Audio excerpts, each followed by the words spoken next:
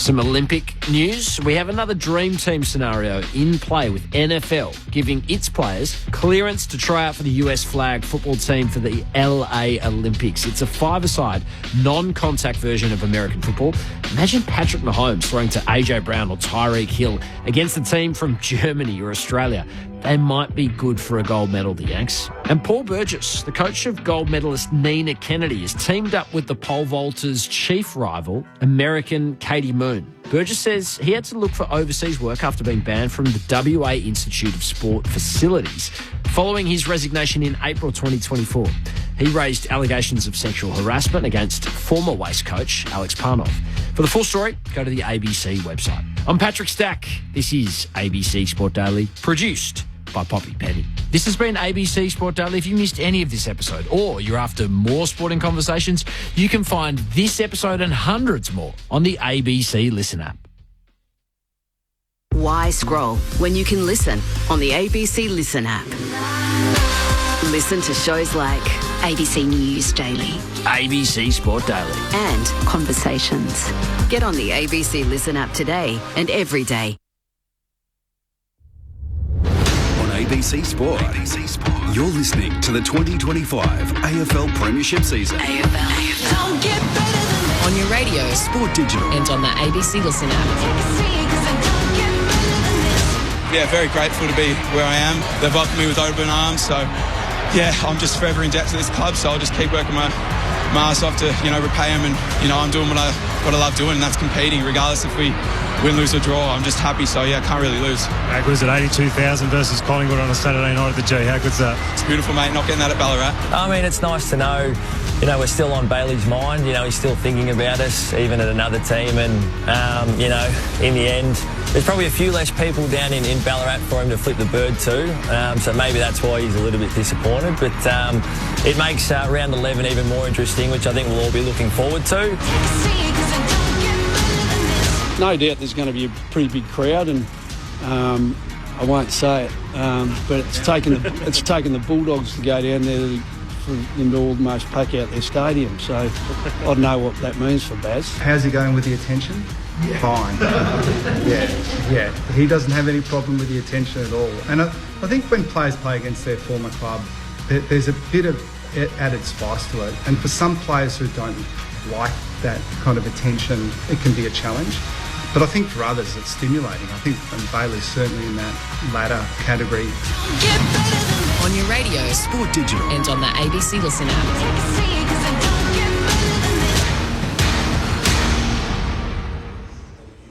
All eyes on Baz as Bailey Smith takes on his old team for the first time in one of the most hyped games of the year. The want-away dog, now the runaway cat, and one of the Brownlow medal favourites, Bailey Smith, in front of his new fans tonight for Thursday night footy to open round 11, up against his old mates from the Western Bulldogs. What a way to start, and welcome to our coverage on ABC Sport. My name's Colton Middlemass, Matt Clinch alongside me to call the footy. There is no late change, so despite the light week on the track, Bailey Smith is out there and warming up with the Cats tonight, and they've got the same team that they put forward last night. Ted Closey's going to start as the sub, and for the Western Bulldogs, the sub is Lockie Bramble for the second straight week.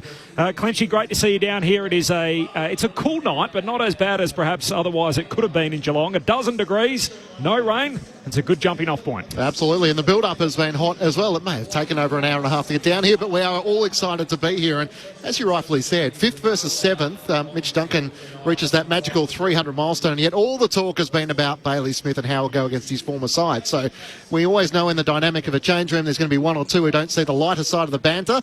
I just wonder who that might be tonight. And with no Patrick Dangerfield for the Cats, you've got to go back to, the start of 2007. Geelong have only lost back-to-back losses at home on 2 occasions. Of course, they lost to the Giants here, so this has been a very happy hunting ground for them over the journey. I think regardless, we're going to have storylines left, right and centre tonight. Can't wait.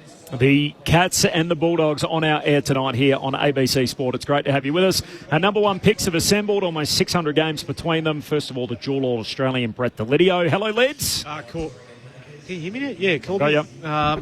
Matty, good to be here. I'm excited actually to see this game. I know it's been hyped up by the AFL and everything that they've been wanting to talk about it and build it up, but also just got 2 good sides. Let's just go out there and see how they can go and see where they actually sit against each other. The Dogs, I like what they've been able to do under trying circumstances earlier this year, but, the Cats always very strong here at home. So I think we're in for a cracker. Flanked by the 300-game Blue Bagger. It's had a rocky start to get here tonight, but he's here in one piece, which is the most important bit. And that's what we're happy about, the former Carlton captain, Mark Murphy. Hello, Murph. Corbin, Clinchy, Lids, good to be down here. Good traffic on the way down to Cardinia Park. Good times to be down here. But as Lids said, two real powerhouse teams, and especially considering what the Bulldogs had to endure at the start of the season with a few of their biggest stars not playing, and for the role they're getting on, they're certainly the form side of the competition at the moment. So looking forward to seeing them apply their trade down here. Is there a certain side you're taking in the Bailey Smith v. the Bulldogs sort of debate, I guess if we can call it that? It feels like they're both a little unhappy with the other, that the Bulldogs feel somewhat disrespected, that they helped him through his troubles, and some of those were quite public, and then basically he turned his back on them and said, right, I'm out. Or if you look at it from the other way, Bailey Smith thinks, well, they stopped playing me in the midfield, and now all of a sudden I'm back at 10 centre bounces, and I'm one of the best players in the game. Who is he kicking out? Who's he kicking out of that midfield at the Dogs? I'm on the Dogs side with this. I'm sorry. Okay. Yep. So you're more pro Dogs than pro Bailey. Yes. I don't mind the move from Bailey to say, well, I was pushed to a half forward flank and the periphery. Well, he's obviously too good for that, and he's going to be in Brownlow medal contention at the moment. Yeah, well, with the midfield that he's in currently, but in the other midfield, he wasn't good enough to be there. No, well, he's made the move to come down the coast and get away from the city lights and enjoy being down here on the coast down here near Geelong, and he's playing some great footy as a result and causing headlines everywhere. You think about, he used to average 22 disposals when he was playing for the Western Bulldogs, had obviously that ACL, didn't feature for them in the back end of his time at 2024, and yet he's the stat doing the rounds. He's one of three players who has been averaging over 30 disposals, 10 contested possessions and 650 metres games in a Impressive. match. So yep. Patrick Dangerfield and Little Gaz, Gary Ablett, are the two other players to have done so. So, I mean, I don't think Geelong, maybe they thought they could inherit this type of player, but he's exceeded every expectation so far to start the season. Oh, and especially for Paddy Dangerfield to spend more time forward, I think is going to hopefully extend his career for all of us as AFL fans to watch the Stars continue on. They need to have that opportunity to have younger guys come in and play more of that midfield role, which, Paddy's still got that power, doesn't he? He does a hamstring once a year or a calf and manages to find a way through and still play some explosive footy. So hopefully it extends his career, and it's a smart move by the Cats getting him down here. Haven't really seen him get tagged yet, though, have we? We've gone to Max Holmes a couple of times, so it'd be interesting to see whether he gets more attention with all the hype. And I know tonight they're going to make it hard for him because they're going to come after him a bit, I would imagine, but haven't really seen someone try and shut him out of the game. Can they go with him from a athletic side of 100% things? you can go with him. Yeah, someone's out there that can run equally as well as what he can. Make it physical? Yeah, make it physical, mate. Murph and I both played against Ryan Crowley, Cameron Ling, Kane Corns. Their ability to run with you and next to you and just stop you from getting access to the footy, it's just, if someone has just got that job, then it makes it damn hard to try and win the footy. Yeah, and you're in business too. Like for Max Holmes, if he's getting the tag, that's why Bailey needs to dominate when he's getting tagged. And when someone decides to tag Bailey Smith, then Max Holmes has got to go and dominate. So you're forcing the opposition side to say, well, who are we going to tag and who are we going to get a benefit out of actually going head-to-head with here? And when that occurs, then you're really in business as a football team, especially through the midfield. Can you remember games similar to this, like where you've arrived, or the game that's been marked on the calendar so far out about a certain player up against his old team? But some of those grabs you heard in the opener were from 4 or 5 weeks ago. That we were looking ahead to this game in round 11 when Bailey plays against his old team. I must admit, as a sports broadcaster, I mean, this is great theatre. This is everything that we want a player coming up against his old team. Whether some that you were involved in or some that you remember over the journey where it was a certain spotlight like it is tonight, where it's burning bright on one player in particular, as much as this is, as you touched on, leads a matchup of two great teams. Oh, look, there's been some big ones. No bigger than Brett Deledio against the Richmond Tigers. But, it was anticipated all the way to the prelim final. That one. He's just been waiting. But I don't. There's been a lot. Like there's been Gary Ablett Jr. leaving here and going to the Gold Coast. Probably not hyped up because it's not a big footy town, obviously, in the Gold Coast. But probably Paddy Dangerfield's probably one of the bigger ones, I reckon, from leaving Adelaide. And we know how much they love their football over there. And obviously coming here, Geelong, in the year that he had, I think he won the Brownlow in his first year here at the Cats. So not a bad start. But I think we're going to get used to it. It's always good to look at those games where big players have left a club and gone to apply their trade somewhere else. Everyone has a a bit of a focus on it and makes it almost bigger than the game, which is great. You would have played in the Malthouse v Collingwood game? Played in that one. Yeah. Got done by 100 points, I think, so that wasn't that great. I remember a big one, Lids, like going back. It had nothing to do with a player leaving one of our clubs, but it was like the Cousins playing for Richmond against Carlton first up, and obviously Juddy been there, obviously at Carlton for a year or two at that point, but Benny Cousins, first game for the Tigers. The one I thought of was Wayne Carey against his former side for the first time. But, I mean, the dynamic around that was completely different. There was no banter. There was no humour in it. It was almost the deception that had taken place from the North Melbourne fans who had grown up idolising Wayne Carey to no longer being the hero they once loved. I mean, the dynamic for Bailey Smith, he's someone who loves the talk and walk. Can you back it up, what you're able to do out on the field? And even the Ducks and Drakes with the media during the week where he trained inside and then was happy to give journos a word or two on the way out. I'll catch you for a beer, but I'm not giving you a grab on what's happened this week. I'll be right, sort of stuff. So what impact does that have on a change room when you've got someone who is so confident in their ability to be able to put it all out there and then try and back it up themselves? Well, the only person I can relay this to is what Cuz was when he first got to Richmond, and there was so much hype and fanfare around him playing, and you bring up that game, like he was bigger than Jesus at one point in time in terms of, we had 5,000 people to a training session to his first training run where he ran a few strides up and down the boundary. Like it was ridiculous. I was there that day. Were you? Yeah. Well, there you go. And I can only imagine that that's part of what's going on down here, but it's also the joy of being at Geelong. You know, in that you are, from what I'm told, from the Geelong people around the place, they let their players just be themselves, and they're happy to stop and say hello and whatever else, but they don't flock to them and come and stand there and want to hold them for 20, 30 minutes where they end up with a line down the street for autographs. Great grudge matches over the years. Good one for the SMS tonight. So 0437 774 774 is the SMS number. 0437 774 774. Is there a particular grudge match, a player up against his old side that sticks in your memory for a particular reason? On the other side of our reset, which is coming up in about 4 minutes, we'll check in with both the Cats and the Bulldogs, so we'll duck inside both camps and see if there's any late news coming up in just a moment with Ben Cameron. Just repeating, there is no late change here with Ted Closey and Lockie Bramble as the two subs Thursday night footy on ABC Sport.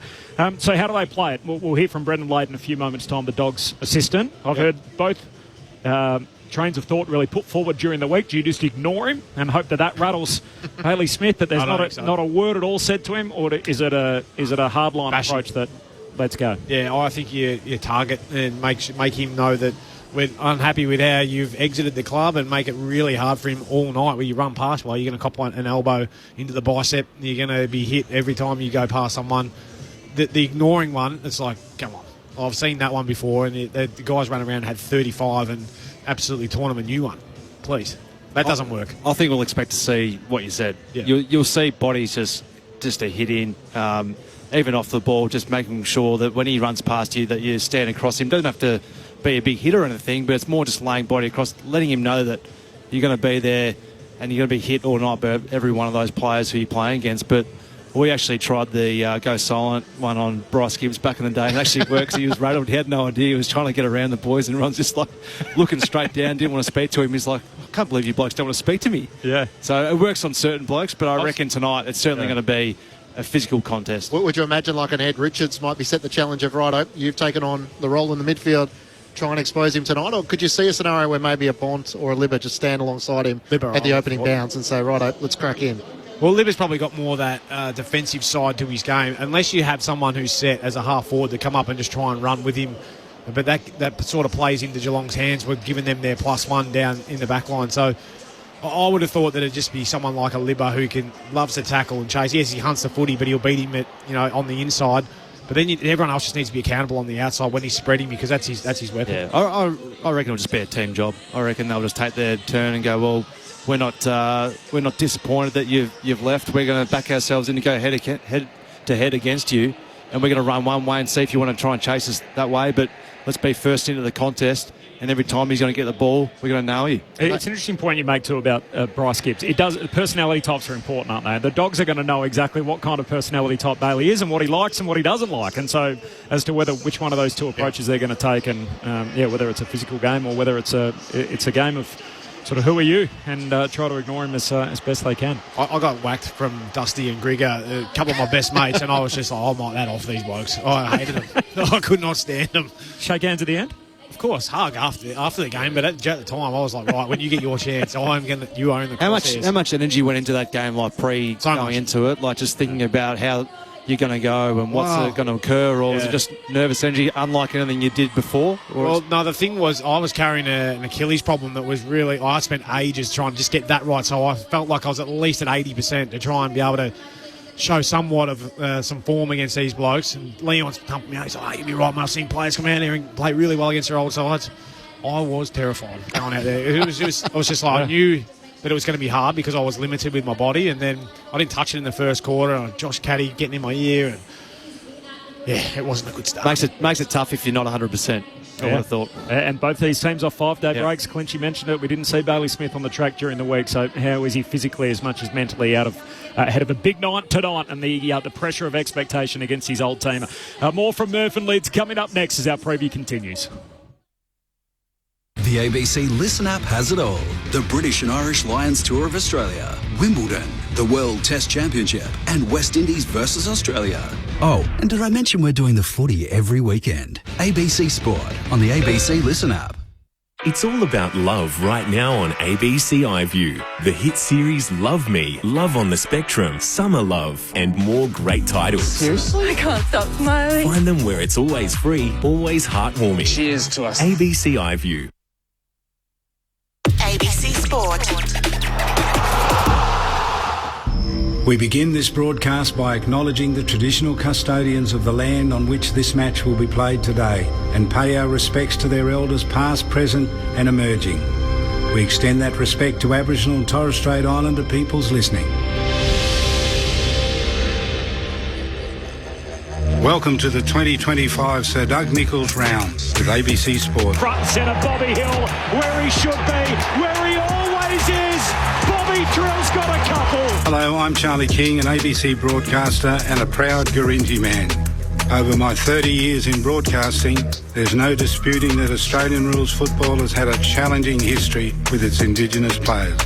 From the heartbreaking 93 against Collingwood at Victoria Park, I did what I had to do. I pointed to my skin and said I'm black and I'm proud. To the groundbreaking. Here is Buddy Franklin on 999 goals. He steps forward now. He's done it. A legend joins the immortals. And of course, the breathtaking. Away goes Michael Long. Still going. 30 metres out. Oh, what play! It may have been touched on the line. No! One of the plays of the year. The Sir Doug Nicholls round. We've come a long way, but we still have a long way to go. This round is a chance to focus on those that lead the way and set the standard. Please have conversations with your kids, your friends. Have those uncomfortable conversations because that's the only way, like I said, that we're going to move forward in this nation. Like all who play at the highest level, our Indigenous players have a varied path to the bright lights of the AFL, and this round lets us celebrate those journeys and hear their stories.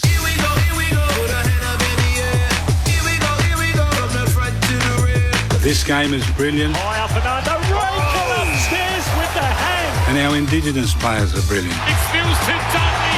He's so deadly. And I believe we can use that combination to make everyone better in all walks of life. The 2025 Sir Doug Nicholls round. So sit back, reflect and enjoy the call as we celebrate our culture and shine a spotlight on the best Indigenous players in our game.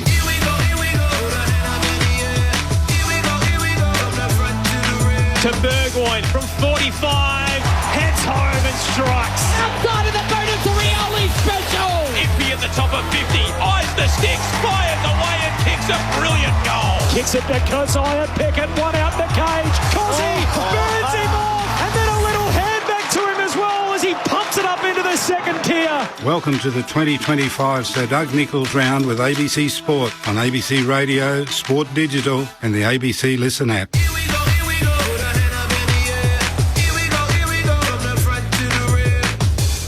A pair of 6 and 4 teams for Thursday night footy. It is the Cats and the Dogs, and yet all eyes are on one guy as Bailey Smith comes up against his old team for the first time. He only gets to face his old side for the first time once, and we're privileged enough to be here to bring it to you on ABC Sport. Corbin Middlemass and Matt Clinch with the call.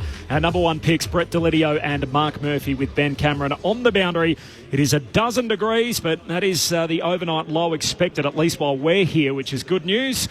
There is a 20% chance of rain around 10 p.m. I'm hoping that holds off, and light winds, so conditions pretty much perfect for a game in the back end of autumn down here at Cardinia Park.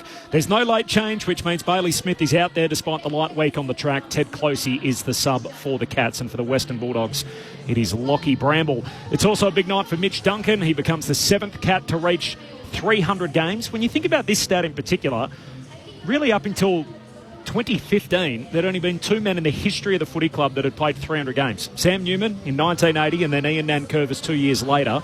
And since then, they've gone Enright 2015, Bartell 2016, Joel Selwood 2020, Hawkins 2021, and Mitch Duncan joins that group tonight, Lids. He's the only remaining member from the Mark Thompson era. Obviously won a premiership way back in 2011 in Chris Scott's first season, but a pretty special milestone for the former state under-18s captain out of WA. Yeah, it is. He's carved out a pretty remarkable career, hasn't he? I remember doing a lot of radio with you, Cor, watching, and I said when Mitch Duncan had the footy, he's like, if you don't know what's going on to Tom Hawkins, just go and stand there and he'll kick it straight to you. And the 1-2 punch that those two boys used to have, you know, he's been fantastic. He probably struggled to get back into the side earlier this year, but back in, gets to play his 300th tonight, and you got to dip your lid to blokes that played 300. Not unlike our fellow commentator in here tonight. It's a big milestone, isn't it, Murph? 300 games. Yeah, it is. He's been a star for a long period of time. Mitchy Duncan, and you're right, leads in terms of that 1-2 punch with Tommy Hawkins, but he's just one of those guys who just does the basics really well. He doesn't miss targets. He's been so dependable for such a long period of time, and to play that much football, had his setbacks over the pre-season and early on this year, but to see him back playing football, I think he's a really important cog to their team. He's just one of those guys who nails down a half-back flank role or a wing and can just be that sort of Mr. Fix-It for him. You're in the coaching game now with Port Melbourne, the mighty Boroughs. We're about to hear from Brendan Lade and ask him about what the Western Bulldogs are going to do with Bailey Smith. If you were getting ready to do this interview as part of a coaching staff coming up against a guy who's playing against his old team, well, what lines are we going to hear, do you think, from Big Blade? We'll just worry about ourselves, Corbin, that one. We've got a lot of good midfielders that we will go through, and they'll have their various opportunities to go up against him. So I reckon some of that will come out of it. I don't think he's going to come out and say that. We're going to tag him with Tom Liberatore. I don't think they'll do that anyway. They'll back themselves in around the contest, and I think we'll hear some of that soon. Let's see how it plays out. Let's have a listen. Ben Cameron is with us tonight on the boundary, and he's downstairs with the Bulldogs assistant. Thanks, Corb. I'm down here with the Western Bulldogs assistant coach, Brendan Lade. Brendan, there's been a pretty big build-up to this game. I'm sure you've noticed about Bailey Smith. What's been said about it internally, Bailey Smith coming up against his old side, and what that means for you guys tonight?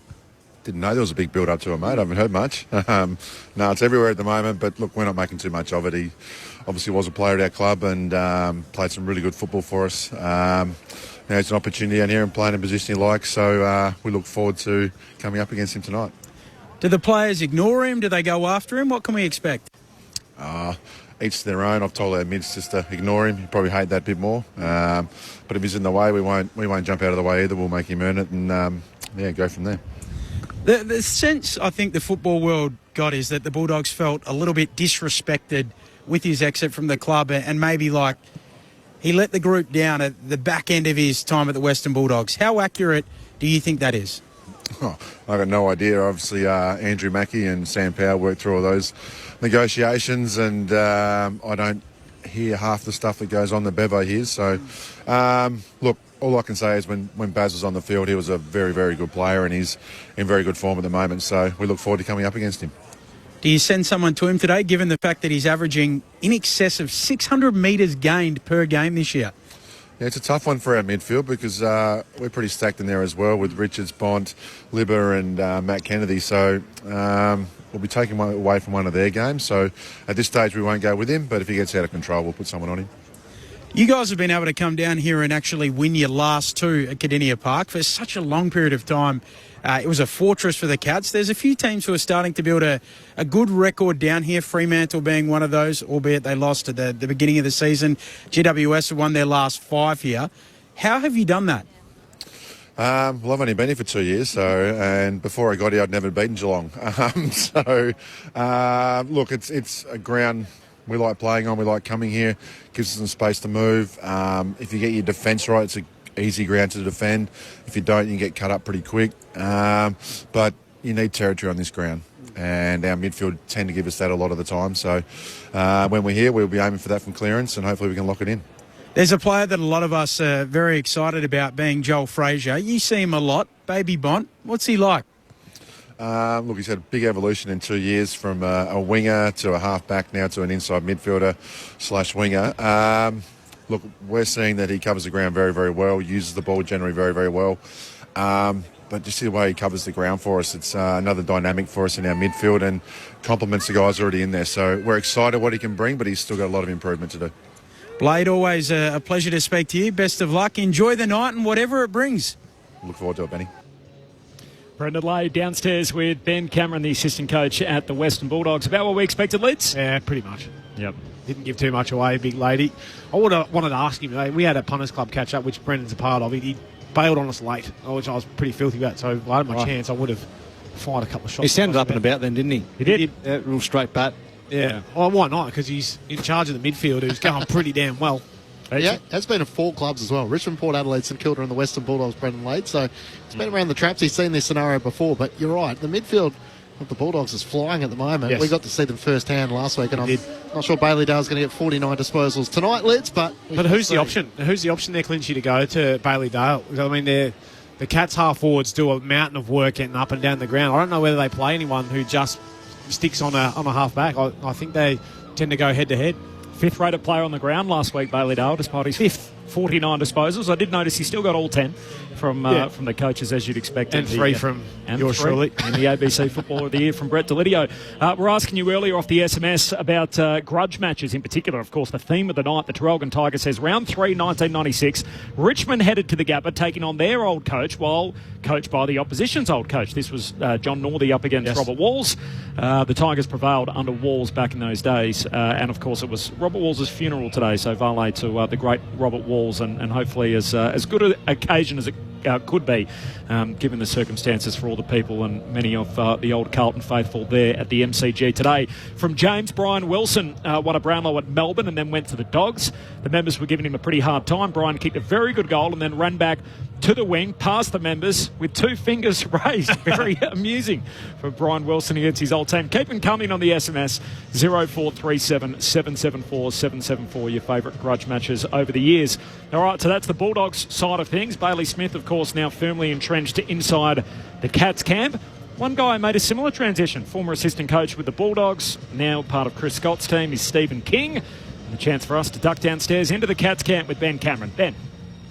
Thanks, Corbin. I am down here with the man who knows the Bulldogs pretty well. He knows the Cats very well too. Stephen King, Geelong assistant coach. You've worked with Luke Beveridge for a long period of time. You guys had success over there as well. How do you think he'll approach tonight with Bailey Smith and everything that's going on around it? To be honest, I don't think it'll have too much impact in the way they play. They won't go away from how the game's played, how they want it to look. So there'll be a bit of byplay, I'd imagine, between ex-teammates. But as far as Bevo goes, I think he'll have his own theme of the week, and they're playing some pretty good footy. So I don't think he'd want to deviate too much off that, to be honest. How have you found all of the noise that has been around this game? Yeah, look, there's been a bit. I mean, obviously, we work with Bailey every day.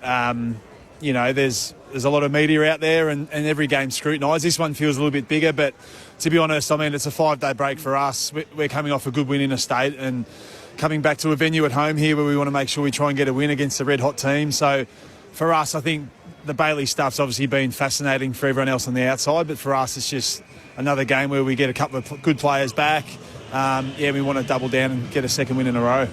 Last one on Bailey and we'll move on, but how is he? Yeah, he's great. He's He's been fantastic. I mean, I've had the pleasure of working with him years ago at the Dogs, and I think everyone just forgets he spent a year out of the game off an ACL, and it's actually quite remarkable, him coming, the way he's fit in really well off the back of missing a whole year of footy. That can't be glossed over too much. But, I mean, Bailey wants to win. He's a great teammate and he works really hard, and I think that's just endeared into his teammates. And, look, he's a little bit different. He's eccentric in his own way, but he's also really private as well. But what he is very committed to playing good footy and training at a really high level when he's here, and that's great for us. The Dogs have been going along beautifully this year. I mean, they're right up there in terms of ball movement. They're right up there in terms of stopping the opposition's ball movement. Scouting report this week. What did you see and what do you need to stop? I think there's two high-scoring teams. So I think if we're both playing at our offensive best, both teams are going to have their challenges tonight. So we're going to attack the game and get after it. But for me, it's a bit cliche, but it's won or lost in the midfield tonight. I feel like their mids they're running red hot. They've got some great players in there, but I'm really confident if we can hold some ascendancy there and give our forwards good looks early in the game, and we've got enough talent ahead of the ball to give them some headaches as well. I spoke to Brendan Lade and he said a similar thing. Is that to do with the shape of this Geelong ground? We work with Mick Malthouse, who always tells us it's a cigar-shaped ground, and they have won their last two down here, the Dogs, one of which you're a part of. Yes, last year was some pretty horrendous conditions. They probably played a bit better than us. But yeah, I mean, prior to that, probably it was a 20-game win. I was working at the Dogs and we couldn't beat them down here. So, no, it is a bit of a unique ground, but it's pretty good conditions tonight. So I'd imagine they'll flick the ball around as they do, and our pressure's going to have to be red hot to try and stifle that. Stephen, enjoy the night. Best of luck. No worries. Thank you.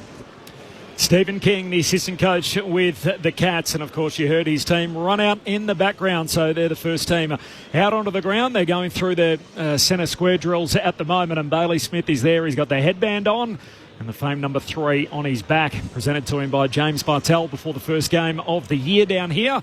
And the Western Bulldogs, meanwhile, burst through the banner, and Bailey just has a little look towards his old mates as they run out through a guard of honour of their travelling Dogs fans. And they're a pretty polite crowd down here, it must be said, the Geelong faithful. But I thought we almost heard a few jeers as the Dogs ran out. Just a couple of little quiet boos. Ordinarily we get the golf claps and the geelong chant that goes up around here. But they're not usually the most rowdy fan base. No, they're usually pretty tough. A bit like the Sydney Swans supporters. I think they're usually pretty respectful. But we'll see what happens when... let's see when the Dogs supporters have come down here, what they give Bailey and how many cheers that he gets for his side. Interesting watching the Cats warm up inside there. Oshane Mullins in there, so played a bit of a run with Roll and has done those sort of jobs before. So I would have thought he'd be going to Ed Richards, who's probably the highest rated player in the game at the moment, and he's been super damaging inside the mid. Yeah, I think that's a good call. I really like the way in which Ed Richards plays, and he's certainly one of those guys that if you've got someone who's got the ability to go with him physically, then he's someone that I think you can almost take out of the game a bit. So whereas other players you look at, like Bontempelli, you're not probably going to influence the game too much by putting someone a real stopper on doing, because he's just too good to get through it. So I think Ed Richards is the one who really gets their run and dash going, doesn't he? And their drive. He's such a good ball user, so he's certainly the one I'd go to. Had the job on Zach Butters last week, Oshane Mullen, Nick Dacos a couple of weeks before that, Alex Neil-Bullen against the Crows, and Brad Hill when they played against the Suns. I don't think the Alex Neil-Bullen one was a tag. I reckon it might have just been a half-back v a half-forward, but it's he's shown that he can do it. Like typically last week, he was really good against Zach Butters. So he'll have his work cut out for him, because Ed Richards just feeds off Bontempelli and Liberatore and their work they're doing inside. Just very quickly, it is Thursday night, of course. It's Thursday night footy on ABC Sport. Great to have you with us. Corbin Middlemass, Matt Clench, Brett Deledio, Mark Murphy and Ben Cameron on the boundary, which means teams are out for the rest of the round. Angus Clark is going to debut for the Bombers. The Tantanoola killer, mate. He loves it down there, the young fella. Tell us about him. Just a country boy off the farm, was cutting wood to try and raise enough funds to be able to catch a flight up to Glenelg so that he could play on the weekend. So, wow. Great kid. And he's one of yours? He's one of my boys, mate. Oh, good luck to him. So Angus Clark follows Nate Caddy debuting in the Dreamtime game. So the Bombers are debutant in the fixture for the second year in a row. Gresham and Guelphy also win. Dylan Shields been omitted, so he's dropped from the Bombers team. Daywicks and Al Hawley also out of the team. Gray, Ryan and Morris Rioli are the 3 ins for Richmond. Obviously Campbell Gray comes back in given the fact Noah Bolter's out, given the curfew, so he played the last time Bolter missed, and likewise Gray gets the opportunity again. Lynch and Nankervis, so they're big outs for Richmond. Bolter, Lynch, Nankervis all out of their lineup, none of them available, so that is obviously not through Richmond's choosing. Carlton have made 5 changes. Tom De Koning's one of the ins, as is Akers, as is Doherty, so they're amongst the 5 to return. Elijah Holland's been playing some good footy, misses again through personal reasons, so unfortunately won't be playing. Jack Silvani out hurt. Lecker Lear, we'll get to see him for the Giants, but no Finn Callaghan, so he hasn't come up from that shoulder injury and will miss the next couple. The Hawks get 4 back, including Nash from suspension, Meek, Gunston and Impey, all rested from the trip to Darwin. Kitty Coleman's been managed after his return for the Brisbane Lions, so he won't play. Paul Curtis's suspension is up, so he's back in despite a quad niggle, as is Zach Fisher, so going to play against Collingwood for the Roos on Saturday night. William Hayes, a lad out of Perth, is going to debut for the Magpies. Steel Sidebottom's been managed. And then in the late game on Saturday night, Fremantle as they were last week, so no change to their lineup. And for Port Adelaide, they've got 4 ins, including Hugh Jackman, who's going to make his debut. That's right. Sorry? The boy from Oz. Hugh Jackman. Did I say Hugh Jackman? Yeah, you said Hugh Jackman. Yeah, you did. The boy from Oz. It is. Oh. Wait, for what team are you talking about here? Port Adelaide. Hugh Jackson, mate. Hugh Jackson. Yeah, left footer. Sorry, of course, that's a the critical Wolverine error. was playing. I thought it was exactly the same name. It's not. It's Hugh Jackson. So Yes, thank you for that clarification. But unfortunately, he doesn't share the same name with the Hollywood superstar. Travis Boak, Brendan Zerk-Thatcher and Rory Atkins amongst the 4 ins there for Port Adelaide. So Hugh Jackson. So pretty close. Close Name. Close enough. Not the boy from Oz. I don't doubt his acting ability, but I reckon it might be a stretch to pull on the jumper and get out there and run around on the wing. I look forward to seeing how he goes, though. All eyes, I'm sure, will be on him come Saturday night. Good luck to the young man on debut. All right, they're the teams, at least through to Saturday night. The game in front of us is Geelong and the Western Bulldogs. There will be a welcome to country in just a moment, of course, given it is Sir Doug Nicholls round. But some thoughts from you, Lids and Murph, as the teams conduct their preliminary warm-up. And they're both at the opposite 50s at the moment, so staying well apart before the opening spell. That's what they do every week. And the ding-ding, and we'll see what we can get from Bailey when he comes up against his old team. Yeah, I was a bit disappointed they didn't do the old run around the square. Leeds, when they came out, the Bulldogs, they just walked straight back down to their goal square. Yep. So they haven't walked past each other's area as yet, the Bulldogs and the Cats. But, yeah, we're just watching the Bulldogs go to work here at some boundary throw-ins and some pretty handy names around there tonight, Lids. So it's certainly the informed team in the comp, and the main reason is because of these blokes here in front of us who are going to work here, with Tim English is putting it down, and Matt Kennedy's now just delivering the ball inside 50. He's been one of the real good stories, hasn't he, coming across from Carlton this year? But they're certainly just stacked through their midfield, and Brendan Lane was talking about that prior to the game about their midfield group, and they won't try and tag Bailey Smith at all tonight. They'll just have a team game within the battle tonight, and they'll back themselves in to get their game up and going. Their hands are just first class, easily the best team at the moment. Yep. Going around. It's back to their 2016. I said that on the call the other night. That's where they started it, with their ability, with their handball school or whatever they wanted to call it, to lay off a handball when they're being tackled to get to the next player. They're just so quick, and that's why they're able to break out. And you look at Ed Richards with his metres gained, Bailey Dale as well. They just play off that, and you got to get the ball into your weapons' hands, and that's what they're doing with those guys. But who was it? Benny Cameron who's claiming the Dash brothers in terms of Max Holmes and Bailey Smith. I think it was a Luke. It was a Luke Ball thing originally, wasn't it?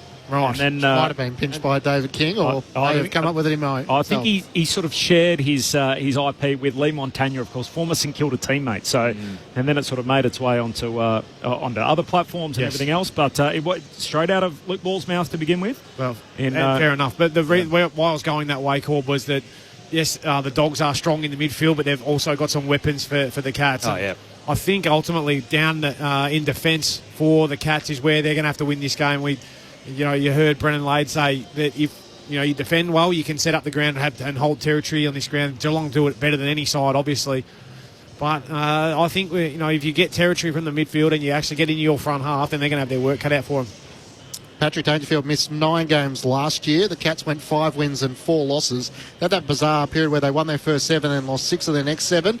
Dangerfield returned in round 16, but how much of an impact does he have in their forward 50? Can you put it in goals terms, or is it more the impact he has on that forward 50 and maybe now the extra responsibility on Jeremy Cameron's shoulders? Well, they were down late in games, weren't they? And then he inserted himself, Paddy Dangerfield, and his ability to turn the outcome of a game. What I've seen is the decline of Ollie Henry, though, with Paddy Dangerfield being down there. So hopefully, yes, we've lost Paddy. You're not going to be able to replace him. He's a fantastic player, but you see an Ollie Henry step up. Brad Close play, closer to goal potentially. Tyson Stengel kick more goals. So, you're not replacing him, but I think they've got the weapons down there to be able to. Yeah, and you haven't mentioned Brian Myers too, who you talk about that forward line. Like, there's some tricks, isn't there? And Jeremy Cameron, although he is a very big, tall and unbelievable at doing it, he's so good at ground level too and 100%. Gets up and down the ground. So their tricks ahead of the football, the Cats are great to watch. And I'm looking forward to seeing them go to work tonight. I actually saw Patrick Dangerfield going for a little trot when we made our way in today. Ben Cameron got a little video of it.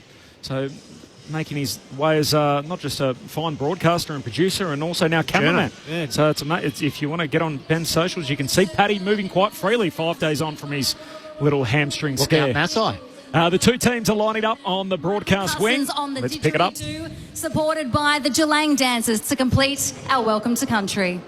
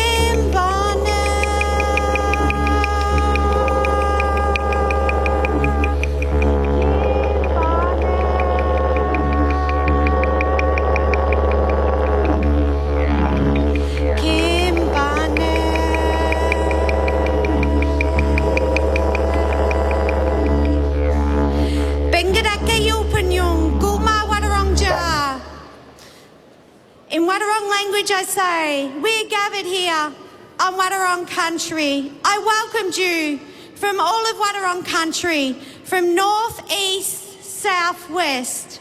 Wadawurrung people were known as a people that belong to the water. Muam Bengodingadak, Kinkin Bill, Wadigaronguli Wadawurrung, Nalingu Wikimbani Wadawurrung Ja, Punani Dulama Bengadakba, Gayu Penguma, Moradop Mokbore. In Wadawurrung language I say, from our ancestors, family, community, I welcome you all here on Wadawurrung country. Let us all come together, embrace each other, and gather in peace. Kimbani Wadawurrung, Kardini Geelong. Welcome to Wadawurrung country, here at Kardinia Park, here in Geelong. Yatne. Thank you.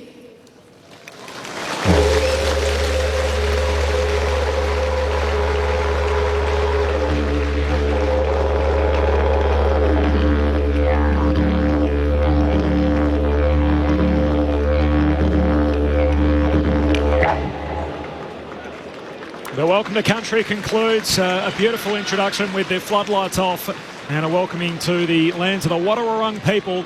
And Sir Doug Nicholls round continuing tonight with a grudge match to start. Bailey Smith against his old team. This is Thursday night footy on ABC Sport, Geelong and the Western Bulldogs. Ben Cameron is with us in the front row of the grandstand. He was right in front of all that. Good evening, Ben. Good evening, Corb and team. It's been an interesting night down here on the boundary already. So earlier on this evening, we had an interaction between Kane Cornes and Luke Beveridge. Now, Luke Beveridge was walking around the boundary, seemingly making his way to another interview, walked past Kane Cornes.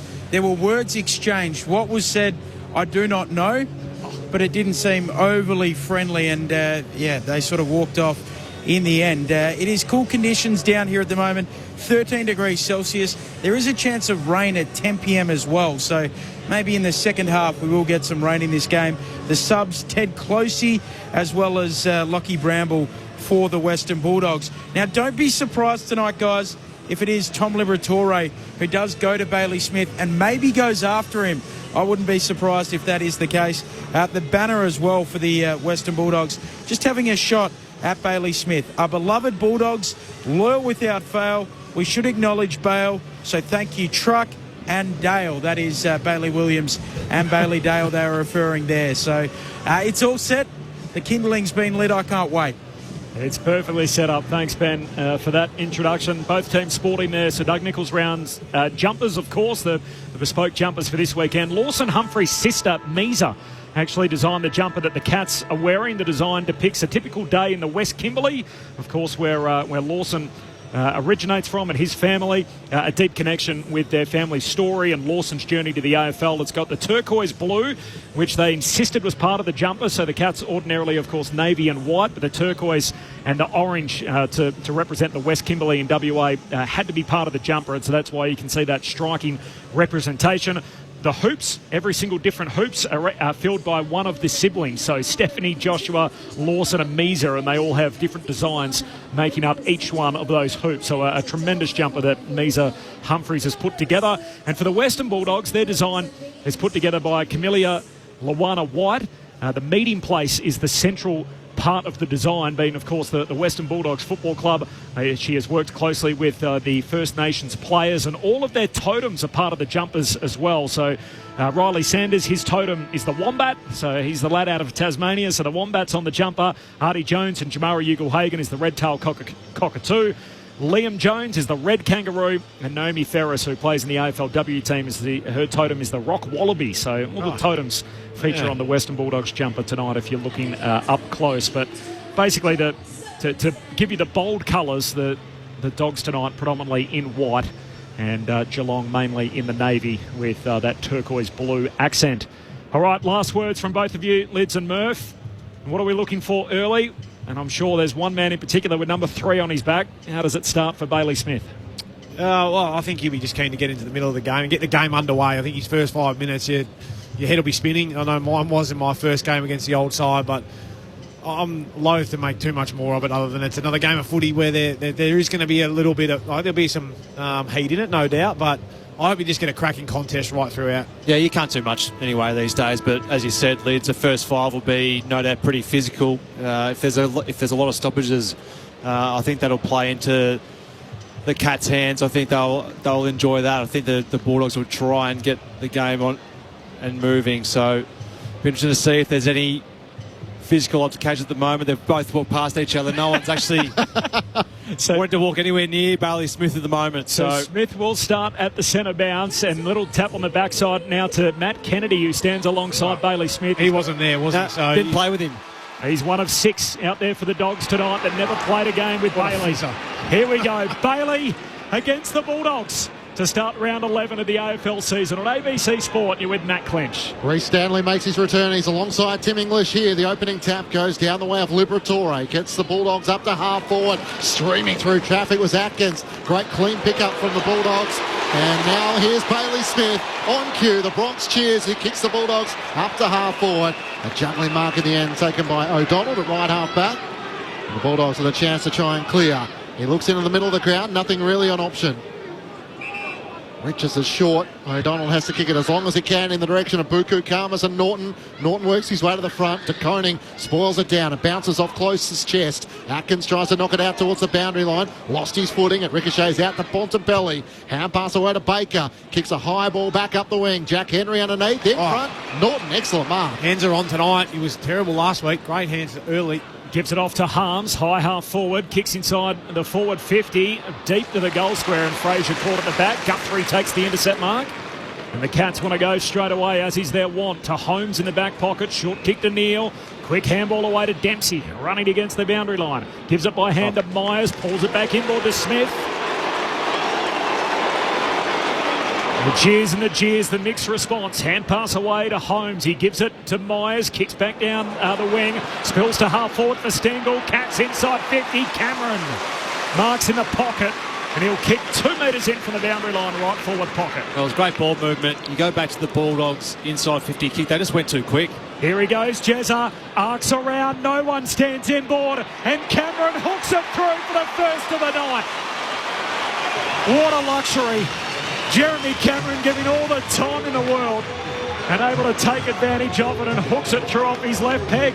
The Cats with the opener, 1 straight 6. The Bulldogs yet to score. Thursday night footy on ABC Sport. Well, it's pretty lazy there. Well, the Bulldogs just didn't get back down at all. And Jeremy Cameron, you just tell he was going to come on his left foot and wheel around. But there was not one Bulldog player who had filled that position on the ground. So he was able to just waltz out probably 15 metres almost. Yep, and opened the angle right up, didn't he? And just open it up to almost an easy 45 kick. And he just slots. He's too good a player not to kick that. But just the forward 50 entry from the Bulldogs, they went in too quick. Norton took the good grab and they played on very quick, and the Cats was set up too easily. And then that transition game is something the Cats love to do. That's on Harms. Shouldn't have called for that handball receive.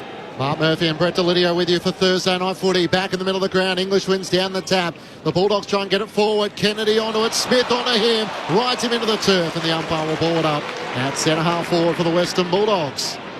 The Dogs heading to the players' stand end to the right as we see it at Cardinia Park. Stanley wins down the tap, looking for Atkins. Can't pick it up. Bontempelli around his body for the Bulldogs. De Koning didn't complete the mark. Norton now puts the pressure on. Spills out towards West. He tries to break away, but O'Connor lays a tackle, wiping him up in the left forward pocket for the Western Bulldogs.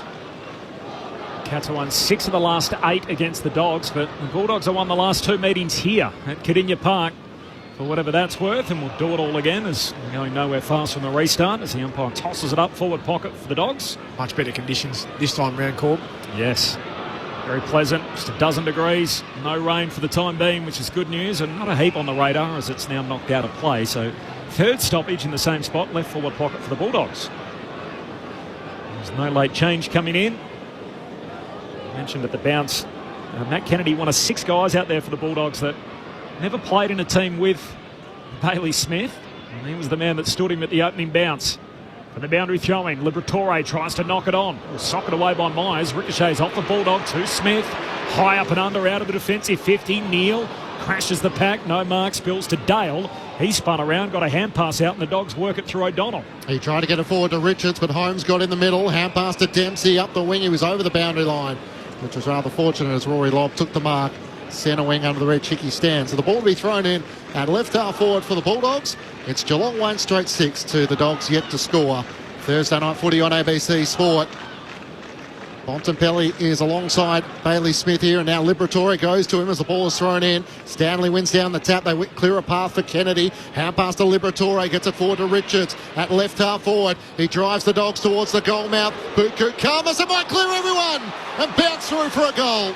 We'll have to go upstairs maybe to check, or maybe we'll just put it all clear for Ed Richards. Karmas got underneath it.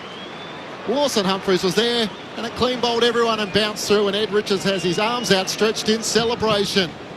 Well, he has been the number one scoring player in the competition in recent weeks, and once more shows why there. A goal apiece through the opening 5 minutes. Thursday Night Footy on ABC Sport with Mark Murphy and Brett Delidio. Well, I haven't kept a close eye on it yet, Murph, and we'll have to see if anyone has been going to Ed Richards like we probably predicted, but just had far too much time and space, didn't he? The ability with a guy who's been so damaging, in and around 450 away from stoppage, to have that much time just to wheel onto his left. I know it was for Childers that it's gone through probably, but tell you what, you take those. Jack Henry probably like his time again. He just sort of trailed in Buku Khamis and through it went.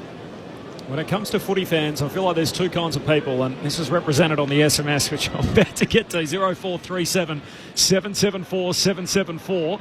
And the restart, Richards wins it down. Smith pursues him. Richards gets a kick away. Fraser traps it. Handball out to the bomb. He goes back by hand to Dale. Kicks off a single step down to half forward.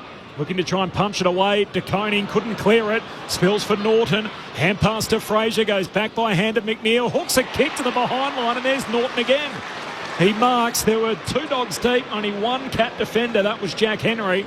He was outnumbered, and the numbers game wins out. Well, that's two contested marks already for Norton. So snaps across the body, hit the post. So behind from what, 8 metres out. He just rushed himself, didn't he? Just needed to think his way through it. He's on the opposite side for a natural left footer. He just needed to go back, take his time, settle into it. Go ahead score. First lead change. Dogs by a point. 6 minutes in. Humphries is able to wobble a kick up to half back for the Cats. Got it to Blitzavs. Hand pass to Myers. Turns it over. Kennedy takes intercepting mark for the Bulldogs in the middle of the ground. Wants to move it quickly. Hand pass to Cleary on the broadcast side. Looks out wide. Davison on the lead. Sliding on his knees. He can't complete it. And it goes out of play for a boundary throw-in. So off the SMS, Andy from Wodonga, the big crew is on board tonight and she's going to be on. Bevo is an angry little man. All the play it down crap is rubbish. Put your seatbelt on, men. And then the other response from Robert in WA, come on you blokes, trying to make a mountain out of a molehill. Don't you have something else to talk about other than Bailey Smith? Feels like you're one of two thoughts, aren't you? Either you're there for the drama in the theatre or you can't have it. Shallow throw in. Bontempelli trying to get a hand forward, but Max Holmes read it best. He clears for Geelong and kicks out to the wing. Foot races on it and bounce favourably for Dempsey, but he works around McNeil. Hand pass up the wing for Geelong. Awkward ball for Close. He races after it bounced off his boot. Gathers centre wing. Looks up to Jeremy Cameron. Has a couple of metres on O'Donnell that takes the mark at right half forward. Now where to? Inside 50. Has Neil as the deepest target. Ollie Henry as well. Jeremy Cameron kicked the opening goal of the match as he veers out to the left, still in two minds, drives it deep into the pocket. Neil sets himself. Stanley couldn't get a fly at it. Neil was trying to claim the mark. The umpire's waiting to play on. And a ball up in the right forward pocket for Geelong. The Bulldogs lead by a point. Good call too. And on the replay, Shannon Neil denied for the moment. Stanley down there to ruck against Lobb, doing the duties. Lobb in the ruck in the defensive 50. Ball bobbles around. Clear win from the restart. Johannesson in the end got it out. Cats win it back against the boundary line. Dempsey receives the handball. Inboard to Blitzarves. And that was some fortuitous footy. Dempsey put it into a dangerous spot and Blitzarves reads it best. It was a great kick by Dempsey. And Blitzarves, who been playing back and on a wing, but just got really high up the ground there and just had his opponent, had his back easily. So it was a great centering ball, but Blitzarves just protected the space really well, and certainly a real positive. He can kick this goal for the Cats. Cats keep it alive in their forward 50, staying dangerous. Blitzarves up front. The ultimate Swiss Army knife player puts it through. He does it all. And the Cats are back on top. 2 straight to 1-1. We've travelled 8.5 minutes into this opening term. It's Thursday Night Footy on ABC Sport. Brett Delidio and Mark Murphy. Oh, yeah, called it well, called it ultimate Swiss Army knife. He's such a luxury, isn't he? Like you're struggling in the ruck. Oh, we'll just chuck him in there. Actually, we've got a big bloke down forward that we can't tame. And you go blitz. This time, just roll around on the wing. No worries. Go down there and close the exit and clunk one inside forward 50. Did notice then that the Osheen Mullen tag, he's going to Ed Richards. He's spent a fair bit of time on him just down there in that last forward 50 entry for the Cats. So expect that to be a tough night for Ed Richards, although he's got the early goal on the board. It's always nice when you get an early one if you've got someone who's sniffing you all day. Brett Delidio and Mark Murphy with you for Thursday Night Footy on ABC Sport. Of course, a fortnight ago, couldn't kick the winner. Mark Blitzavs against GWS. He makes good early here tonight. 6 goals of the season. Bounce spews out to the left and will be recalled. Blitzav's up against English once more. English rises up and wins down the tap. Liberatore sliding against Holmes, but couldn't take the footy. Holmes tries to knock it out to Bailey Smith, who threw a boot in there to get it forward to English. Fed the hand pass for Dale, but Richards put a hand in there. In the end, they made a bit of a meal of it. Myers tries to put the pressure on, spills out towards Shannon Neal. Sockers it to half forward for the Cats. Cleary picks it up, breaks one tackle and a second. Got around Myers. Hand pass back to Lobb. Hand pass to Cleary. Over the top to Liberatore. Dodging and weaving away from Myers. Kicks out to the Hickey stand wing in the direction of Bontempelli, who marks on his chest. Gives a handball to the man breaking the line again. Is Dale receives. Handball goes forward to Kennedy. Hand pass inside. This is Norton. 55 from home. Handball over the top to Fraser. Now it's centre half forward. Gets it to Vandermeer. Taps it down to Johannesson. He shoots but misses. There's that handball game through the half forward line, but results in a behind for Jason Johannesson here. The Norton handball just had too much hang time, didn't it? Just brought the defenders in, didn't allow them to keep that flow going. Put everyone under the pump after that. 11 minutes in, Geelong by 4 points. This is Thursday Night Footy on ABC Sport. Cats bring it back into play. Jeremy Cameron the target, nudged underneath it by O'Donnell. It may work though, as close at the back of the pack gathers. Kicks up the wing towards Neal. Back with the flat was Lobb, gave away the free kick. Didn't have eyes on the footy, but it will halt Geelong for a moment, as Neal has to wait for the footy to be returned to him by Tim English. Looks up, trying to get it towards Ollie Henry, won't reach him. Cutting in front, Cleary takes them up. More height. He gestures to his fellow forward. Cleary, who's slatted back into Luke Beveridge's back six rather well. There's no Liam Jones, of course, who hasn't been selected in the side in recent weeks. Out to English at right half back. Waits for the leads to come. Davidson leads up and marks on his chest at right half back. Geelong leading by 4 points. 23-year-old Sam Davidson, mature age recruit. A medical student, the Dr. Davidson, kicks down the wing. Hands on it from Richards, no mark, and now he's tackled immediately by Jack Henry. Pretty tame opening. 4-point lead for Geelong. Quiet, isn't it? A couple of early lead changes. Haven't seen too much of a biff so far between Bailey and his old mates. And the restart, Holmes, handball close to the boundary line, and in the end it's going to be seen out. Mullen and Richards, there's that match-up, Lids. Yep. Very pretty close. And there's been no physical contact really at all between any of the Bulldogs players and Bailey Smith, other than just a general in-contact play. 4-point advantage for Geelong.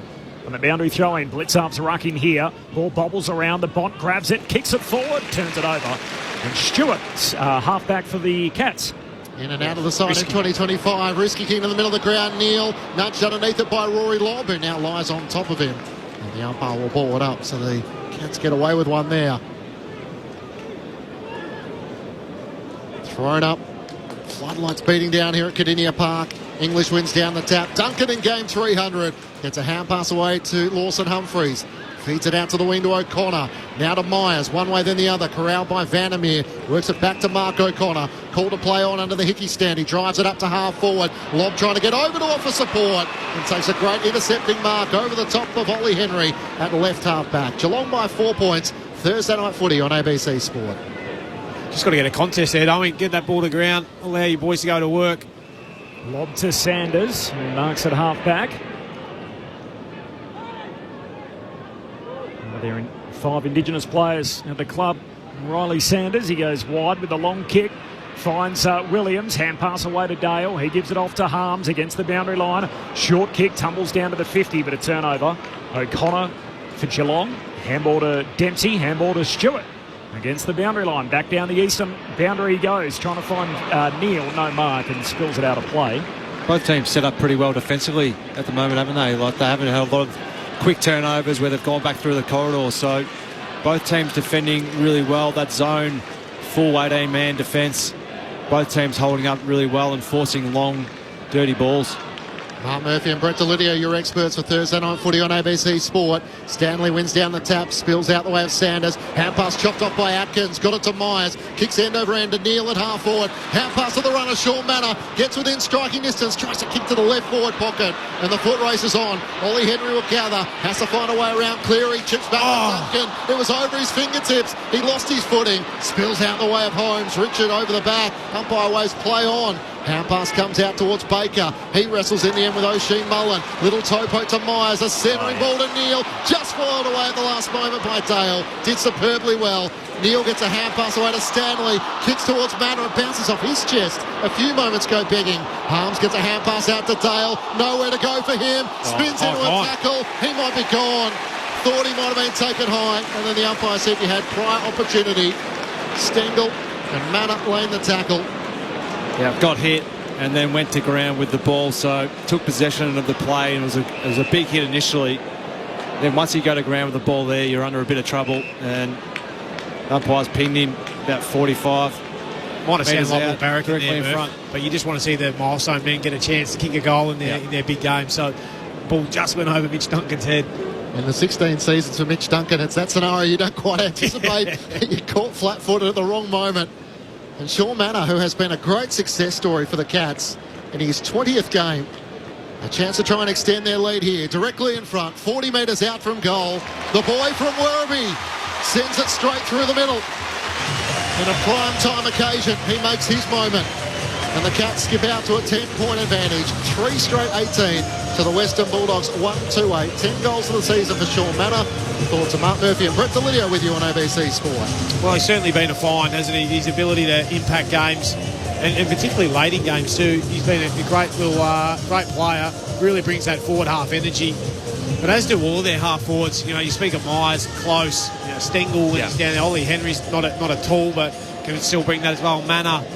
They've just got so many different guys that can go in there and play that role that are just all dangerous in their own right. Yeah, and once it hits the ground too, that's when they're really on, aren't they? Like those players there, there's not one player ahead of the football for the Cats, other than probably Neal, who's the one where at ground level you might be suspect. So the other forwards, they're dynamic when ball hits the ground.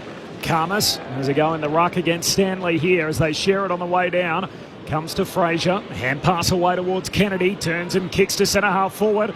Norton got a shove underneath it, and the intercept mark for DeConey. Good body work, really good body work. Flares it across the half back line, just missed Humphreys, has to run onto it.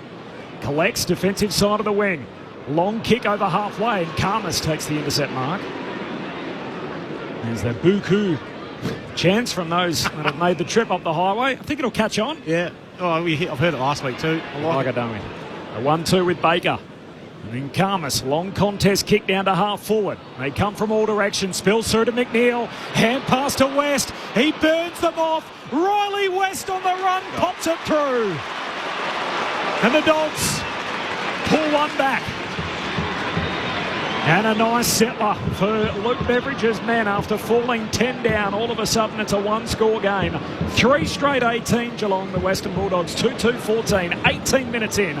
Thursday night footy on ABC Sport. He's turned into a pretty handy small forward, hasn't he, Riley West? We know how well he played last week, but he just put the Jets on. Then probably not something part of his game which you're used to seeing, but he just saw a bloke in front of him, and once he picked the ball up, he just put the head down, put the burners on, and went straight past him. So showed his physicality last week by just pushing over some Essendon players and kicking goals and celebrating as a result. But really important goal there for the Bulldogs to get one back.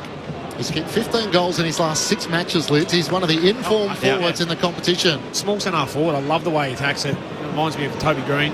And Aaron Norton might not be firing at the moment for the Bulldogs, but he's playing a pivotal role. He is. As 184 centimetres, a undersized key forward in his eyes, at least. Yep.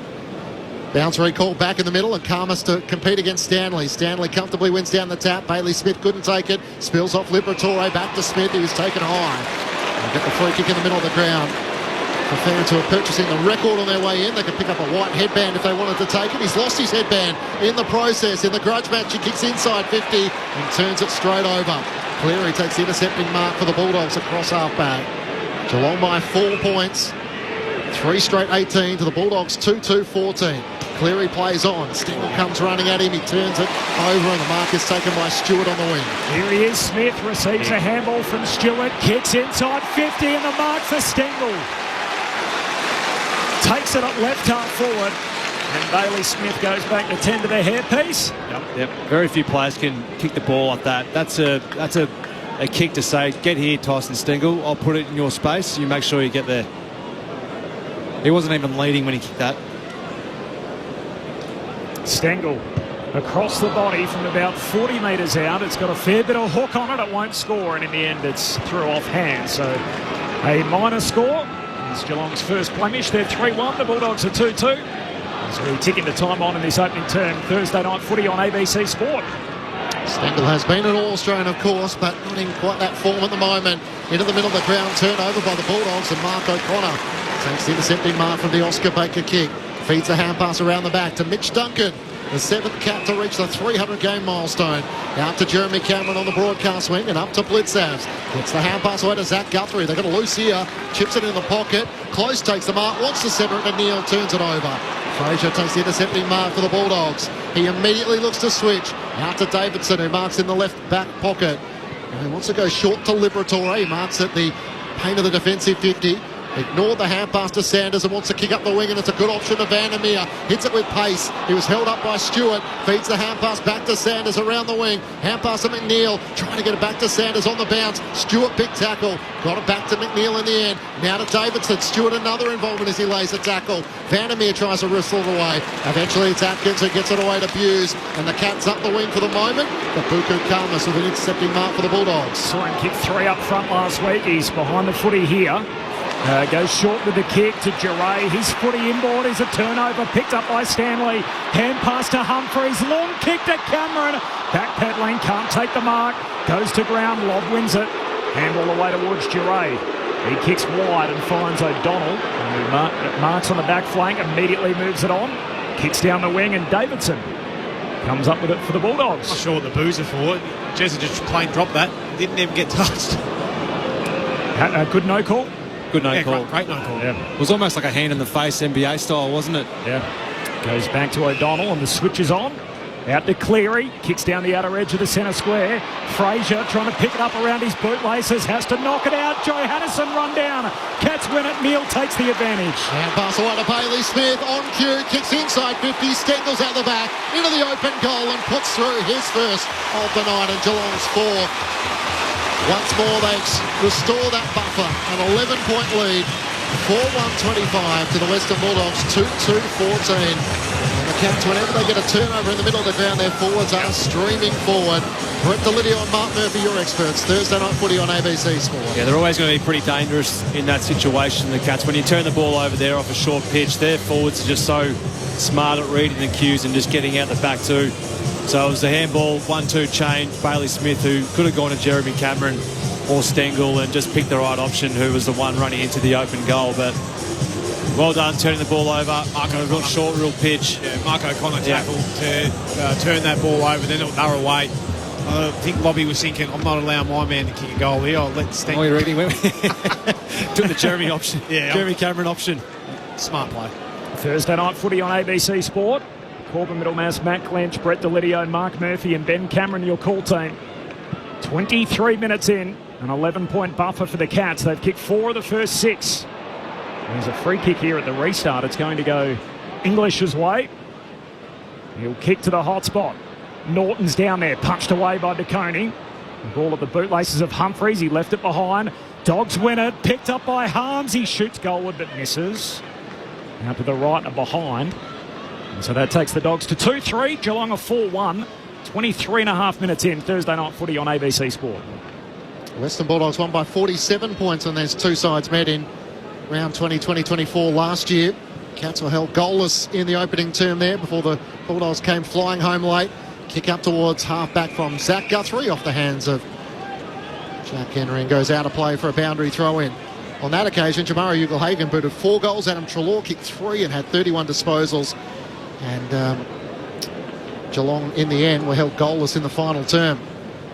Bulldogs have won their last 2 here at Cardinia Park. Reece Stanley tries to take another ruck from the throw-in. Lost it, then lays the tackle on Liberatore. Richardson, Bontempelli go to work, laying the tackle, ensuring there's no avenue to go forward. The player on the bottom of the pack is O'Sheen Mullins. Ryan Myers has had 8 disposals, 8 for Bailey Smith as well, and 7 for Marcus Bontempelli. 10-point buffer in the game. The Cats' way at the moment as Smith grabs it. He's tackled and taken to ground. He's got Kennedy standing alongside him at the stoppages. Bailey Smith. Up it goes. Stanley grabs it out of the ruck. Quick kick forward, and Dale, well set up behind the footy, takes the intercept mark. Not quite the start he had last week. Goes short to Williams, his namesake. Hand pass away to Baker. Kicks inside 50. Davidson. Good contested grab. He's got it. True centre half forward for the Bulldogs. Yeah, it was a great run too. Wasn't it just to get the ball 10-15 metres ahead of where the ball was marked and just forced all the Geelong defenders to try and get back shoulder, and it was the lead up that was the one that ended up getting the mark. And 6 goals for the season so far in his debut season. The Doc, Davidson, skips in, 45 out, straight in front. Just what the doctor ordered. And all of a sudden it's a 4-point game again. The Bulldogs 3-3-21, Geelong 4-1-25, 25 minutes into the opening turn. Thursday night footy on ABC Sport. Brett Delidio and Mark Murphy. He's become a really reliable player, either on the wing or playing a little half-forward role, just because of his work rate, his ability to get up and down the ground, to provide support in the defensive end, but then also to go and sneak forward as well. Going back to start on the wing now, but I really like Oscar Baker come off a really strong performance in the VFL last week, got rewarded, come back into the side. He's used his legs well a couple of times so far tonight, hasn't he? Where he's really just broken the line. And 100%. It forces defence up ahead of you to actually, well, do I need to adjust here? And if you've got one bloke who's off the chain and not quite strong defensively, you get found out. So Geelong lead by 4 points. The Bulldogs looking to try and score back-to-back goals for the first time in the match. English wins down the tap, but it's Bailey Smith who spins out of traffic. Got a kick away before being tackled by Liberatore. Kicks up towards half-forward. Stengel off hands. Hand pass trying to get it to close. Down low for Stengel once more. Hand pass to Holmes. Kicks towards Cameron in front. Can't take the mark. Spills to Neal. In the goal square, he puts it through. Geelong with the immediate answer, as they have so far in this match. Back to a 11-point lead as the Cats 5-1-31 to the Bulldogs 3-3-21, 10-point lead. Yeah, it was really good work inside in close confines there from the Geelong small forwards. You know, Stengel's involved, Close was involved, and Max Holmes running past out of the midfield. There's a little left foot chip ball almost at Jeremy Cameron, who had hands on it, wasn't able to clunk the mark, but great follow-up from Shannon Neal. Good reaction. Yeah, great. From picking up off his bootlaces. You said before, Murphy, he's not that good at ground level. He just said, no, I am, Murph. There you go. It did bounce into his lap, in fairness to you, but... one of those ones that's short leg, though. You're close in. It's been a little bit of a deflection. Yep. So good work at ground level, as you said, below his knees. But reflexes. It was. What it's all about. Real good test, and he stood up. 27 minutes into the quarter, 10-point lead for the Cats. Back in the middle, Richards just keeps it in front of him, paddles it a couple of times down to half forward for the Dogs. Wins it, trying to get a kick away in the Mullen tackle. Couldn't quite clear. Holmes, hand pass back into dispute. Holmes going to get to the second time, and he's locked up now by Norton. We'll have a ball up. They're the ones you just want to sit for you when you've got someone hot on your hammer, but that ball just didn't want to cooperate. Kevin Barladay's a handball out in front and run out after it. That was less so by design as good fortune for Holmes. And now at the restart, we'll have another repeat stoppage as Davidson's tackled. And a ball up on that outer wing. Reece Stanley decides just to slap it forward with 2 fists, gets it up towards Dempsey, kicks up the wing, Baker in front, awkward bounce for him, tackled by Ollie Henry and taken over the boundary line. And the umpire will throw it back in. Geelong by 10 points, 5-1-31 to the Western Bulldogs 3-3-21. 5 individual goal kickers for the Cats. Bailey Smith has had the company of Matthew Kennedy for the opening stages, but no real physical attention so far. As it's tossed back in, English in front of Stanley. Stanley wins down the tap, but Richards rose at best. Hand pass back to English, knocked on by Liberatore. Trying to get into the path of Sanders, bumped off it by Holmes. Bailey Smith lays the tackle on Liberatore. The ball spills out. Holmes tries to knock it out. Kennedy, though, for the Bulldogs, picks up the loose ball from the wing, kicks up towards Bontempelli. Zach Guthrie makes the spoil. Running onto it is Norton. Hard against the boundary line, into the pocket for Buku Khamis. On the bounce he gathers. Hand pass to West. Hand pass to Liberatore. Jags it on his left towards the goal mouth. Vandermeer used his body. Just worked Humphries underneath at the top of the goal square. And Latham Vandermeer, a classy small forward, was able to take a good mark. Just clean football, wasn't it, by the Bulldogs? Like the one thing I've noticed to watch this game live is just the depth they're getting their forwards ahead of the contest. Just opens up for their midfielders. Top of the goal square, Vandermeer comes in and answers back for the Bulldogs, and in typical Bulldog spirit goes straight into Humphries and lets him know all about it.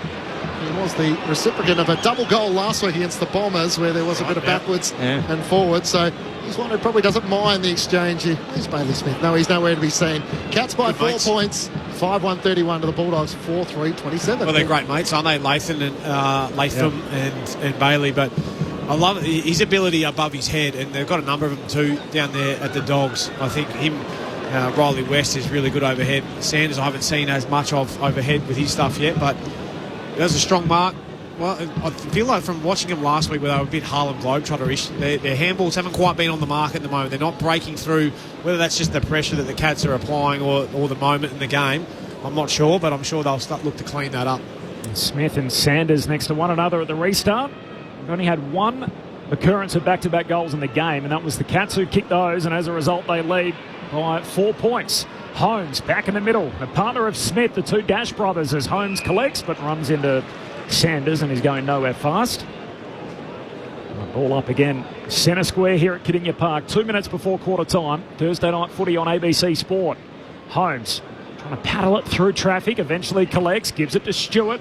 First game back for him from the knee, out to the wing. Johannesen whacks it down to Fraser's advantage. Dogs back with it. Short kick to half forward. Here's Vandermeer, who's now getting jeered after giving a little bit of lip to Humphreys. Kicks into the pocket, no mark. Or in fact, there was a mark. At least Jack Henry thought so. He claimed it. And the ump said, no. Tackled in the back pocket. Now there's a ball up. Deep forward for the Bulldogs. In a waning moment to this opening term, it's Geelong by 4. Definitely not a mark. Throwing up English and Stanley. English tries to slap it towards the goal mouth. West hit it with speed. Jags it back on his left towards the top of the goal square. Kalmas comes charging out. Worked underneath it by Jack Henry. To Koning's hand pass. Back to Stewart. Misviews and he rushes it through for a minor score. Geelong's lead is 3 points. 31 and a half minutes gone. Opening term on ABC Sport. And work it in quickly to Cats, to Myers, who marks in the back pocket. Short to Guthrie. Played more consecutive games, Zach Guthrie, than any other Cat. 77th consecutive game. Interestingly, his brother Cam only played 28 of those in that 77-game span with him. He's been cruel, hasn't he? Guthrie. And here's a moment, the short kicking game in the back half, and Stewart short to Smith, spills it.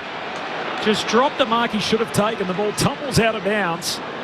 And a reason for the crowd to get involved, and yet no remonstration from the doggies themselves. I think Marcus might have had a little word to him. Okay.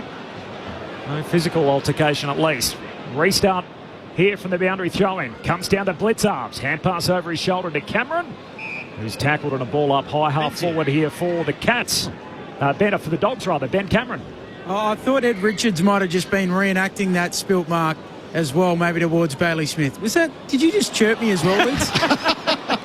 Running onto the ball is Bontempelli, long towards the teeth of goal. In the end, the two Cats sport each other. Norton into the open goal and puts through the easiest of goals from millimetres out.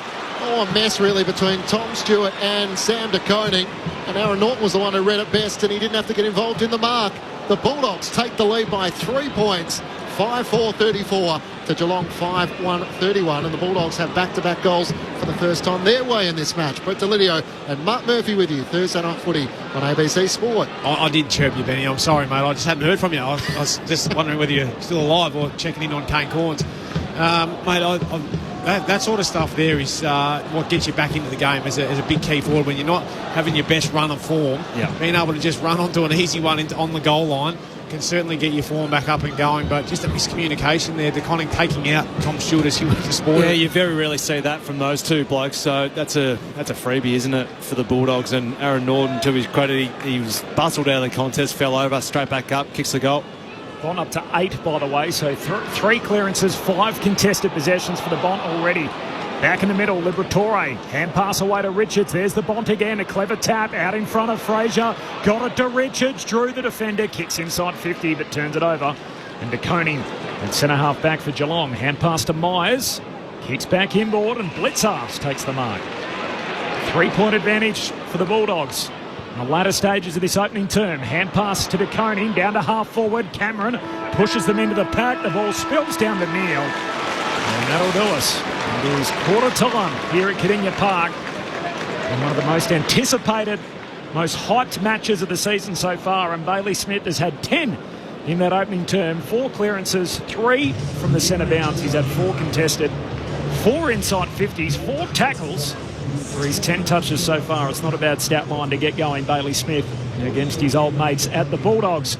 But it's the Dogs who lead it. 5-4-34 over Geelong, 5-1-31. 3 lead changes in that opening term. And at quarter time, it is the Bulldogs who are on top by 3 points. The goal kickers, 1 each for Richards, West, Davidson, Vandermeer and Norton. While for Geelong, singles for Cameron, who kicked the first of the game, Blitzarps, Manor, Stengel and Neal. So 10-goal opening term.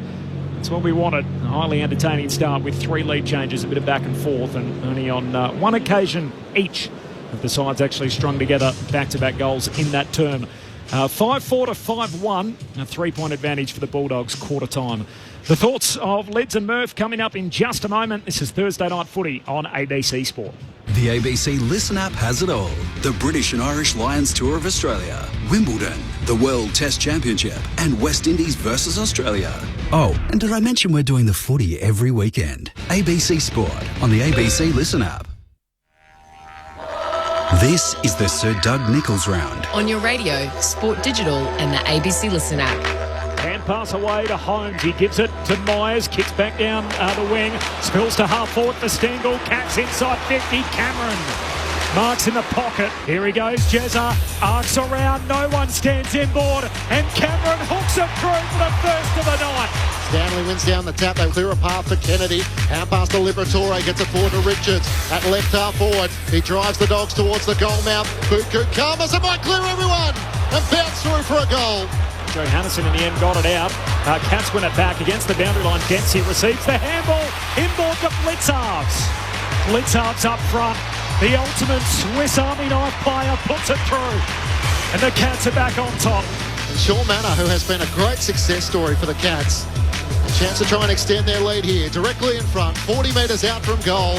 The boy from Werribee sends it straight through the middle. Karmas, long contest kick down to half forward. They come from all directions. Spills through to McNeil. Hand pass to West. He burns them off. Riley West on the run. Pops it through. And the Dogs pull one back. And pass away to Bailey Smith on cue. Kicks inside 50. Stengel's out the back. Into the open goal and puts through his first of the night in Geelong's 4. Running onto the ball is Bontempelli long towards the teeth of goal. In the end, the two Cats fought each other. Norton into the open goal and puts through the easiest of goals. The Bulldogs take the lead by 3 points. The 2025 Sir Doug Nicholls round. On your radio, ABC Sport Digital. and on the ABC Listen app. Sounds there from the opening term. The Western Bulldogs by 3 points. There were 3 lead changes, and the Doggies on top. 5-4 to 5-1. Quarter time Thursday Night Footy right here on ABC Sport. Mrs. C in the cap. A little bit of remembering why the Brownlow is awarded the best and fairest. Do you think flipping the bird and behaving like the way Baz does at the ground is classified as best and fairest? Well, off the SMS. Yeah, I'm sorry to Mrs. burst C? your bubble here, Mrs. C, but I don't think it comes into it, to be honest. I know it says that, but I don't reckon the umpire's like, yeah, was he fair? He flipped the bird. I'm not sure. No, you get a heap of the footy and you're damaging on the game. You get 3 dollars. If it was presented tomorrow, you'd be happy if he was a Brownlow medalist? Yeah, probably. Yep.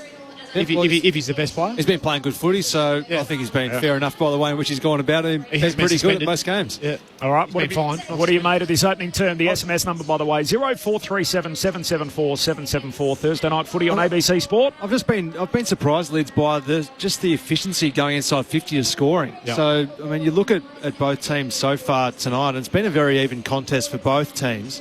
12 inside 50s for Geelong.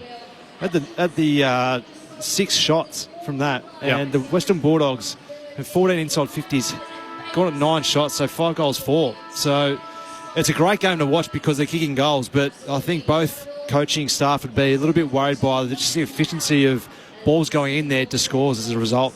Yeah, I agree. I think it's the battle of the half-backs at the moment. Who can read it the best and chop it off and then be able to rebound from there, but you know, we've seen a couple of times where the Dogs have tried to force their way through and been caught out, you know, turning the ball over across the centre of the ground, and they've just had numbers streaming forward. Lob's been down there 1v2 a couple of times, and then the ability of the Cats' high forwards to, you know, create some mess down there to be able to get some looks on goal. But I've been impressed by the Dogs to be able to weather the early probably onslaught a little bit of the Cats, but then say, you know what, we've got some weapons too, and we're, I think if they clean up their handballs in and around stoppage a little bit, they've been a little bit fumbly or just missing or overcooking their handballs, they get that right, then this game could really open up. I mean, the 9 scoring shots already, it's pretty damning. Are you worried about the prime movers for the Cats if you're Luke Beveridge? So you got Holmes with 13 and then 10 each for Myers and Smith. No, look, Max Holmes, he's got 13, but he's only had 50 metres gained. He's had 10 of those have been handballs. So that would suggest to me that the pressure's been quite good. Yes, he's getting some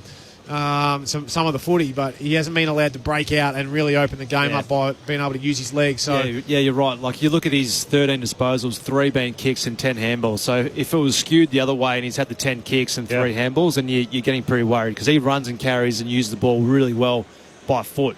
So give me a Bailey watch. What do you think of his opening term? I thought he was strong. I thought he was good. He's had the 10 disposals and is involved in a few scoring chains too. By most metres gained on the ground. Yep. So he's second most. Sorry. He's been dangerous with ball in hand. He hasn't hit a few of those usual targets that he would usually hit, probably because he's a little bit nervous. Maybe at the start of the game, he had one on the left foot down in front of us here that he usually would have probably pinpointed someone, but missed that one. But I think all in all, he would have settled really well into the game after that first initial 3 or 4 minutes. And surprised to see the Bulldogs players didn't go anywhere near him, Clinchy. No, not at all. Bulldogs led for 2.5 minutes in that first quarter, and they're in front at the first break. 3 points is their advantage. Second term upon us. Thursday night footy on ABC Sport as English palms it down, but straight to Holmes, and he's locked up. Mark Murphy, Brett Delidio, experts on ABC Sport. Corbin Middlemass, Matt Clinch calling the footy. Ben Cameron on the boundary.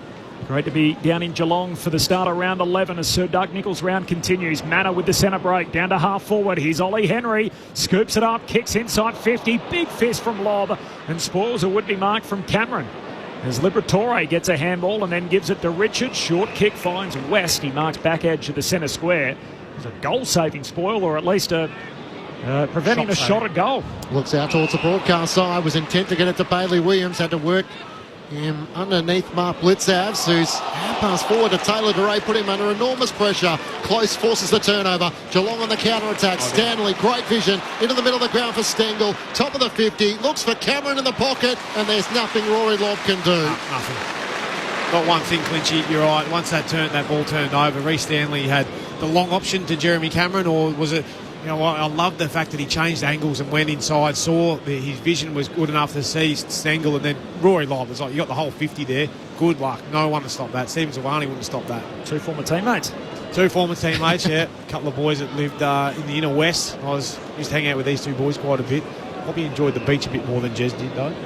Jeremy Cameron kicked the opening goal of the match in the left forward pocket, coming off 7 goals last week. As he starts his approach with no Patrick Dangerfield, Jezza looks to stand up and leads the Cats back into the lead. His 2nd goal of the night.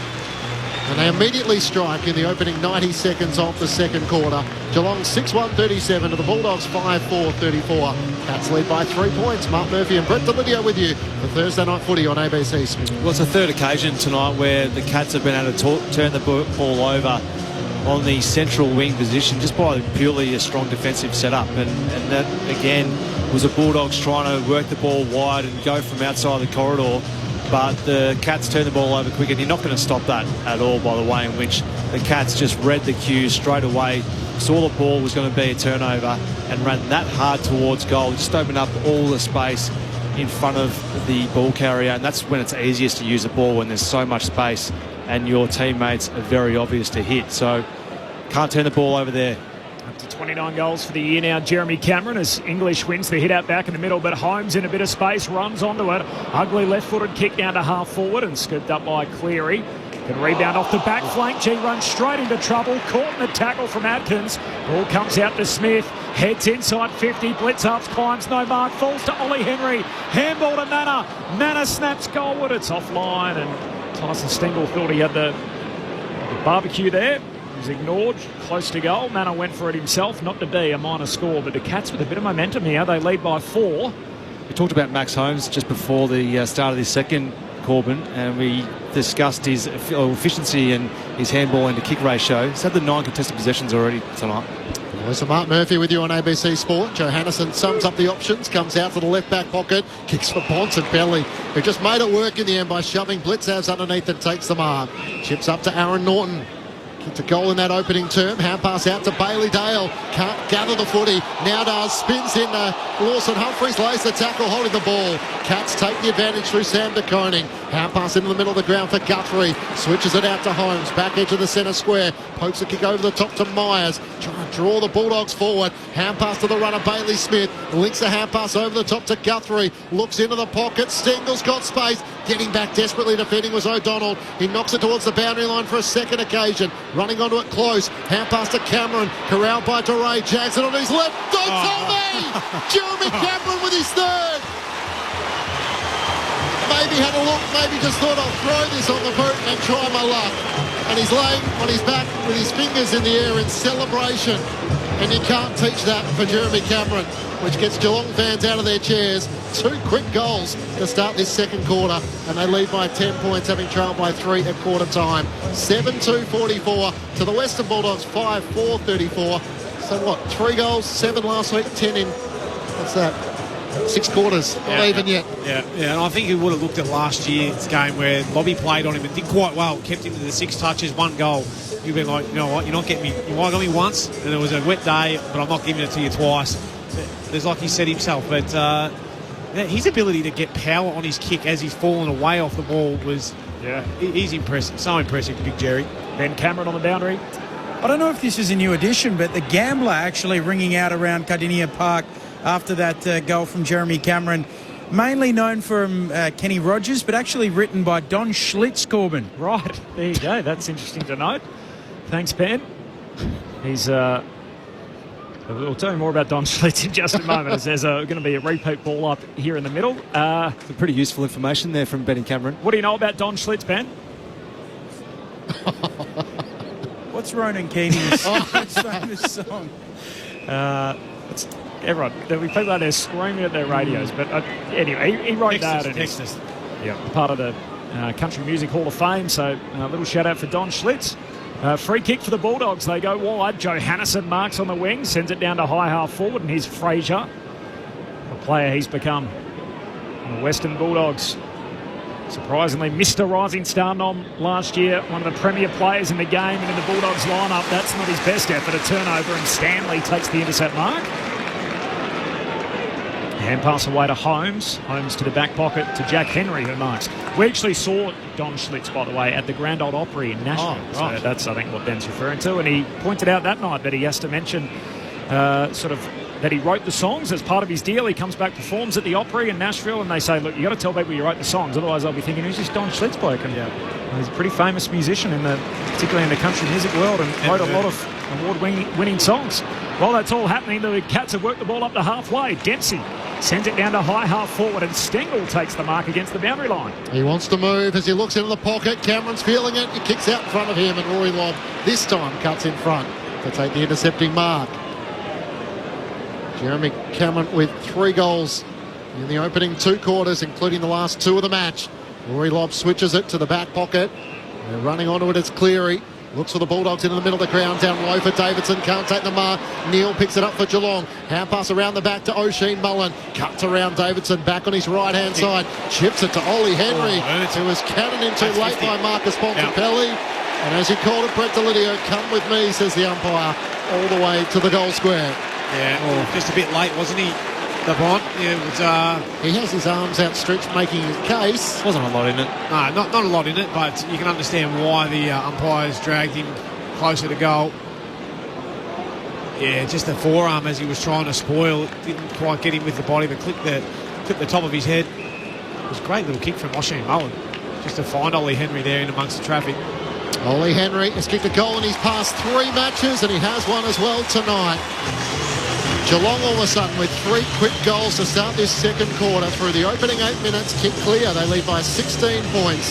8-2-50 to the Western Bulldogs, 5-4-34. And with no Patrick Dangerfield now for the next 3 to potentially 5 weeks, Ollie Henry getting an opportunity tonight. Kicks the Cats clear. Mark Murphy and Brett Delidio, your experts on ABC Sport. Yeah, it's been a bit sloppy, haven't they, the Bulldogs, at the start of this third term. That was an unnecessary free kick to give away there by Bont, but just the skill errors that the Bulldogs are throwing up at the moment, just missing by hand and foot with some regulation skills that they're used to just hitting every day of the week. But interesting that Bond's now starting centre half back there, Murph. Yeah, he'll come in straight off the line and probably get involved through the corridor, have a winger drop around to play back. Maybe you would think from there, but changing things up, the doggies here to get going. It's a big goal in the context of the game. 16 points, the buffer. Game high lead for the Cats, and big tackle back in the middle as Kennedy's rode into the ground. Johannesson dropping back now. Have you called Murph? Very good. Atkins, the tackle there, the number one tackler in the game as it sits at the moment. Now he's a ball winner at the restart. Kicks it down the wing, turnover, and Cleary takes the intercept mark, goes to ground, and he's going to get 50. Well, if we thought the last one was line ball, there wasn't a whole lot in that. As he felt some contact from Blitz, arms outstretched on his arms, and went to ground. The umpire bought what he sold. Yeah, he's bought every bit of that. Yeah, with like the old block euphemism or the analogies, that wouldn't have knocked a sick old lady off a dunny, is what he would have said. It wouldn't have. Luke Cleary, in his 15th game, he's only got the one goal to his name. On the back of the generous 50-metre penalty, he's a chance to make it two. Hits the post. And behind. And all of a sudden, it's a 15-point game. The Cats lead it. They've kicked the only 3 goals this second quarter, which is 10 minutes old. Thursday night footy on ABC Sport. The Cats quickly move it out of defence. Jed Hughes up the wing. They're on the attack here. Blitzavs, hand pass to Myers. Into the middle of the ground from Manor. Wanted to give the hand pass off. Have to cut back on his right. Kicks it inside 50. Outnumbered was Mitch Duncan. Spoiled away by the Bulldogs. Running on it was Neil at centre half forward. Hand pass to Mark O'Connor. Hand pass to Myers. Through traffic for the Cats. Got it to Atkins and back to O'Connor. Looks out wide at right half forward. That's where Manor has space. Backpedaling, he takes the mark in front of Liberatore. He wants to poke the kick to Cameron, who leads out and marks on his chest in the pocket. Well, that was Mitch Duncan-esque from Sean Manor. You can tell why the Geelong forwards are enjoying playing with him. Yeah, it was nice. Just let him go to work, but I was just watching Jeremy Cameron for the last 20 seconds. He's just constantly moving, so it doesn't stand still at any point, and just making life very difficult for the Bulldogs defenders as a whole at the moment, Jeremy Cameron. James O'Donnell, his opponent, has hands on hips as Jeremy Cameron is looking to open up the angle. Curl it around his left for his 4th goal and his 3rd of this second quarter. Jeremy Cameron is taking over here at Kardinia Park. 4 unanswered goals so far Geelong's way in this second quarter to lead by 21 points. I mentioned Corby had 29 goals for the season, a draw level with Ben King. All of a sudden he's now gone 2 clear at the top of the race for the Coleman medal. 9-2-56 to the Western Bulldogs, 5-5-35. Thursday night footy on ABC Sport. Mark Murphy and Brent Delidio. Well, Murphy, you made mention of it, and it's not a fluke that he just gets on the end of these. It's through pure work rate and ability to keep his defending second guessing. Yes, he got some great delivery, but his ability to work and get himself into great dangerous spots is one of Jeremy's absolute strong suits. Because he forces the defence have to change their matchups because he's constantly moving. Yes. Rory Lobb just couldn't go with him then, so hand it over to a teammate, and that forces the mismatch, and he just continually just finds that himself in space purely by work rate. Another goal for Jezza, another play of the gambler by Kenny Rogers, and we've got some feedback on that on the SMS as well. Brendan says, good work, Stumpy. Steve from Ballarat, there's a little story for you. Benny, the song was originally given to Johnny Cash, but he couldn't nail it, which is surprising, so they gave it to Kenny, and the rest is history. As the Dogs, a rare inside 50 in the quarter. Davidson to Baker, but floating through. Good intercept, Mark O'Connor.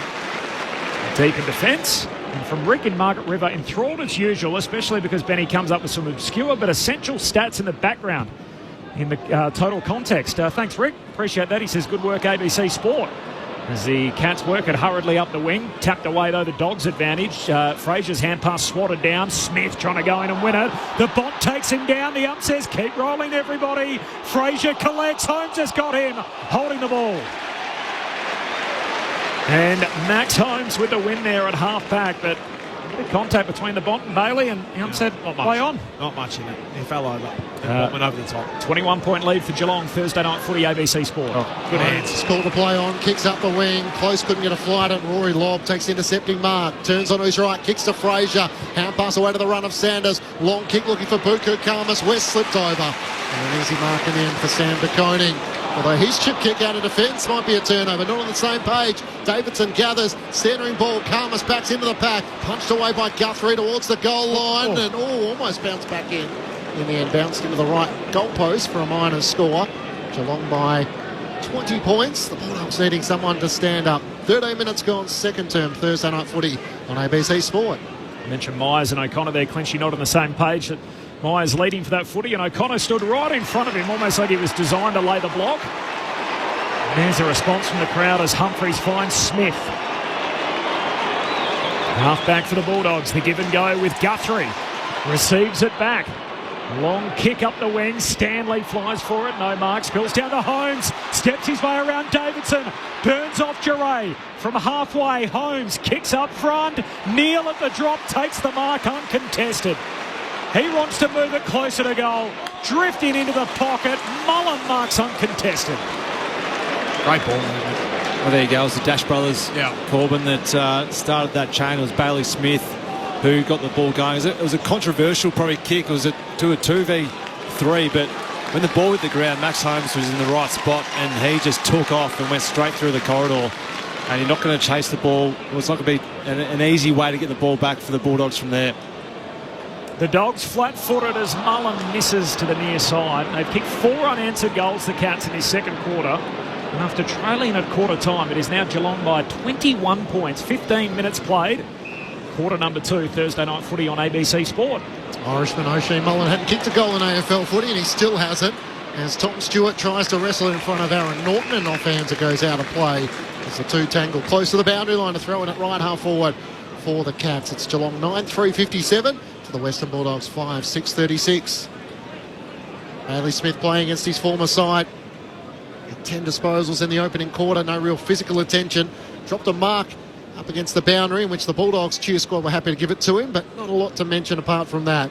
Holmes trying to take it from the stoppage. He's locked up by Sanders, and the umpire will do it once more. We do have a screen here where the text messages are divided up, and I never thought I'd see the headline here, Don Schlip's text, as there's a certain section that's been created by our man, the cult figure in the studio, to keep track of those as they come in. You've started something, Ben. There's a deliberate here, out of bounds. It's going to be a free for Max Holmes. And it means that the Cats are going to be going back inside the forward 50. Trying to add to their dominance here in this second term as Holmes goes back to Stewart. Short kick. The umpire has to duck underneath it to Buse. One of their premiership winners. Missed a period of footy at the start of the year after cutting a tendon in his finger doing the dishes. I'll put them in the dishwasher and kept him out for a few weeks. Short to Myers. Myers inside 50. Dale got a hand on him on the way through. Cats keep possession. Henry's handball out of bounds, and the ump says, spin it in. 45 out from the Cats' goal. Things aren't going Mitchy Duncan's way at the moment. He's he just can't quite get on the end of them. Just had the 2 disposals so far in this game. Not how you dream it up, I don't think, when you're going into your milestone game move. Like a few easy ones to start, Lids. Yeah. 7th Cat to reach the game 300 milestone. Bailey Dale for the Bulldogs kicks up towards halfback. Vandermeer caught behind against Humphreys. Humphreys knocks it out towards Mitch Duncan. He can't get a possession as it's gathered by Vandermeer, and he's locked up by Atkins. Two sides in there, Sir Doug. Nichols Indigenous jumpers this afternoon, tonight. The free kick is going the way of Buku Karmas. I spoke to on AFL Sunday last week and said he hadn't really done any ruck work in the AFL, so he's having a learn-on-the-job sort of experience. He's got some pointers from Tim English, but he's making it up as he goes along. From left half back, kicks up towards Norton, and Kennedy stayed down. He takes the mark for the Bulldogs. Hand pass over the top to Vandermeer. They're out here. Hand pass to Duray. Hand pass to Fraser. He's eyes the goals. Goes for himself and misses out to the right. Harms Warren in the pocket. He now points towards him. The wrong option in his eyes. Yeah. 20-point lead the way of the Cats. As though it was Jason Dunstall coming out at him. This I wasn't thought, so I'll just have a ping. Stewart marks the kick out from Guthrie. Comes one. Cameron upstairs. Takes the mark, and Davidson at the last moment made sure he wasn't on that poster, just got out of the way. The kick down the wing. Stanley in the pack, as is Neal. Ball spills through the Dogs' way. Trying to get a handball out. Duncan soccers it further afield for the Cats. Up to meet it though, Lobb. Tackled. Good chase down tackle from Henry. Ball comes out. Duncan gives it back to Henry. Kicks to full forward. Dempsey climbs. No mark. Soccers it through anyway. Just hacks it out of midair. And the party continues for Geelong in this second term. Gee, was only had centimetres to work with against the post. And 5 unanswered goals in the quarter for Geelong. 10-3-63. The Bulldogs 5-7-37. 18 gone in the second term. Thursday night footy on ABC Sport with Mark Murphy and Brett Delidio. It's really lacking energy at the moment. The Bulldogs just on defence, they're able to bring the ball from coast to coast there, the Cats, and it wasn't pretty. It was just getting the ball forward by yardage, but they just are outworking the Bulldogs at the moment. An unforced error, missing that goal for the Bulldogs, and then it's what you don't want to see if you're a coach. It's the ball just being able to work up the ground and easily score a goal as a result. Yep, 100%. You've got to be able to stop that transition. I know you haven't quite got the reward or the nourishment from getting that goal where you've worked hard to get it back into and get an easy shot, but then you've got to be able to defend and go to defence really quickly. They weren't able to do that. A little video, I would have thought. Potentially we might be going to have a look at this, given the hold-up. How much room do you have? It did not look like a lot. You're right onto this. It's 67. I reckon it's grazed it. Hit the flag. Yeah, I reckon we're going to have a shitty go. Looking at these angles, this is spike Blanche as the ball passes the post. Decision on the scoreboard. Here you go, Murph. You're all over this. You're a big spike man, and there was one. Yeah, I thought it was just a bit of a, I don't know, not a decoy, what would you call it? Little furphy. We never see this edge work. Pretty much the moment you declared it, we've only ever seen it. Yeah, usually won a game. Yes. Ever since. And that's the one there behind. So scratch out that 26-point lead. It's the Cats by 21, which is an equal game high at the moment. We've still got 8 minutes or so to play in this second quarter, Clinchy. So all of a sudden it's only 4 goals to none so far in this second quarter as Johannesson brings the Bulldogs back into play out to Matt Kennedy at left half back. Hand pass to the runner Sanders, works it up to Cleary, ran into Humphreys who wins him, holding the ball.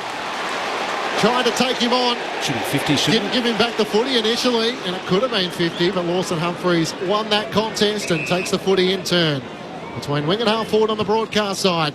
He sends it inside 50. Cameron sets himself over the back. It's spoiled out of play by O'Donnell. The Bulldogs defenders get around him. A tough task stopping Jeremy Cameron, who has 4 goals so far for the night, 3 which have come in this second quarter. I was with you, by the way, at the time. Rarely seen it, and I'm all for these funky little theories, and yet almost the moment it was declared, spikes everywhere. No, I'm snicko, almost like they're listening to us. On the boundary throw-in, Buku grabs it off the deck, and then he's crunched in the tackle by Atkins. Ball up here, half forward for the Cats. 21-point advantage, the only 4 goals in this quarter, and the Dogs need one back the other way. Maybe not at the moment. Cameron handball away to Myers, and he's held up as well. Thursday night footy on ABC Sport. Corbin Middlemass, Matt Clench, Ben Cameron on the boundary, Mark Murphy, Brett Delidio. Your thoughts, 0437 774 774. Cats by 21. A rolling maul at the moment. We're going nowhere fast, and the ump says, I'll have it. Mark in Adelaide off the SMS says, what is the estimate for the crowd? Much talked about. Obviously, the Geelong crowd haven't got too many close to the 40,000 mark. Not too many spare seats. No. What's a fit 40, does it? I think so, yeah. We're high 30s tonight. Have to be high 30s. Most of their crowds have been sort of low 30s since their redevelopment. 30,397 was the highest crowd they've had this season against Melbourne. Beveridge made that job. Nice for the AFL to get the Geelong faithful to come along. As the kick goes close to the boundary line and out on the full, looking for Jeremy Cameron. So Stanley trying to lay it out for him, but couldn't quite control it inside the field of play. Matt Kennedy takes the free kick for the Bulldogs. Back inside defensive 50 to Baker, and now to Bailey Williams. Switches it out to Roy Lobb, who marks in the right back pocket.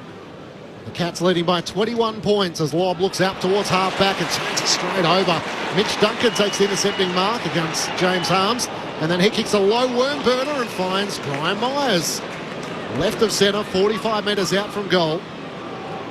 Just again a turnover.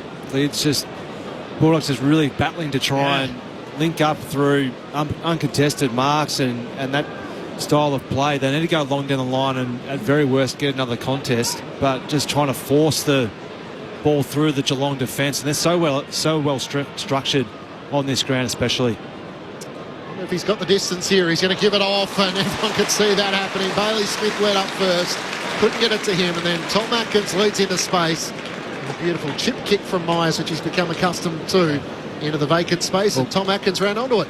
Grimes tried to hit up Mitchy Duncan on 3 occasions tonight, and he's finally got him. So, the 300 gamer.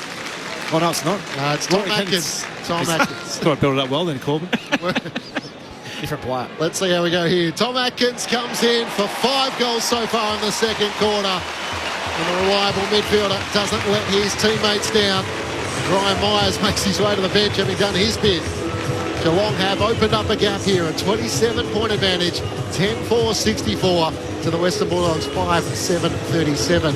We'll get a bigger reception, do you think, if Bailey Smith kicks a goal or Mitch Duncan kicks a goal? Oh, surely for Mitchy Duncan, for what he's achieved at this football club. He's been a star for such a long period of time. I can't believe he's not an All-Australian. He's been so dependable for the Cats over a long period of time. I think he would have definitely been in the squad. He'll be able to check. So I think it should be Mitch Duncan, but I think it will be Bailey Smith. That gets a bigger cheer? Yep. Yeah. What do you reckon? I'm probably with you, to be honest, because we just get carried away, don't we? More than anything else. That's what it's all about. Yeah. And hopefully Geez, Brian Myers is a great little kick inside 50, though, isn't he? Yeah. Good to watch. Man they call Grindle. He's flying. 5 unanswered goals in the quarter for the Cats. Danger signs for the Dogs. Can they try and stem the flow? At least for the time being, Richards gets a free, gives it to his mate Dale, kicks straight down the pipe. Karmas the target. West brings it to ground behind him, controls the footy, gives it to the bottom. Oh, hand pass to Vandermeer, a little too hot for him. Becomes tackler on Humphreys and will have the ball up. 35 metres out from the Bulldogs' goal. I've set too high a bar for Kardinia Park. 36,000 is capacity. And we're in the mid-30s, I think, easily tonight. It'll be closer to 36 than it will be 30. No doubt, from the restart. Dempsey got a handball out of there for the Cats. Gives it to Manor, kicks for Jezza. And Cameron marks, but there's nobody ahead of him. He rolls up, he loads up from halfway, kicks it inside the 50 and Blitzarves with those long limbs. Reaching back and the mark taken. And he's got it here, right half forward for Geelong, and he can have a look from about 45 metres out. No worse place to be as a defender there, where you're just racing your forward back towards goal. And I love that Jezza just wheeled and went, and he backed in because Close was on his bike as well. Blitzarves was racing Davidson back. I really, I love that he just backed in his forwards at that point in time, even though Blitzarves probably a winger. Great catch. Played in the ruck last week. Stanley's back, swung forward. He's kicked one already tonight. This won't be his second. He misses wildly to the left. They all fly at it. Both Dempsey and Neal let it go. And offhands, it's out of bounds in the left forward pocket. So a boundary throw in deep forward for Geelong. They're all over the Bulldogs here. Problems for Coach Beveridge and the Dogs. 26 minutes into the second term. Thursday night footy on ABC Sport. It is Geelong by 27. Fraser's had the 5 disposals, Kennedy with 4, Bontempelli with just 4 so far in this second quarter. They need some of their leaders to get involved. Johannesson clears from the throw-in, kicks up towards Davidson, dropping the mark with Blitzarves. Davidson tackled as he got a hand pass away to Riley West and now to Liberatore at half back around his body. Kicks up to Vandermeer. He's getting box cheers from the Geelong faithful. Sends it up towards Taylor DeRay, who's gone forward and getting across. Zach Guthrie makes the spoil and goes out of play. Throwing it left half forward. I reckon he would have liked playing in the hoops, Lids, when Jeremy Cameron marks in the middle of the ground, just seeing close. And Blitzarves, the high knees, streaming forward. It becomes a track meet. Downhill was what on the way to goal. It was absolutely. It concerned me that they've had to put Taylor DeRay forward. Ooh. 100th game for him tonight, by the way, for the Western Bulldogs after starting his career, of course, at the Hawks. Series of handballs. Smith eventually got it out to Manor, kicks down the wing. Cameron competing with O'Donnell. Ball hits the deck. O'Donnell runs and tackles Neal. Takes him to ground and a ball up on the wing. The only reason I bring that up, is it because they want some aerial presence because he's not too bad overhead, or is it because he's not quick enough to keep up with the small forwards of Geelong? English reaching over the back, got it down to Richards. Hand pass out meant for Kennedy, has a little fumble. Smith sweating on him, sockers it inboard to English. And the big man will just bang it forward. Tough one to try and mark. Karmas brings it down. Henry sockers it off the bonds of Harms, who collects. Hand pass to West, shakes the tackle, 60 out, looks inside the forward 50. Karmas the target, but it bounces away from him. And able to clean it up to Coney. Kicks wide for Geelong, and the Bont has to punch it away from Blitzarves. And able to capitalise on their numbers advantage there, the Bulldogs. And a throw in between wing and half forward for the Doggies. A goalless quarter so far through 27.5 minutes. Cats by 27 points. The last goal came at the 33-minute mark of the opening term through Aaron Norton. It allowed them to take the lead by 3 points at quarter time. Geelong by 27. Slapped down by Stanley, but only as far as Davidson. The Bulldogs up towards the 50. Harms can't take the mark. He's outnumbered 2-on-1. Hughes gets a hand pass away to Humphreys, to Stewart, who's locked up. Bontempelli lays the tackle. I think Taylor DeRay is also putting some attention into Tom Stewart, who has been the loose inside the defensive 50 for Geelong, although he's all on his own at this stoppage. Stanley wins down the tap. Liberatore goes to work. Head over the footy Hand pass to English, who's tackled by 3 Geelong players. Which would suggest he's probably not doing that, Clinchy, if he's all by himself there, just doing as he pleases at the moment. 27-point advantage for the Cats. Up it goes. Half forward for the Dogs. Lipper wins it. Hand pass away to English. Handball to McNeil. Gives it to Baker. Tried to run at them. Closed down. Hand pass over his shoulder. Made it tough for Johannisen. McNeil goes and gets it. Got it back to Baker. One too many handballs. Coughs it up. And Mullen gives it to Atkins. He kicks into the middle of the ground and then he's tackled after disposing of the footy. And a bit of frustration as Liberatore ripped into ground. And a downfield free as Cameron will get it at half back. Cameron short into the middle of the ground, finds Mullen. He can load up and drive it inside 50. Dempsey looking to run at it. Dale blocks his run. Ball hits the deck. Dempsey grabs it. They've got him. Oh, handball came out last moment before the ump blew his whistle. Myers clever. Never took possession. Taps it to Neil, who hooks it through for a goal. Shannon Neal's got a couple. And that's a half dozen in the quarter for Geelong. All unanswered. And the Cats running away with this, 11-4 to 5-7. Half-hour mark, second term.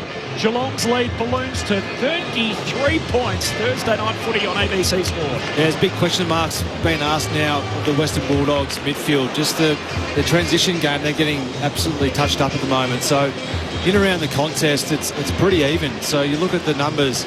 Clearances, 7 to Geelong and 8 to the Western Bulldogs.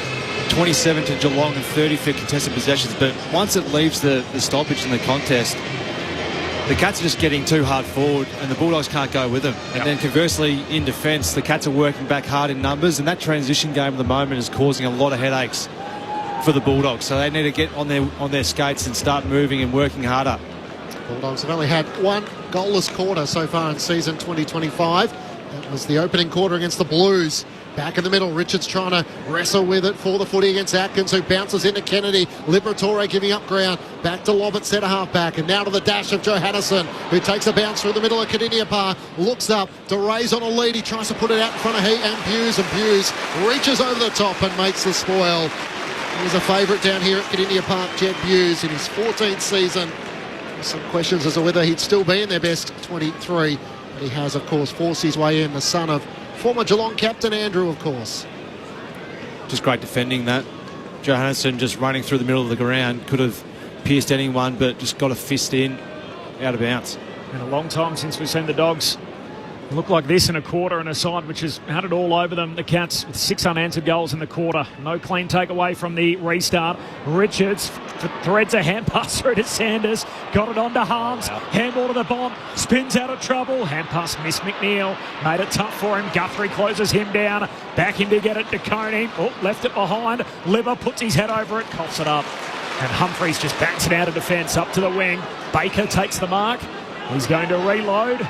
Off he runs. Into Baker's dozen on his back. Kicks inside 50. Big leap. Stewart, no mark. The Bont out the back. Wants to do it himself and hooks it through from behind. He had 2 runners ahead of him. Ignored Weston Norton. And the Bont misses. Still a goalless quarter for the Bulldogs. The lead is 32 Geelong's way. Waning moments of this second term. Thursday night footy on ABC Sport. You can see Bonampelli just wanted to assert himself on the game there, but he should have just probably given those first options to a running teammate. Closing in on half-time. Lawson Humphreys sends Geelong out towards half-back, where Kennedy's able to work Dempsey underneath and takes the mark. And right half forward under the Hickey stand. Great set of hands from Matty Kennedy. He's done it a couple of times tonight. He's certainly been a win in joining the Bulldogs. Kicks inside 50. English in front of Sam De Koning. Can't hang on to the mark. West all of a sudden it opens up in front of him from the outside of the boot. He misses to the right-hand side. Trying to curl it through on his right-hand side. In the end, couldn't get it straight. And that's 5 behinds in this second quarter to Geelong's 6-3. The margin is 31 points the Cats' way. Stewart to Humphreys to Manor. Short kicking games. Burst through his hands. Now they're under the pump. Collected by Guthrie, and he's locked up by Dale, so forces a forward 50 stoppage for the Bulldogs. And throw a blanket over 10 players here as they toss it up centre half forward for the Doggies. And Liberatore got it out. Kennedy, hand pass to Sanders. He gives it back to Dale. Kicks deep to full forward. Down there is Stewart. It's broken up by Norton, who then soccers it through for a goal. And he kicks his second of the night, both from the goal square. And that one critical to keep the Dogs in it. right on the stroke of half-time. And their first goal in this second quarter comes at the 34-minute mark. The Bulldogs 6-9-45, Geelong 11-4-70. Thursday night footy on ABC Sport. Mark Murphy, Brett Delidio. Well, probably just someone who's just come back into the game after being out for a little while. A little bit out of touch, not quite swallowing the ball that he normally would. But what it shows is just great fight from Aaron Norton. I know the ball, normally would be taken by Tom Stewart, but he stayed in the contest. Aaron Norton just got a little hand in there and followed up his good work. And again, he's probably just kept him in enough before half time, just before half time, with this late goal. Under 5 goals, it's gettable, isn't it? It's gettable, yep. Absolutely. Half a footy to play. Kicked 1 goal 3, Aaron Norton last week. He kicked 2 from the goal square tonight. Tapped down from English, but chopped off by Bailey Smith. Sends Geelong inside 50. Great mark, O'Donnell. Peeled off Neil at the right time to take an excellent intercepting mark. Kicks out to Rory Lobb in the left back pocket. Time against the Bulldogs now. Out past to Fraser at half back. He veers onto his right-hand side. Kicks it long up the wing. And the siren sounds for half-time. A dominant quarter by Geelong, kicking 6 goals, 3 to the Bulldogs, 1 goal, 5. But it was headlined by Jeremy Cameron, who kicked the opening 2 goals of the second quarter. He had 3 of Geelong's first 4, as they went on to put on 6 consecutive goals in the quarter before the Bulldogs finished with the last of the half. Geelong 11-4-70 to the Western Bulldogs 6-9-45. After the Bulldogs led by 3 points at quarter time, it's the Cats who lead by 25 points. Jeremy Cameron has 4 goals, 2 goals to Shannon Neal, individuals to Stengel, Atkins, Henry, that's Ollie Henry, and Blitzavs. While for the Western Bulldogs, 2 goals to Aaron Norton, individuals to West, Richards, Vandermeer and Davidson. Thanks, Clenchy. So half-time, a 25-point buffer for the Cats, and Jeremy Cameron is having a little chat with a few of his forward brethren as they make their way off, and the Western Bulldogs a little bit of a come-to-Jesus moment themselves as they all sit there and have a huddle before they turn and walk off. They're in an unfamiliar position, a 25-point deficit for the Dogs at half-time of the Bailey Smith homecoming game. His first outing against his old team, he had 6 to add to his 10 in the opening quarter in that second term. All right, the thoughts of Mark Murphy and Brett Delidio, Thursday night footy on ABC Sport. Yeah, it's poor quarter from the Bulldogs. Yeah. They were strong, as I said, in around the contest. So they end up winning the clearances in that second term by 3, so 11-8. So it suggests they're getting to work in around it, but just from the stoppage. So once the ball leaves the area from that stoppage, the Cats just had it over them. And you said 11-8 the Bulldogs' way in that quarter. Yep. Wow. In clearances. Sorry, so cut you off. they're winning the contest, but what they're doing from the contest isn't working hard enough. And then I think, too, it's just pure skill errors. Yep. So I think the first 2 out of the first 3 goals in that quarter to really set Geelong on their way was just pure turnovers between the arc. And you're not going to defend that. So Cameron got 2 off the back of just poor turnovers, poor decisions, poor skill execution. So against good sides, you're going to get hurt. And they didn't get hurt last week when they played the Essendon football team. Tonight they're getting hurt. So they need to clean up their skills and also their work rate from that contest to whether that's defensively or ahead of the football forward to try and outnumber at the contest. They just need to get their skates on and start working hard at the Bulldogs. Yeah, exactly right. I think cleaning up their disposal efficiency, but then being able to work harder away from that. They're winning the clearance, but Geelong have out-tackled them. And then, therefore, as a result of that, being able to get away, break that initial line of defence to then be on the outside and use the footy better, go inside 50 much more efficiently than what the Dogs have been. They've been forced to kick sort of hack around the corner kicks and under pressure kicks a lot more than what we saw, certainly what we saw last week. The pressure's obviously a lot better from the Cats than what it was from the Bombers last week for the Dogs, but both teams coming off shorter breaks, and the Cats had to travel back from Adelaide last week, so it's going to open up, isn't it? Well, I think the game will open up, yeah, for sure, but it'll be a battle. It's been pretty open so far. When you're looking at the pure just scoreboard, it's 70-45. That's other teams who do that in a full game. So it's been very good to watch in terms of scoring. It's good for us. It's even going to turn it on, I reckon, in this last quarter coming up. That the third term is going to be pretty physical. I think you'll see a pretty physical contest from the Bulldogs. I mean, they've got to, but they've just also got to get their running game going. We spoke in the pre-game, Patrick Dangerfield. How good was the 10-minute patch from Jeremy Cameron to start the second quarter. Well, Murph made mention of it, in his ability just to work to get himself free. And I said it's no fluke that he gets these looks on goals because he works incredibly hard. You see him, people criticise, oh, geez, up on the wing. He's up. No, but that's him working over his opponent to make sure that he gets those looks then when he gets back inside forward 50. They haven't got the tank to go with him, and that's why he gets those looks. So it was a great little patch, but he's the leader now of the Coleman for a reason. He's a damn good footballer who kicks goals, and some of the goals that he kicks, not just lead up chest mark, kick a goal, the old Dermy Brereton style. We've also got some snapper. Tony Plugger Lockett, lead out chest mark, kick another goal. 4 for him so far, Jazzy. Kicked 3 in a 9-minute period to start that quarter, as Clinchy mentioned. Murph, you mentioned at quarter time our scores per inside 50s. How's our conversion rate going so far to half time? Geez, you've really put one onto me there, haven't you? Sorry. Apologies. You've got the stats. It was red hot early. Like, what did they have? It was. They had 9 shots, the Bulldogs, from 14 entries in that opening quarter. Yeah. So they've had the 27 inside 50s. So they're finding it a little bit more difficult in that second term. They were probably just banging the ball in more in that second term. That goes back to probably the pressure from Geelong and the numbers getting back to support. There's a lot of high balls going in, which doesn't suit the Western Bulldogs forwards anyway. But you look conversely where Geelong, they just had space everywhere. And it was, 1, because of the turnovers, but 2, because of the work rate and just reading the cues. So when the ball does get turned over, there was just constant Geelong forwards ahead of the contest, just streaming towards goal. That way the whole ground just opens up for the Geelong midfielders to get involved. Both teams still above 50% scores. So what is it? 15 shots for Geelong from 29 entries and 15 shots for the Bulldogs. Interestingly, the way it's panned out, they're a little more inaccurate. The Cats have taken 11 marks from their inside 50, so 11 to 3. Yeah, that's damning, that is. So their forward line has functioned far better than what the Western Bulldogs 12, has. I think. Yeah, I think so. Yeah. I mean, they've had 14 more disposals, the Cats, and they're both going at 72%. I mean, we spoke about how bad the Bulldogs have been using it, but they're actually equal with what the Cats are, but the Cats have just had more of the footy, therefore going forward more. So, all right, make me look like the bad guy again as the sort of looking for the cheap headline and the theatre and everything else. Bailey Smith's half, then Lids, how's he gone to half time? Bailey Smith, he's up to the 16 disposals, so quite a quarter that one. 4 clearances, 3 of those centre bounce clearances.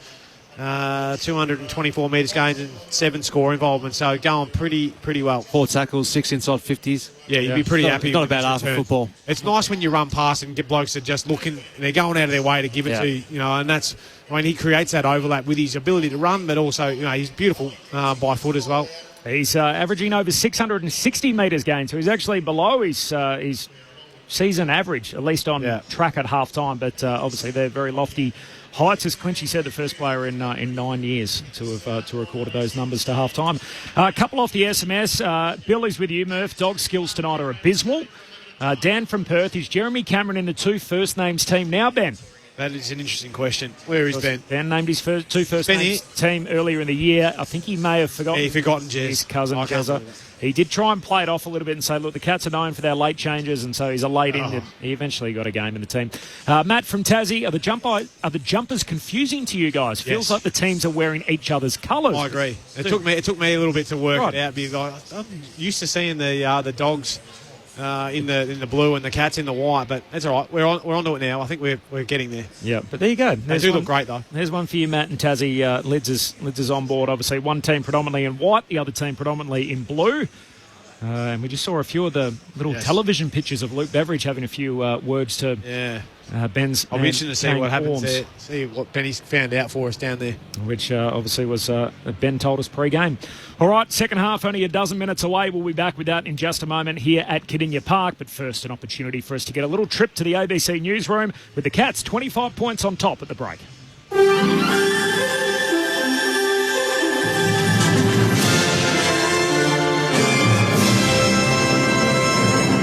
ABC News with David Rowlands. Police say a woman who's been found dead during the New South Wales flood crisis had been warned about driving through floodwaters. The 60-year-old from Sydney is the third person to have lost their life in the crisis gripping the Hunter and the Mid-North Coast regions.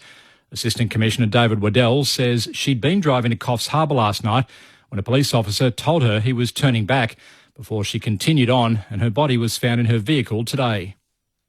He checked the water levels for her she made a decision to continue on. It was only ankle deep, but he, driving the BMW, decided to go back. He gave her his phone number and told her to continue with caution and not to enter floodwaters. About 30 minutes later, they got a phone call from her. She was in trouble. A 63-year-old man has also been found dead in his flooded home at Moto near Taree, while another man in his 30s has died near Warhope. A third man remains missing near Grafton. And the agriculture industry has been especially devastated by the flooding, with animals being washed away and showing up on beaches in some areas. Taree farmer Joshua Hack says people were largely unprepared. People prepared for this in terms of the 2021 flood. That's a 1 in 100. No one ever thought we were going to get to, a 1 in 500 year flood. Properties are fully under and houses are gone through, fences are gone. Feed that we stored up from last summer, a lot of it's all gone. Farmers are just going to need a big, big hand. The Liberal and National parties have restarted negotiations over the future of the coalition just days after splitting. Political reporter Nicole Hegarty has more. Liberal leader Susan Lee and Nationals leader David Littleproud have agreed to delay plans to unveil their front benches today as they restart negotiations to try to salvage the relationship. David Littleproud says he won't back down on his 4 key policy demands he wants included in the coalition agreement, and says the Liberals will now meet again to discuss them. These are principles that are dear to our people, and I welcome this as a sign of good faith. Senior members from both parties have been pushing for a rethink after the National Party split from the Liberals on Tuesday.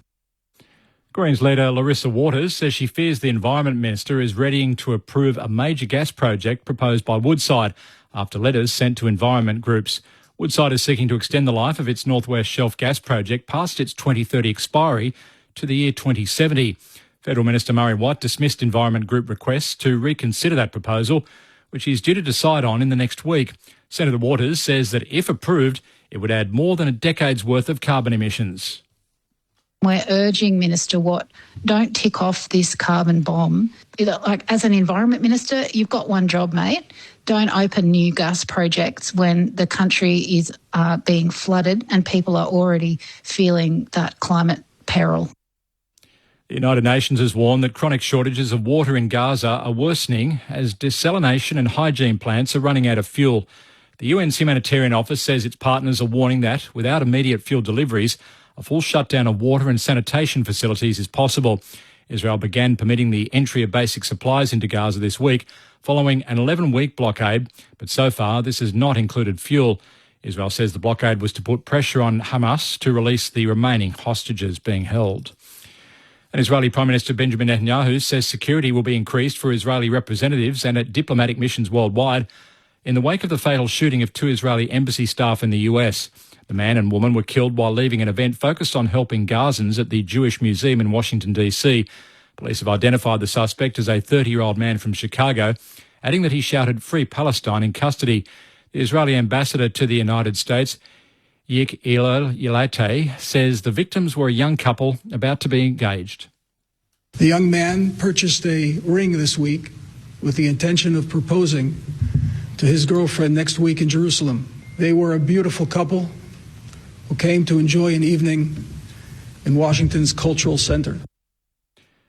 And Victorian detectives have arrested the wife of an alleged kingpin behind Melbourne's fiery tobacco wars.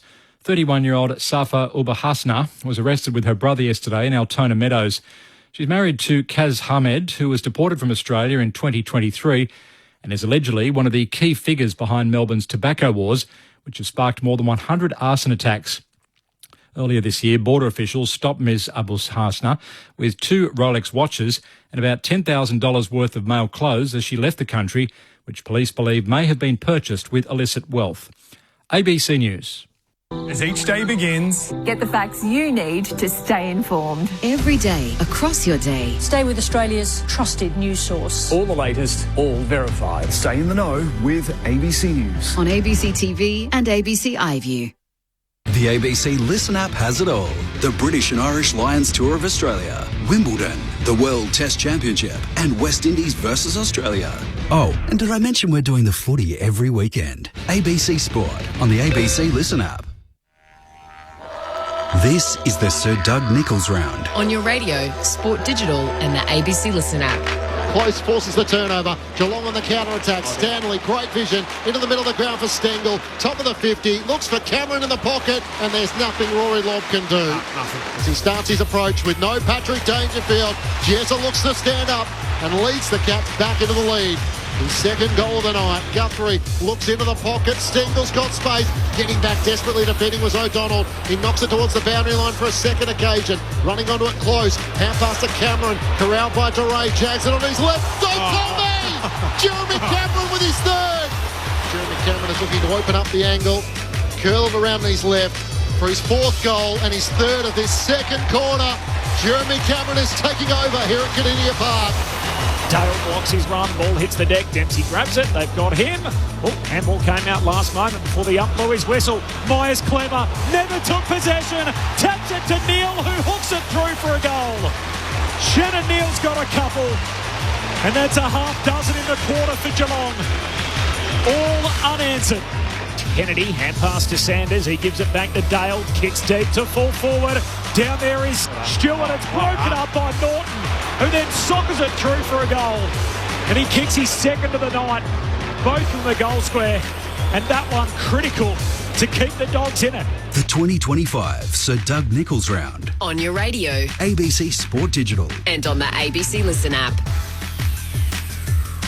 Sounds there from the second term as Sir Doug Nicholls Round continues. It is Thursday night footy on ABC Sport, and it is the Cats who led it by 25 points, as you heard there in the highlights. That last goal, pretty important for Aaron Norton. It was the only goal the Dogs kicked in the term. The Cats running 6 by them before that. This is Thursday night footy on ABC Sport. My name's Corbin Middlemass. Matt Clinch is here calling the footy with me. And we've got our number one picks, the All-Australian pair in Brett Delidio and Mark Murphy. Ben Cameron on the boundary, who continues to be a lightning rod for feedback on the SMS. A lot of people want to text in and chat to Ben about his teams and his theories and everything else that he brings you on ABC Sport. So 0437 774 774 is the SMS number. Matt off the SMS says, what was the gift exchange at the bounce from the Bulldogs to the Cats? It was round and some sort of fur. So the answer is a mangrook, which is the Gunditjmara word for game ball. It was traditionally played by Indigenous people in the southwest of Victoria, with the earliest accounts emerging as far back as the 1830s. So you think about when our game originated. Australian rules football was, mid-1800s? Yep. And the VFL didn't start until 1897. Obviously the forerunner for the AFL that we have today. Now the ball is often made of twine and or possum skin. So basically that was the answer, Matt, to what was exchanged in the gifts, which is a common theme obviously throughout Sir Doug Nicholls Round. And then Clarko of Clarkson in WA. Good call for a good game, ABC team. Thanks Clarko. Simple fix for the Guernsey clash is the Dogs white shorts, the Cats blue shorts, or vice versa. Well, they're doing that tonight. The team predominantly in navy's wearing navy shorts, and the team predominantly in white is wearing white shorts. Yep. It's just the other way around to what we're used to. Usually it's the Dogs who are mainly in blue, and it's the Cats who are mainly in white, and tonight we've got it the other way around. It's thrown me today a few times, to be honest with you. I look at the Cats and I see the Western Bulldogs colours. Yeah, we did speak about this, mate, before you checked out at half time and went and got a snag roll. We were talking about it. Well, I haven't eaten. I was starving. A few party pies, a little coffee to get me through. Bit of an issue getting the ground. He's keen for a break. He deserves one. Got here a little later than I'm being positive from now on. Okay. I've demanded more from Benny Cameron on the boundary. Yep. From after half time. He tells me he's big in the third quarter, so we'll see if he's going to give us something. That sounds exactly like something Ben would say. The teams for the rest of the round. So Angus Clark is going to debut for the Bombers tomorrow night. Guelphy and Gresham also back. Meanwhile, for Richmond, there's no Bolter, no Lynch, no Nankervis. So a few big names missing. Campbell Gray, Samson Ryan and Morris Rioli return. So Morris gets a chance to play in the Dreamtime fixture. I know one of your favourite games, Lids, you're a Yoyukan Award winner in the past as the premier player in the Dreamtime Only the fixture. one. I probably should have had a couple more, but yeah. What is it about the game that's special? Have you still got your jumpers? I've got all of them. Yeah. Hanging up down the hallway, no doubt. No, he's very much an operator like that, Corbin, where he'd have all his memorabilia up. Yeah, just let him run, no. In the bedroom, so Katie and I can look at it just before we go to sleep. You idiot. No, it's all up in the roof, actually, Murph. I haven't got any memorabilia anywhere. No. Before kids, I had a big cabinet with some memorabilia in there, but we got robbed. And then Katie was like, if they come... No, they didn't steal anything, but if they saw that, then they're like, that's that guy. We'll come back and do it. Yeah, that's good. But make sure you keep alternating that hiding space so no one knows exactly where it is. What about you, Merv? You don't strike me as someone that have I got nothing really around the house. No. What about your 300 jumper? Do you know where that is? No, it's in my backpack from my last game. So I don't know where that is. Somewhere. Right. Yeah. There you go. Challenge Boots, Max I think, are and in the there. kids to try and find it. They'll find it at some point. Yeah. Get it out at some point. So you are keeping it? Yeah, it's at home. Gotcha. Somewhere. Yeah. What about great cricket commentators? Dirk Nannis had all his former playing strips when he played in franchise cricket around the world in a box at the family holiday, and unfortunately, I think he got lost in a fire. Oh. That's terrible. That's not good at all. Just to go back to your question, though, the reason why the Dreamtime game was so good was there's a celebration of all the Indigenous boys that I was lucky to play with, Essendon as well, as something dreamt up by Kevin Sheedy and Terry Wallace. It's now into, when did we start? I think 06 or 07 potentially. I'm not exactly sure of the history. But one of my favourite games, and the building in of the Dreamtime jumpers, but now also the Sir Doug Nicholls round where we celebrate every single club doing it. They're some of the best that you can get your hands on if you can find yourself one. The NRL is on tonight. We're 5 minutes into the second half. The Dolphins lead the Bulldogs 18-8. Obviously, a lot of these games are impacted with availability given the fact State of Origin. Game 1 is on Wednesday night. You can hear it all, of course, on ABC Radio. So up at Lang Park, Queensland and New South Wales. Look out for that on Wednesday night. Second half upon us here. Thursday night footy on ABC Sport. It is Geelong by 25. Here's Matt Clinch. Tom Liberatore alongside Bailey Smith as we get the second half underway. English rises up and wins down the tap against Stanley. It's socket off the deck by Bailey Smith. Up towards half forward. Myers worked out of it. Johannesson for the Bulldogs. Gets a hand pass to Bontempelli. Inside 51st. Norton the target. Buku Kamas over the back. Palms it down to McNeil. Hand pass to Sanders. Hand pass to Bontempelli. Top of the 50. Kicks to Buku. Champagne. That's better from the Bulldogs. And Karmas marks in the right forward pocket with a Bont involved on a couple of occasions. Yeah, it was pure, wasn't it? It's just everything hit. Just wanted the ball more. Perfect start for their third quarter. Yeah, the Bulldogs, they certainly need it. 51 points Geelong scored of their 70 from turnovers in that opening half. That's their best in this season. And the Bulldogs' worst since 2010. So Buku Karmas, who kicked an equal career best last week, 3 goals, a chance to try and steady here. Out to the right as he starts his approach to give the Bulldogs the perfect start. He comes in and steers it through. Inside the opening minute of the third quarter, the Bulldogs strike. And then it's just 1 goal in the second quarter. Having led by 3 points at quarter time, they trail by 25. And it's now a 19-point lead Geelong's way. 11-4-70 to the Bulldogs 7-9-51. We're seeing on our monitor. Chris Scott just takes his seat, so he missed the first goal. Mark Murphy and Brett D'Elia, your experts on ABC Sport. Well, it was interesting that Ed Richards had started then in the half-forward flank, or up forward. O'Shea Mullen still going to him. But Marcus Bontempelli, his ability to get the ball out of that centre clearance and go forward long to get in a good contest from Norton. And then there was, I think it was Riley Sanders who got it. Good handball to over to Bont, who was still cruising forward after distributing the first time. A great kick to Buku Karmas. Not much Jack Henry could do about that. I mentioned the pep talk he gave our man Murph at half-time. Ben Cameron, he said he was big. Well, he told you he was a big third quarter unsighted player. He was like Chris Scott. He was, I was about to say, bang on. Clinchy said he was slow to take his seat, as was our man, Ben Cameron. I just heard a few, excuse me, everyone, as he came through at the end of that goal being kicked. Flushing his landed like usual. Free kick here at the restart. It's going Manners' way. Hand pass away to Guthrie. Sends the Cats inside the forward 50. Standing tall, Cleary takes a juggled mark. Oh, kick straight into oncoming traffic. Ball ricochets away. Holmes knocks it to the advantage of Manor. Holds off the Bontempelli tackle. Squeeze a kick out wide. Picked up by Williams. He's tackled by Close. Explain yourself, Ben Cameron. There's a bit of confusion between myself and our tech, Stu Hollywood Baker, as to whether all of my equipment was in the bag. Okay. Got down here without the very essential radio mic and headset for the third quarter. Had to duck back up the stairs. No, that's sloppy from Ben. That's not a Stu Baker problem. On the boundary without a mark. That's no good. Here's Mitch Duncan at right half back. Free kick going the way of the Western Bulldogs. It would have been a quiet second half. And Tom Liberatore will take it. So we're glad we got to the bottom of that. So the same as the first half. Tom Liberatore from half back kicks up towards English at full stretch. He can't take the mark.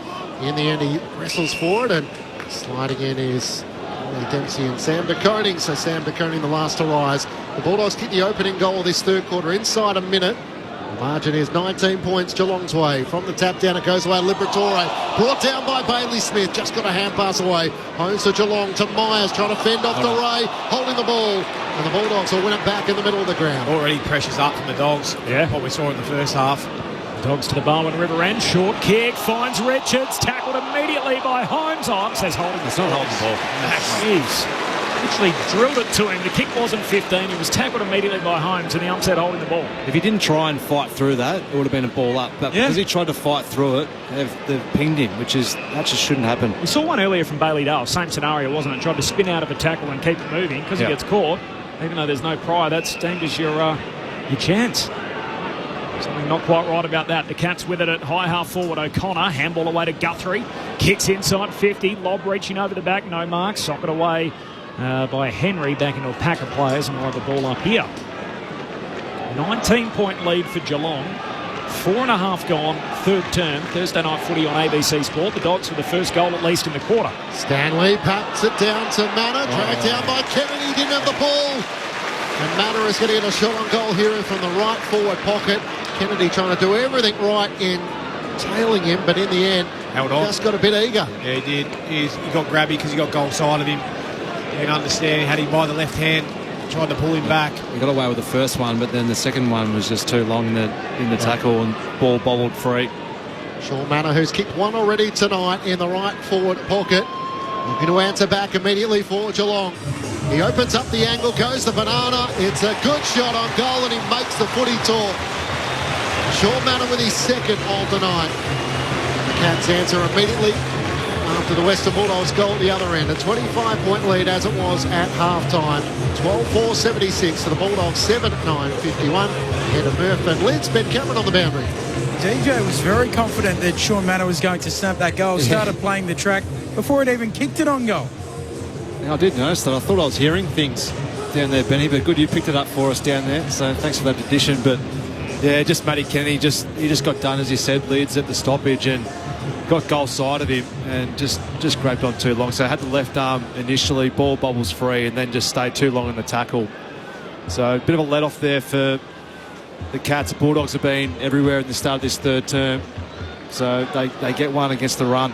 Did you ever get asked by the club, hey, we're just putting together a little soundtrack, if you kick a goal, what do you want to hear? Give us your best, man. I want to know that. Stanley wins the hit out at the restart. Kennedy and Smith go hunting out after the footy. Kennedy wins his battle. Smith grabs him. Caught in the tackle. Ball comes out. Says keep rolling. Richards has got it. Kicks inside 50 West. Can't take the mark as it dies on him. DeConing had it. Lost it. Stripped by McNeil. Hand pass to Libba. Libba hits the post. Behind. 7-10 to 12-4. So that's the breakdown. And the margin is 24 points in favour of the Cats. 6.5 gone, third quarter. Thursday night footy on ABC Sport. Probably a bit of 50-cent candy shop. Usually after kicking a goal and selling it. So that's great. It's the beauty of Thursday night footy on ABC Sport. You just never quite know what you're going to get. It's brought down in the end by Fraser at half forward for the Dogs. Knocked on. Lawson Humphries lays the tackle. He got in the back of Oscar Baker, and the umpire spotted that. So free kick the Bulldogs way at right half forward. A chance to go inside 50 once more. But Geelong have flooded the numbers back. Everyone but 3 or 4 of their players inside the defensive 50. So Baker just pokes into the direction of English. It was a great kick. Jeez. And then he caught one late. Frustration from Reece Stanley. He's a brain fade. What's he done there? Come to the goal square with his right arm. Open hand. It's gone from being 50-50 to now certainty. But it's just too late, wasn't it? Yeah, I think he was just disappointed in himself that he let Tim English standing there. But he's probably doing the right thing by being back towards the line, Reece Stanley. But one of his teammates need to get some sort of body on Tim English because he's just got to cover it off, don't he? Yeah. The Bulldogs only managed 1 goal in the second quarter. Tim English comes in. They now have 2 inside 7 minutes of the third term to once more close the margin to 18 points Geelong's way. 12-4-76 to the Western Bulldogs, 8-10-58. Tim English with a 50-metre penalty there. Blizzards won't have any. Reece Stanley won't have anything to worry about there, will he? I don't think so, because I think it was sold reasonably well by Timmy English, but it just looked bad because it was a big round arm, wasn't it? Yeah. But it was just more of a slap with an open hand, and he didn't actually get him. I reckon his breast brushed it across the top, but Tim English has played it up, which is well, it's not part of our game, isn't it? You've got a little clip across the ear. Not that I totally agree with it, but it is what it is. Part of the game? It's part of the game. You've got to be able to sell the game. He still got hit in the head after he took the mark. Yeah. What do you think of Murph's response, by the way? Are you happy with that? Yeah, mate, it suits him to a T. I love it. It was a very quick response. I don't know if you've been asked that before, Murph, or you just had that bullet in the chamber and you thought, this track will do me well. As Richards hand pass away towards the Bont, kicks the Dogs out to the wing. Humphreys breaks it up. Ball still live. Bontempelli and Smith. The Bont knocks it away, but straight to Manor. Geelong win it. Sweeps a hand pass down the eastern boundary line and Cleary sees it out. What about you, Lids? Give us a track. Oh, I'd go Du Haas by Ramstein. Right. That would be a change of pace. Yeah, it would be. And that's why. Because if I'm up and about, and that's what I used to listen to pre-game, I'd be like, I'm keeping this going. Let's go.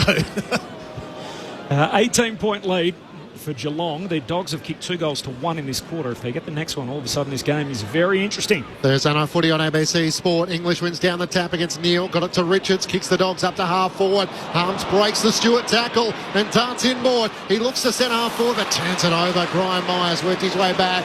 And now the Cats turn to attack. He kicks to Mitch Duncan in game 300. High ball to Cameron against Lobb. Cameron works it over the back. You know how this ends. Jezza dribbles it through and puts through his 5th goal of the night. It's a situation not many defenders want to be in, and Rory Lobb had to watch as Jeremy Cameron dribbled through his 5th.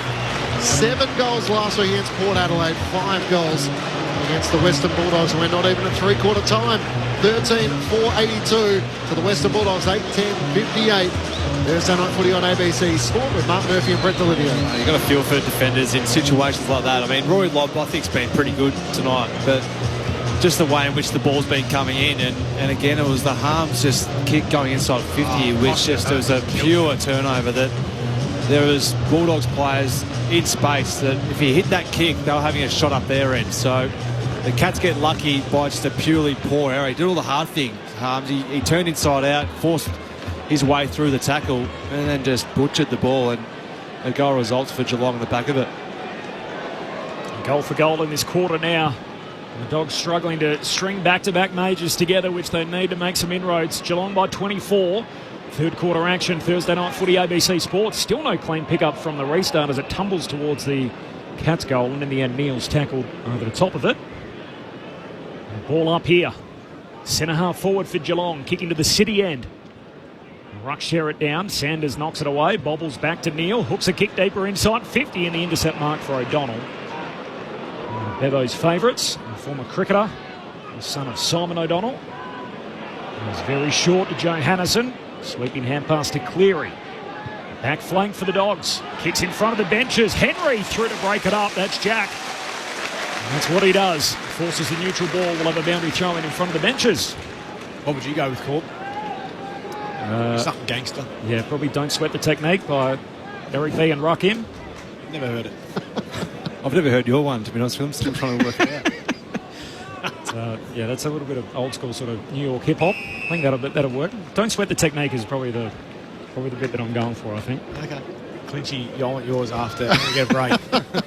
From the boundary throwing, we got a ball up on the wing. English palms it down, but straight to Myers. Kick smothered, the 1%er for the Bont. Ricochets back inboard. Vandermeer, hand pass to the Bont. Kicks inside 50. They all leap up at it. No mark. Richards clever. Whacks it out the back to Buku. Needs it to sit. Grabs the footy. Bounces off the cone and he was clipped high. Put his head over it. Ball just bounced the wrong way for him, but he still went down to pick it up. It was tough on the Geelong defender, but he's gone back to try and pick up the footy, and he's just got to be a bit clever with the way in which you attack the contest there and land him up high. Very clever by Richards. Yeah, good smart knock on. Going forward. Yeah, didn't grab it. Well done. Just got to finish the work here. Buku Khamis. New Colt figure. And Buku Khamis kicked the first goal of the quarter.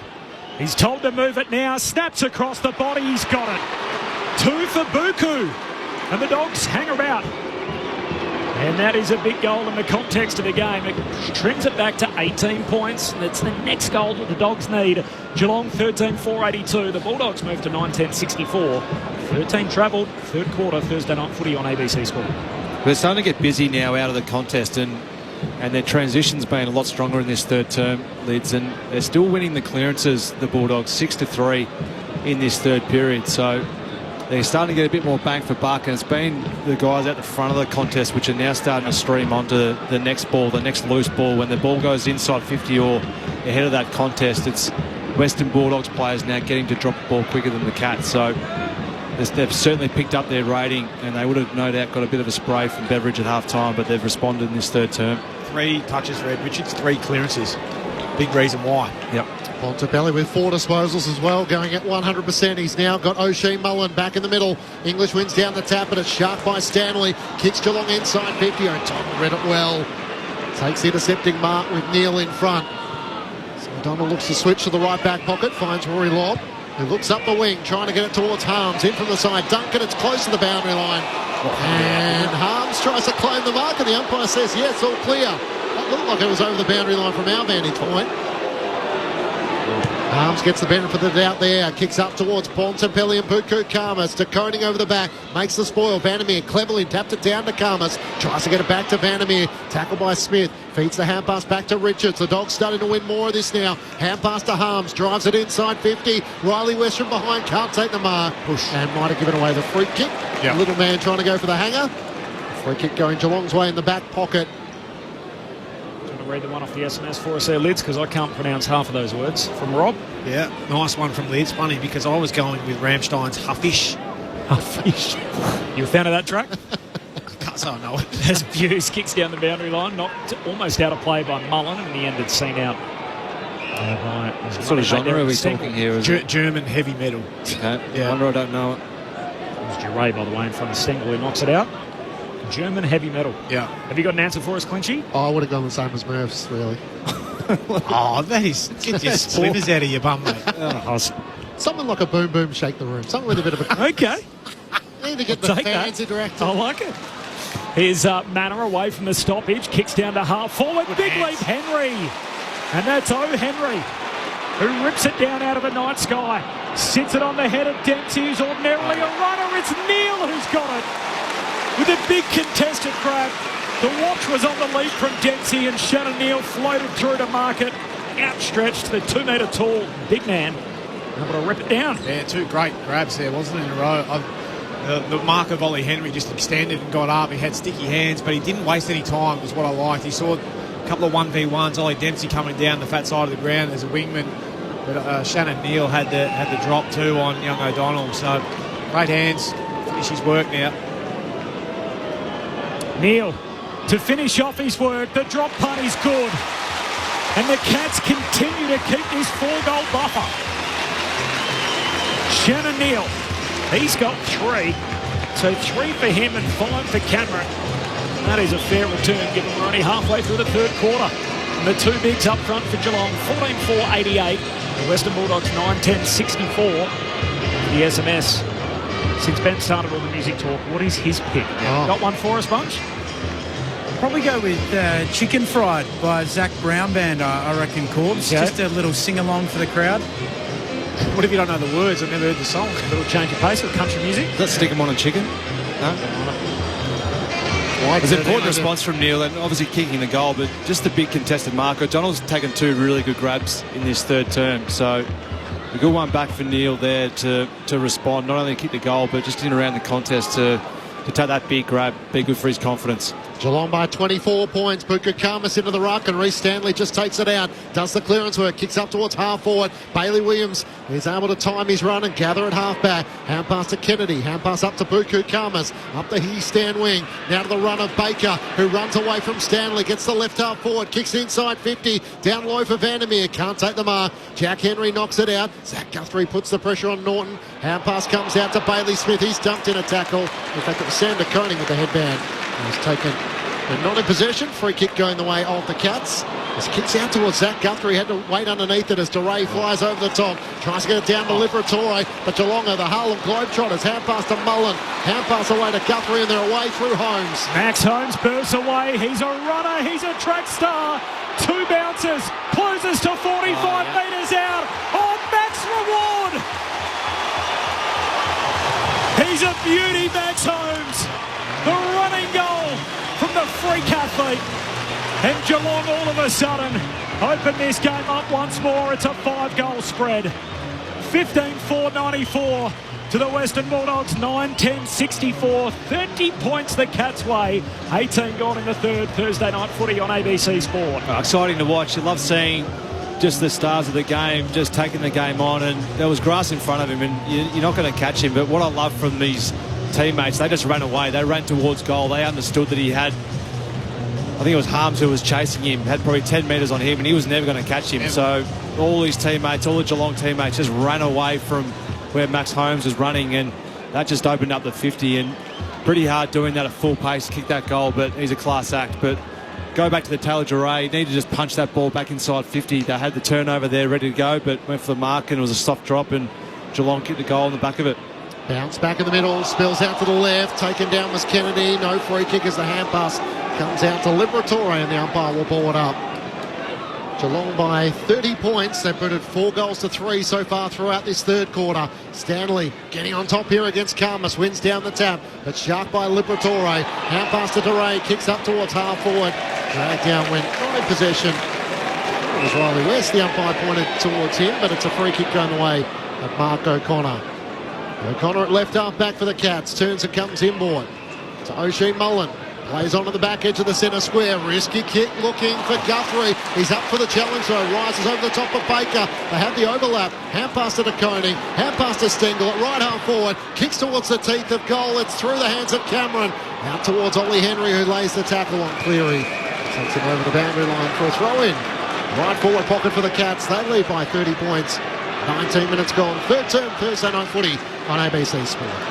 It's a Geelong team too, without Jack Bowes, without Patrick Dangerfield, without Connor O'Sullivan. Perhaps the Rising Star favourite. Okay. Sammy Lawler. Harvey Langford, I think, is going to play well. Nate Caddy coming with a bullet. Here's Cameron, grabs it out of the ruck, tackled eventually by Sanders. And the First Nations lad, Riley Sanders, will get the free kick out of Tasmania. We learned during the week since the unveiling of the jumper more so, his totem, which one of the many great things about First Nations culture is the totems, the connection to animals, and in the dreaming, of course. And as a result, Riley Sanders' totem is a wombat. Very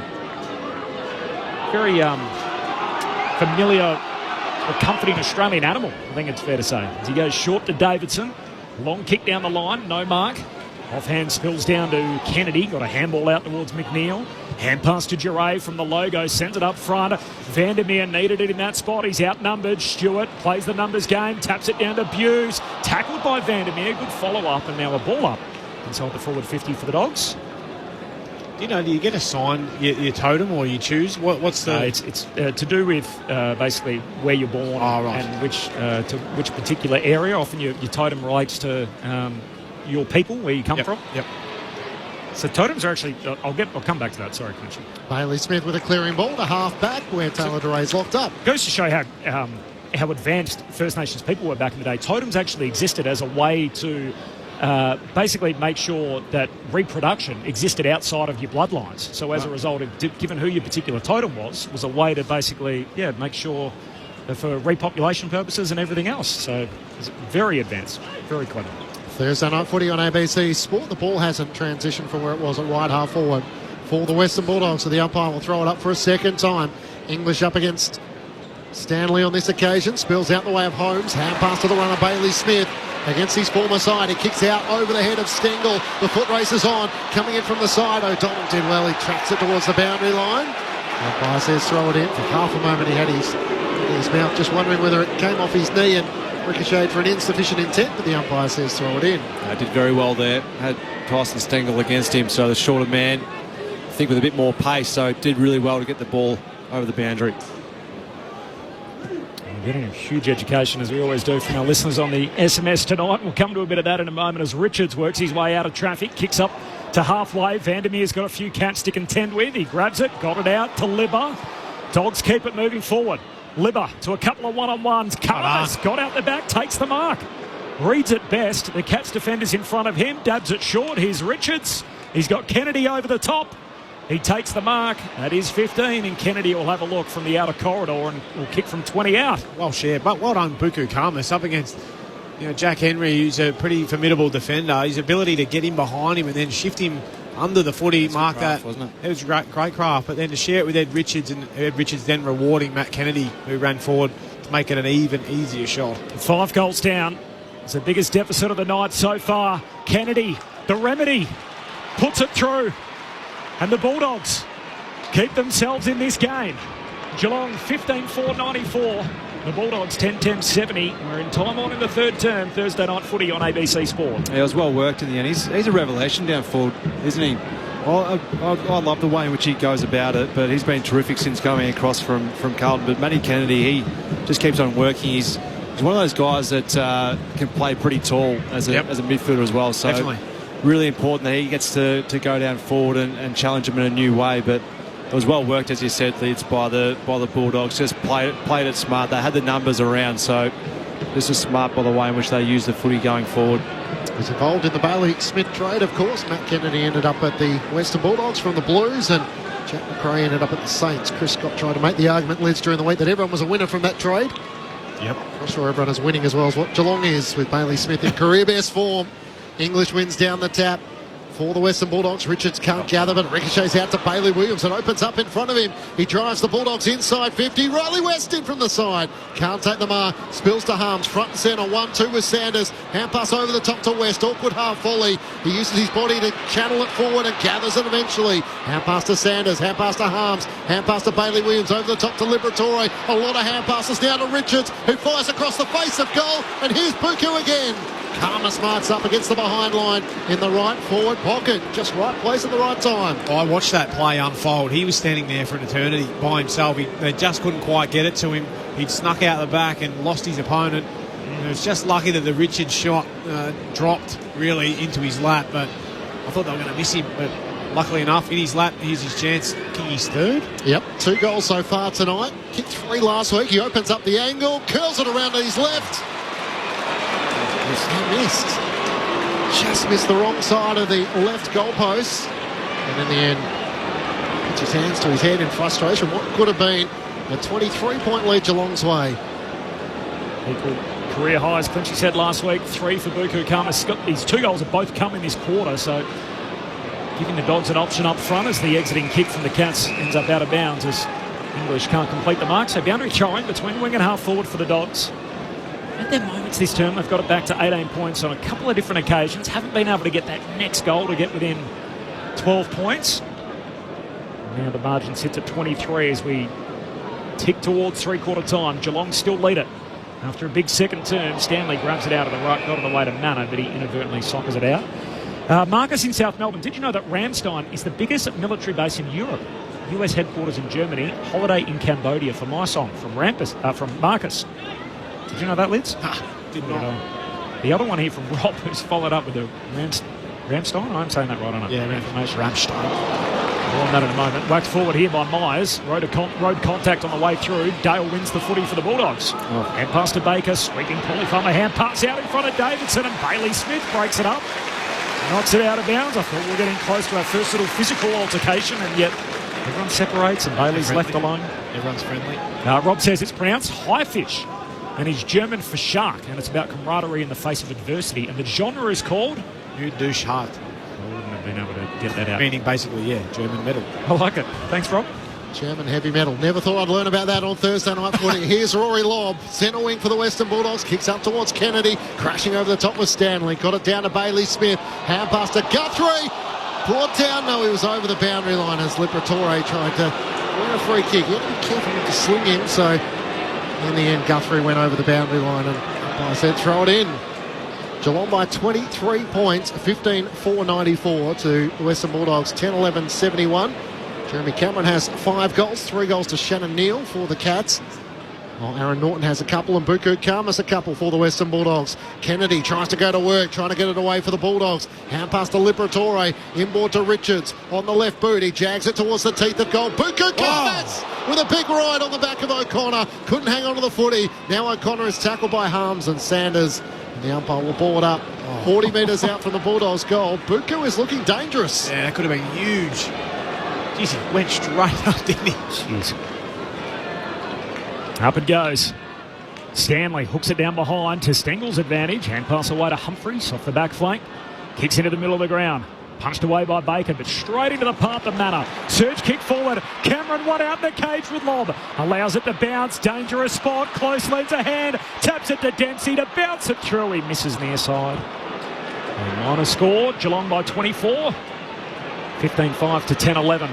4-goal lead for Geelong as we tick closer to three-quarter time. 28 travelled in the third. Thursday night footy on ABC Sport. Bailey Dale brings it quickly back in for the Western Bulldogs. They work it up to half-back and then Harms turns it over. He has done that a few times. Buse looks to come inboard. Having taken the mark, Zach Guthrie can't take it and now the Bulldogs pitch it back. Riley West looks up. Kennedy's all on his own at centre-half forward. Takes the mark. Only Norton inside 50 as Karmas goes streaming back. Kennedy goes, I'll have a crack myself and sends it straight through. Nice work, Riley West. Yeah. Puts through his second goal of the night, and the Bulldogs remain within striking distance. It's an 18-point ball game. 15-5, 95 Geelong to the Western Bulldogs. 11-11, 77. Matt Kennedy sees the moment from right on 50 and boots his second. And it was Riley West and Ed Richards. It was just the inside 45 kick from the Cats, and Ed Richards just didn't give up on the play and spoiled it. Riley West put his head over the footy, won a really hard ball, and then the spread from the Bulldogs to get hard forward. There was just 3 or 4 numbers ahead of where the Cats were, and they all just peeled off and tried to cover off opposition players, and no one stood the mark for Matty Kennedy, who went back and kicked a really important goal.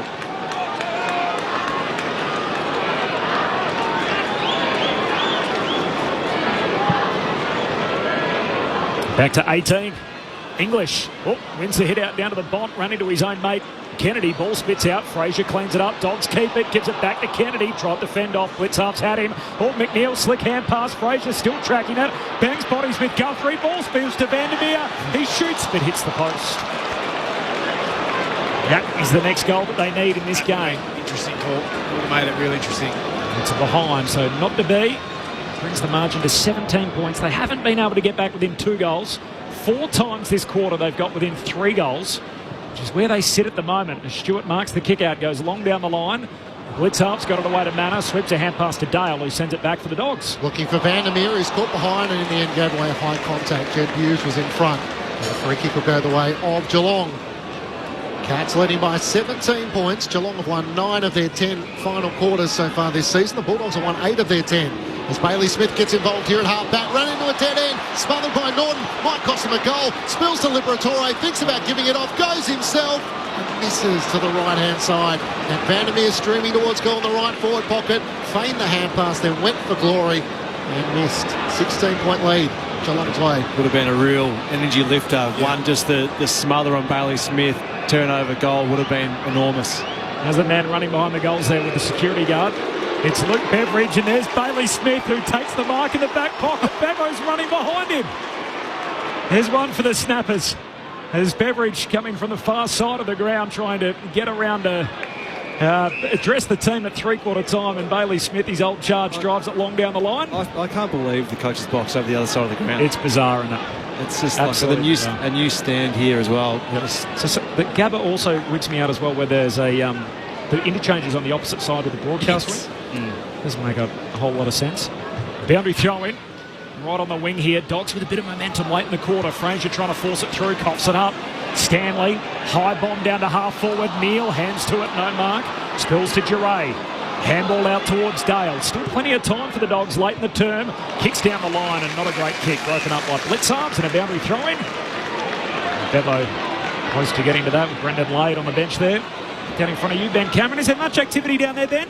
No, not really at all. I'm just having a look at Closey's just on the spin bike. Lockie Bramble's barely moved, sitting in the tracksuit top up the back of the bench. So just waiting for these subs to be made. But Luke Beveridge just getting amongst his charges at the moment. 5 goals to 4 Geelong's way in this third term. English was dragging down Stanley as he tried to get boot to ball, but he wasn't in possession. English is filthy. And Tim English a bit frustrated, really. Hand pass around the back to Stewart. They've got Penny to 2 by English. And this is going to be a downfield free kick and a couple of brain fades here from the Bulldogs ruckman. One giving away the free kick, but then still aggravated by it all. And the downfield free kick is going to go the way of, you wouldn't believe it, Jeremy Cameron has somehow ended up with a footy in his hands. I'm not sure he could have done a lot there. Like, he's gone to chase and The bump was clearly late, though. He'd already disposed of the ball. Yeah, he certainly wanted to make contact, didn't he? But Tom Stewart knew it was coming. Yeah. Well played by Tom Stewart, really. Gee, it's a big penalty, isn't it? Yeah. Too big. The bloke who's in red hot form, about to bang through his sixth. Jeremy Cameron directly in front, 40 metres out from goal for goal number 6. And the Geelong fans love that. As the Bulldogs have put on the previous 2 goals at the other end, Jeremy Cameron restores order. 6 goals for him tonight, 16-5, 101 to the Western Bulldogs, 11-13, 79. 33 minutes gone, third term. It's a big toll to pay for Tim English.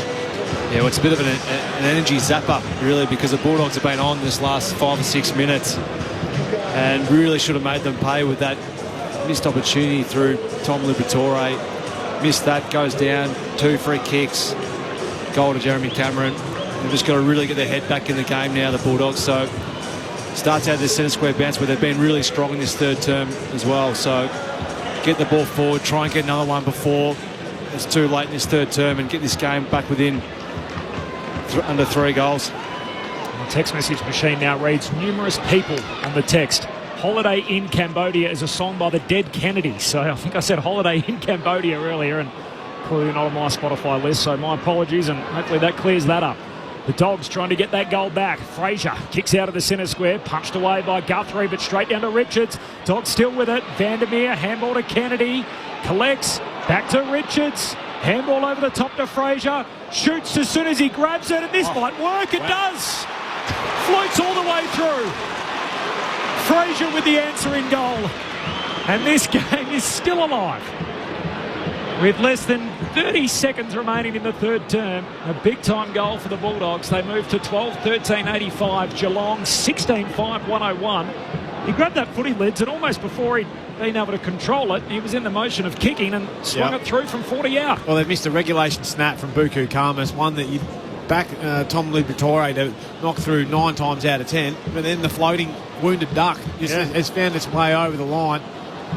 Good goal sense. Good goal sense. He got good purchase on it, didn't he, Murph? Yeah. I love the work of Ed Richards there to get. I thought he maybe might have got the handball back to be able to finish on his left, but Fraser backed himself. 56-minute quarter. They don't draw pitches.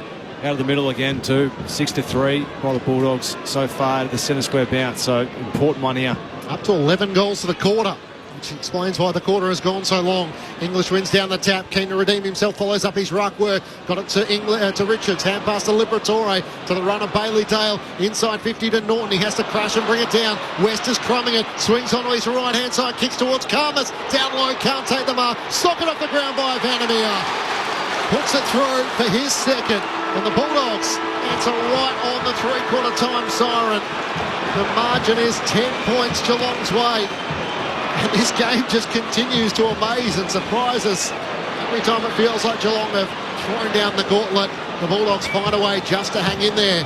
Geelong 16-5, 101 to the Western Bulldogs 13-13, 91. They are 2 of the highest scoring sides in the AFL, but a 7-5 quarter the way of the Western Bulldogs to keep their side in it.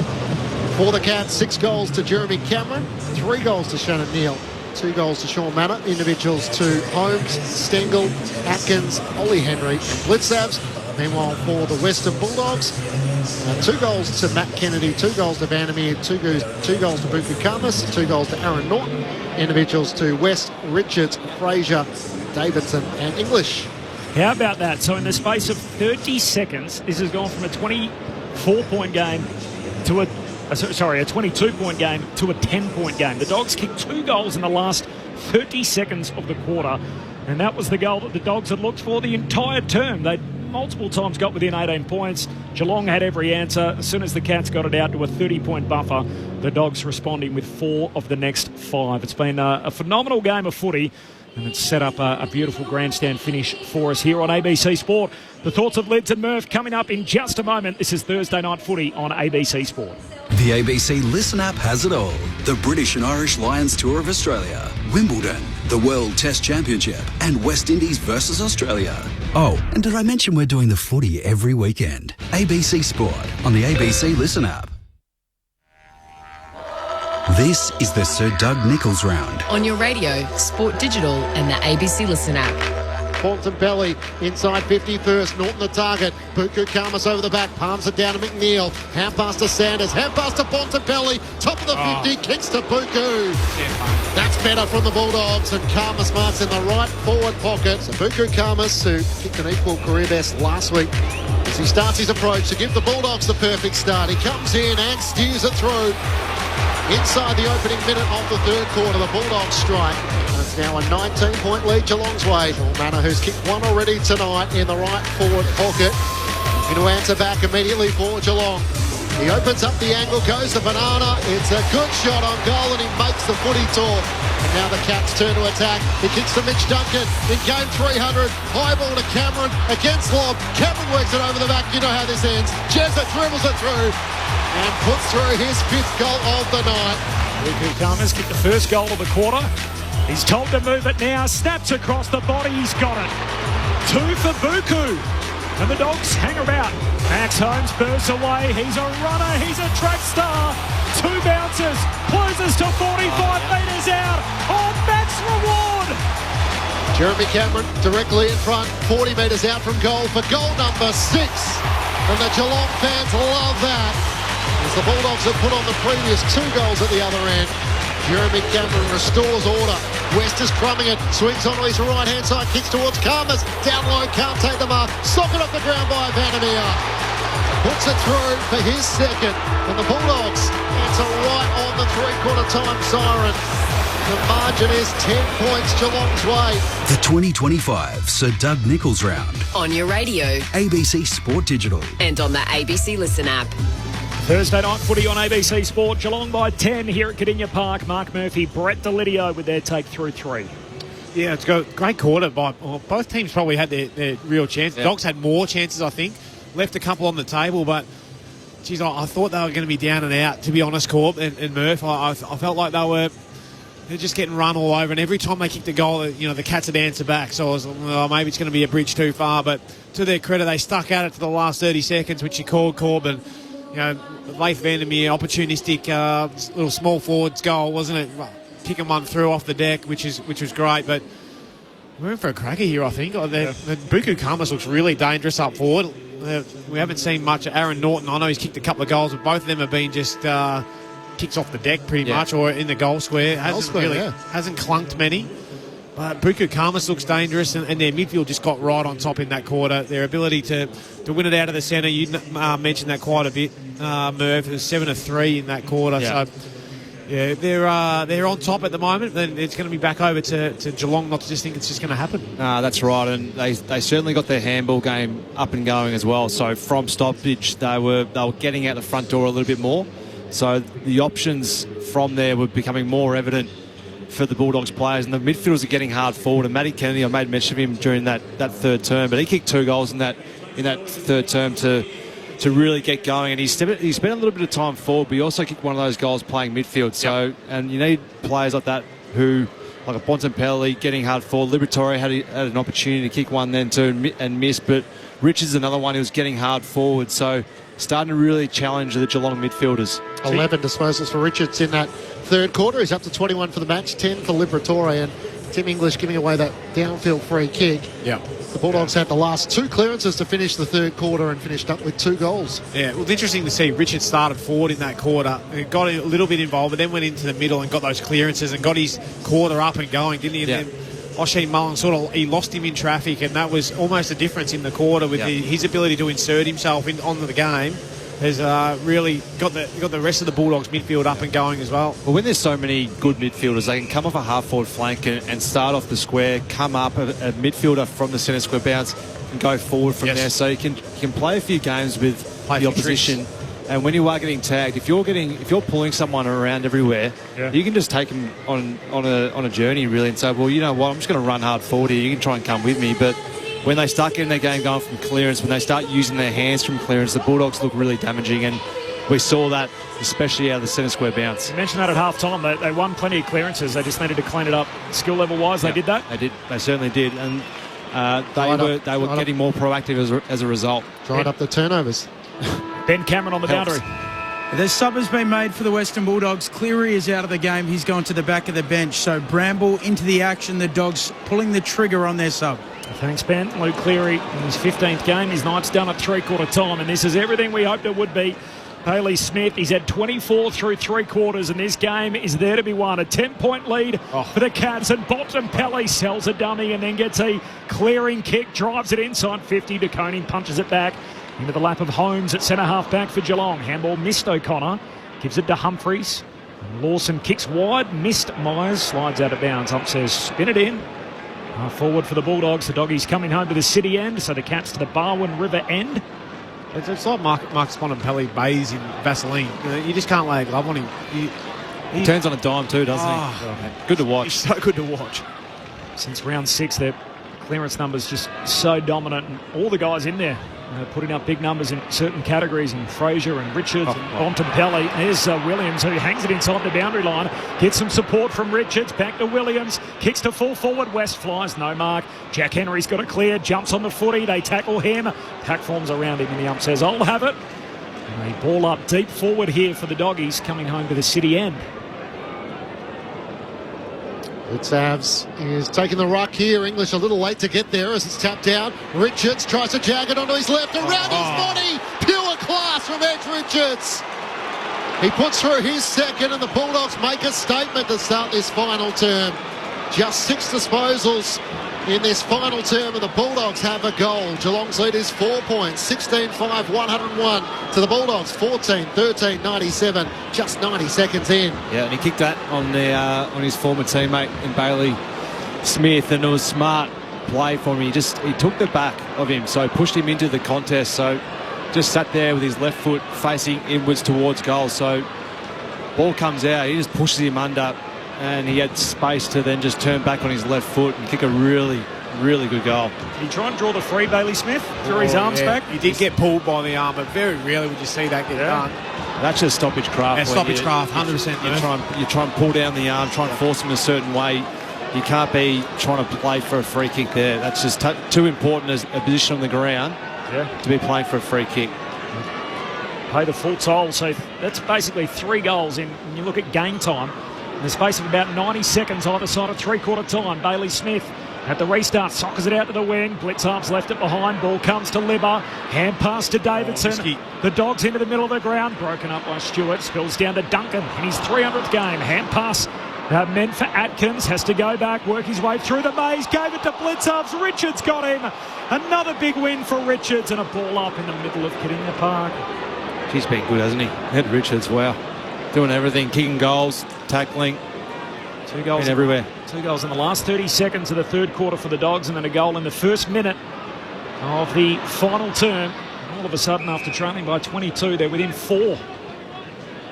And this game is right on. We've got repeat stoppages still inside the centre square. Geelong by 4. Thursday night footy on ABC Sport. Number 1 inside 50 player, number 1 score involvement, and number 1 score assist for Ed Richards so far this season. Bramble the sub into the action, runs off the back of the stoppage, kicks up towards Vandermeer at half forward. A high kick up a flight that Harms does in front of Stewart. Off hands it comes to the front. Running onto it is Humphreys. Tackle by West and taken over the boundary line. The umpire says throw it in. 45 metres around from the Western Bulldogs goal. The Joel Selwood stand in. It's the Cats who lead by 4 points. Yeah, there's an average entry there from late Vandermeer. Come through, said to the boys, sorry about that, I didn't mean that one. Bramble into the game. Out is Luke Cleary, as Ben told us at three-quarter time. Cats yet to make their sub. It's Ted Closey. Dogs got it out. The Bont feeds McNeil. Hits the post on the run. Darting through from that stoppage. Another huge stoppage win for the Bulldogs, but are behind. That's why it's so important. Not only just the clean hands, but Bontempelli, he draws the 2. So then there's a free near him, and he's that good and that big. He's able just to find a free teammate. So just doing what he wants around the contest at the moment. He's just too big and too strong. Geelong too clever. Geelong by 3, 4 minutes into the last. Guthrie brings the Cats back into play. Kicks out towards Ollie Henry. Can't take the mark. Blitzavs cleans it up. Gathers for the Cats at halfback. Can't pass to Atkins. Chips it out to Holmes. Close to the boundary line. In front of the benches, but he claims the mark. Geelong by 3 points. 16-5, 101. To the Bulldogs 14-14, 98. Thursday night footy on ABC Sport. It comes inboard to Zach Guthrie. All of a sudden Geelong keen to take a bit of the tempo out of the game. a kick mark style, as Guthrie has no options but has to blaze it long down the line. Stanley's there, Ollie Henry from behind, English in front, comes to the front where Baker jags it across his body up towards Western. Guthrie read it best. He's bumped as he gets his kick away. It's close to the boundary line. It's now out on the full. And the Bulldogs will take it back at left half back. Both these teams sensational final quarter teams. Geelong 9 wins, 1 loss in the final term this year. And the Western Bulldogs 8-2. 6-0 in clearances to the Bulldogs start this final term. Who wins from here, Murph? I think the Bulldogs got momentum at the moment. Wow. Lids? Agree. They did lead by 30 points, the Cats, in the third quarter. Kick down the wing, spills to Sanders, more in the Dogs' hands, to English, to Davidson, kicks down the line and punched away by De Koning out of play.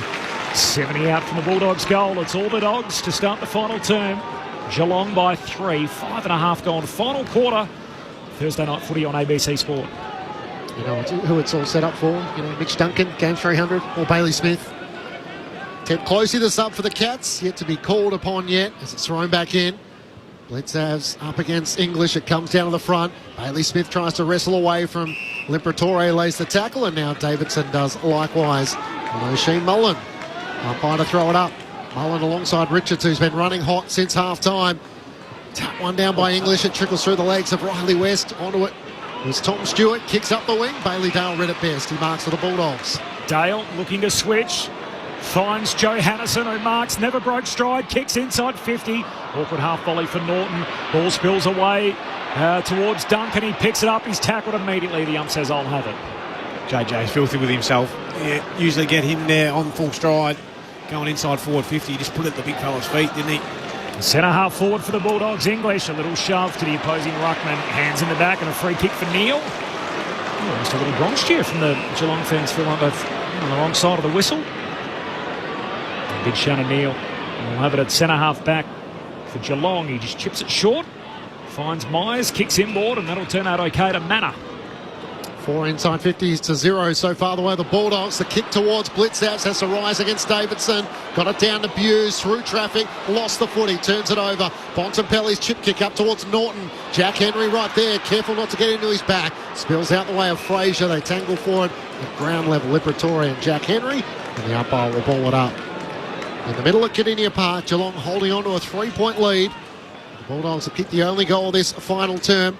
Kicked the last 3 goals of the match. Oh, fortuitous.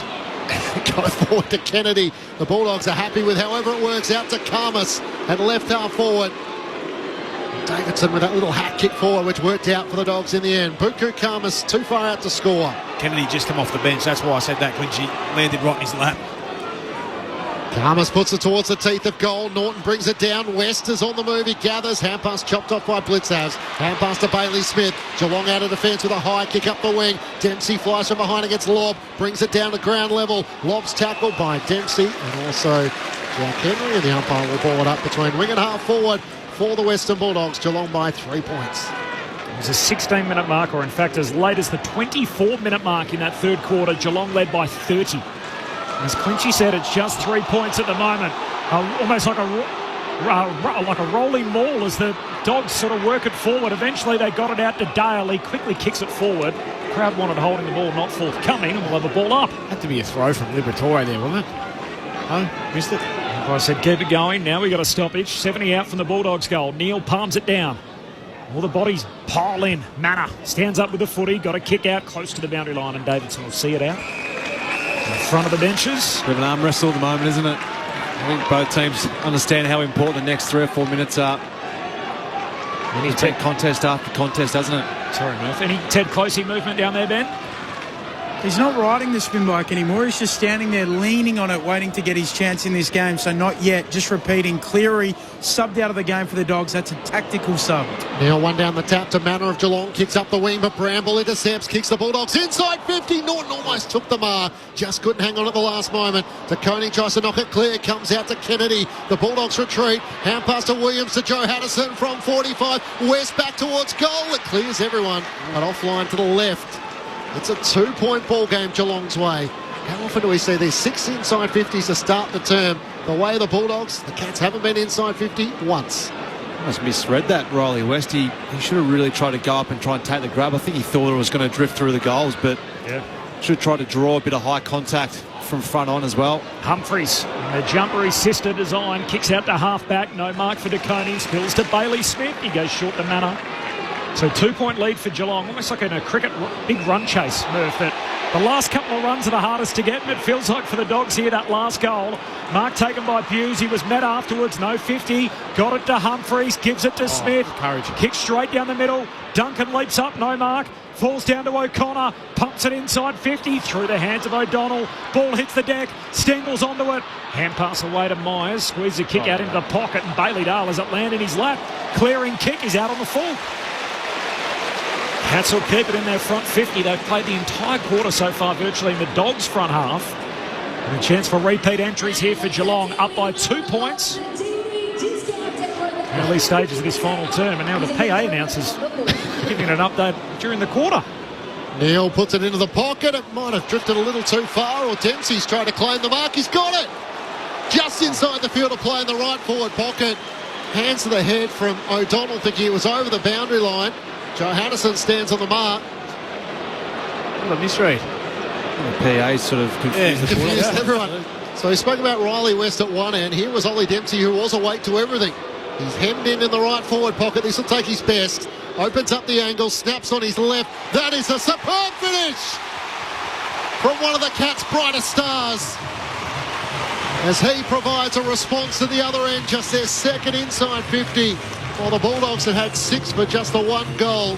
And the Cats steady to lead by 8 points. 17-5, 107 to the Western Bulldogs. 14-15, 99.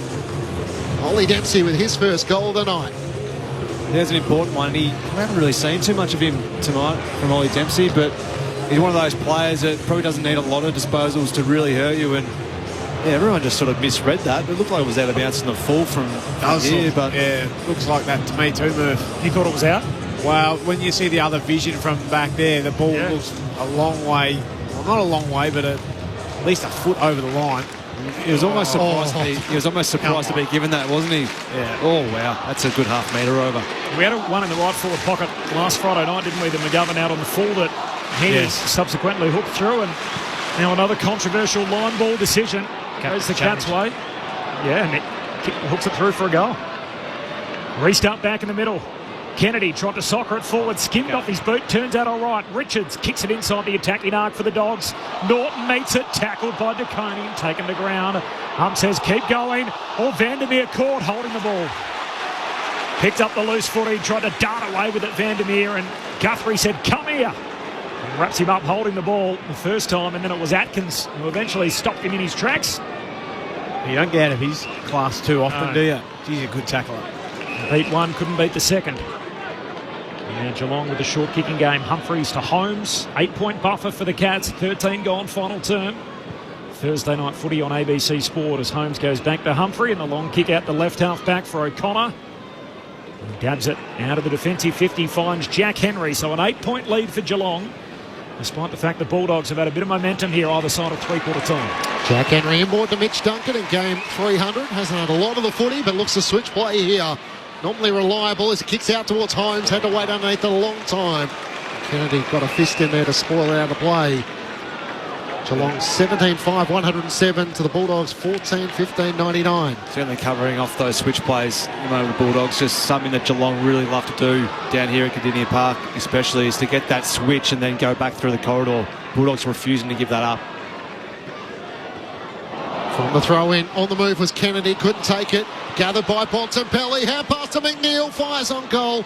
Misses to the left-hand side. All of a sudden, the Bulldogs are 14-16, 100 to Geelong 17-5, 107. Just haven't got any reward for all their hard work this last quarter. They're winning their clearances 12-2, and they're getting scores in the back of it, but they just can't put them through the big sticks. Got them down for 5 posters as well, Corby, throughout the match. 7-point deficit. There were 4 lead changes, 3 of them in the first quarter, and the 4th one was in the early stages of the second. And from that point on, Geelong have led by as many as 30 points. Lead just 7. The Dogs have kicked 5 of the last 7 in the game. Short kicking game, back 50 for Geelong. Jack Henry closed down by Norton. Kicks down the boundary line. Holmes trying to claim it. Boundary umpire on the spot. The mark and the 50. Gee, that's a tough call. It was line ball whether it was out on the full. Fraser makes contact with Holmes, and umpire Nate Williamson says, come with me, that's 50. That's a big price to pay, isn't it? Ben Cameron on the boundary. Oh, it felt like a bang-bang play down here, right as he was trying to take the mark. Holmes into the pocket, trying to link up with Cameron. No mark, falls down to Dale. Hand pass to Liberatore, trying to clear for the Bulldogs. He's put it out on the full. I've seen it go out a lot, particularly on that back flank. A couple of times in the quarter already. Free kick for Geelong, high half forward. Holmes to take it. They lead by 7. Comes in more to Mitch Duncan. Still 2 kicks out from goal. Looks to centre half forward. He has O'Shea Mullen on his own. The Bulldogs have parked the bus inside the defensive 50. Just Aaron Norton outside the defensive arc. So they switch it across to left half back. Jack Henry takes the mark. Where to now for the Cats? How patient can they be? Into the pocket. Ollie Henry's in there, and the juggling mark taken in the end. Ray O'Donnell. The Bulldogs out of defence with a hand pass over the top to Baker. To Bailey Williams at right half back. Looks up to the wing. Kicks in the direction of Norton. Used his body against O'Shea Mullen. Careful not to give away a free kick. He slapped it forward. Jack Henry read it well. Although Liberatore comes charging through. Knocks it onto his own advantage. Spills to Humphreys. He was taken high by Sanders. The free kick going the way of the Cats in the middle of Cardinia Park. The boy from the West, Kimberley, goes all the way back. Humphreys to Duncan. Short kick to Jack Henry. Gee, got some contact and went to ground, but the ump not falling for it here. Different umpire. As Jack Henry comes wide to Mullen. Between wing and half forward. Cats by 7. We're exactly at the halfway mark of the quarter. 10 to go. Plus time on. 16 minutes on the count-up clock. Geelong by 7. Thursday night footy on ABC Sport. And Jack Henry's going to go back and across, trying to switch. He's had 26 marks in this last quarter, the Cats. Just kicking the ball around, so they're going to try and force the ball into a contest here, the Bulldogs. Back to Stewart, and now the contest kick to Koning, the target. Hand on it from Vandermeer, close to the boundary line. He slips over and the ball stays in. Now Ollie Henry hurried down to half forward with the kick, punched away by Dempsey. Back inboard, Dale has a fumble under pressure from Cameron. Hand pass to Lobb, the Dogs work it out. Got it to Libber at centre half back for the Dogs. Kicks up towards Norton in the middle of the ground, 1-on-1. Stewart takes the mark. Norton was trying to get back to make more of a physical contact, but the kick wasn't all that favouring for him. No, it wasn't, 100%. Can't blame Aaron Norton for that one. Stewart is so reliable in those set of circumstances. Kicks out wide to Graham Myers. That's it at the back edge of the centre square for Geelong. Thursday night footy on ABC Sport. Kicks into the hole on the wing where Tom Atkins takes the mark. Running into the space in front of Buku Karmas. So the Bulldogs are well set. Now, hang on. What's the umpire said here? It's the injured player. Latham Vandermeer is in the hands of the doctor and the trainer. So the umpire right on point there. Stopping play to allow him to leave the field. That's how the system should work. Geelong leading by 7 points as we'll pause as he makes his way from the ground. The trainer is running towards the interchange. In that collision with Ollie Henry. Here's Atkins, can drive it inside 50 for the Cats. Out the back it goes, Cameron's onto it, he's caught. Holding the ball at a desperate tackle. Bontempelli and Lobb involved. Lobb gets the free and the Bulldogs see green lights. Hand pass to Williams, kicks to the wing, ball hits the deck. West is onto it, turns, heads up front, Norton's all alone. There's no one in front of him. He marks, he plays on Norton, burns off to Koning, shows him his tail lights and kicks the goal. And the Dogs will not go quietly into the night. 19-minute mark, final term. It's a 1-point game. Geelong 7-5, 107. The Bulldogs 15-16, 106. Norton's got his third. And we got a thrilling finish. Thursday night footy on ABC Sport. I like the quote from Independence Day, Corbin, but it was Harms previously trying to stretch the Geelong defence, and that time it was Norton trying to just get them as far out the back as they possibly can. And from the turnover, from the Lobb mark, they just all just belted forward. Holding the ball, was it? Tackle on Jeremy Cameron? Sorry, hold the ball. Yeah, and the handball off handball to Bailey Williams. And then they just all scooted forward, didn't know the Bulldogs, and got them out the back. So clear focus on trying to move the ball as quick as they possibly can once they get the turnover. Big play by Rory Lobb. Well done. All of a sudden, the Dogs have kicked 6 of the last 8 goals of the match. And they're within a point, back in the middle of the ground. Karmas wins down the tap against Stanley. Liberatore goes to work, gets the clearance of the Dogs, kicks towards Norton. To Koning makes the spoil. It ricochets out to McNeil. Hand pass to Harms on the left, jags it around his body. It's curling back, just not enough. out to the left-hand side, and scores are level. 107 apiece. 20 minutes gone, final term, and it's just about to get good. I mean, the centre bounce is a huge issue for the Cats at the moment. 4-0 in this last quarter, so continuing their dominance from the third term, the Bulldogs. Humphreys to Bailey Smith, who marks the kick out. The Dog supporters are up a bit now, aren't they? More cheers. Not early, but they've come back. A sensational opening quarter. Bailey Smith against his old team. There hasn't been anywhere near the niggle and the spite that we expected. The Dogs trying to rub insult into injury on the scoreboard as the ball sits up on the wing. Harms is crunched in the tackle from Blitzarves, and we'll have the ball up. No, we won't. We'll have a free kick. Yeah, over the shoulder. Okay, it's going to go Harms' way. Loose tackle from Blitzarves. Ben Cameron's right in front of it. Taking the angry pills today, Mark Blitzarves. Been very angry. Closely about to come into this game. Harms to half forward, spills off the pack to Richards. Hand pass to McNeil. McNeil just taps the kick, trying to link up with Karmas, and the juggled mark for Stanley. It wasn't 15. He runs it out of play. What was he doing? Not sure. Says throw it in. He's missed 2 shots this quarter. That's why he tried to pass that one off. Take it on yourself, young lad. This game is level. The Dogs have not led since the 2-minute mark of the second quarter. We have now travelled 21 minutes into the last. We're tied at 107. 2 behinds for Lockie McNeil. Thrown back in. Stanley up against Buku Karma. Stanley wins down the tap. Socket off the deck by Bailey Smith.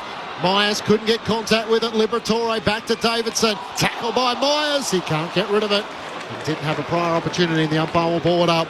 Left half forward for the Bulldogs. Scores level. 107 apiece. Karmas up against Stanley, who got there late. Stanley knocks it on to Manor. Knocked back by Smith. Got it to Holmes. He kicks into the middle of the ground. Cameron out in front. Takes the mark against Rory Lobb. They all stream back towards goal. Put it out in front of Shannon Neal and try and run onto it. O'Donnell offering chase. Neal running into the open goal. He gathers and finishes. What a move by the Cats. The set play from half-back. And Shannon Neal with the high knees got forward and put through his 4th. And Geelong answer. After the last, or 2 of the last 3 goals of the match had been the way of the Western Bulldogs. Geelong lead once more by 6 points. 18-5, 113 to the Bulldogs. 15-17, 107. 22 minutes gone, final term. Mark Murphy and Brett Delidio with you for Thursday Night Footy on ABC Sport. Sometimes, Murph, those spike forwards, they can work really well in your favour. Everyone's on the same page. On that occasion, Matty Kennedy's gone to spike it forward, landed right in the lap of Max Holmes, bang forward. Jeremy Cameron has all good forwards playing in front. Rory Lobb had no play on it. Again, they got him at the back. They've just been able to back in your forwards and go long. Ben Cameron on the boundary. Marcus Bontempelli, who's just had his last breather on the bench, has come back on for the final 6 minutes. Thanks, Ben. 6-point lead for Geelong. So the Dogs got level, but no closer. Cats on top. Bailey Smith, the centre clearance. Kicks to half forward. Lobb crunches his way through. Keeps the footy in front of him. Great work, Lobb. The Bont clever. Taps it to Richards. Off and running. 2 bounces. Richards to Karmas. It's out of reach. Just over his head. Ball spills to O'Connor. Geelong back the other way. Short kick to Stengel, who marks at half back. And this stadium is alive. 6-point lead for Geelong. Fine line, isn't it?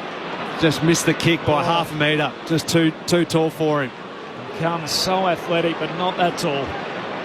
Short kicking game for Geelong in the back 50 as O'Connor dabs it all the way back to Stewart. 6-point lead for Geelong. Still over 5 minutes on the game clock.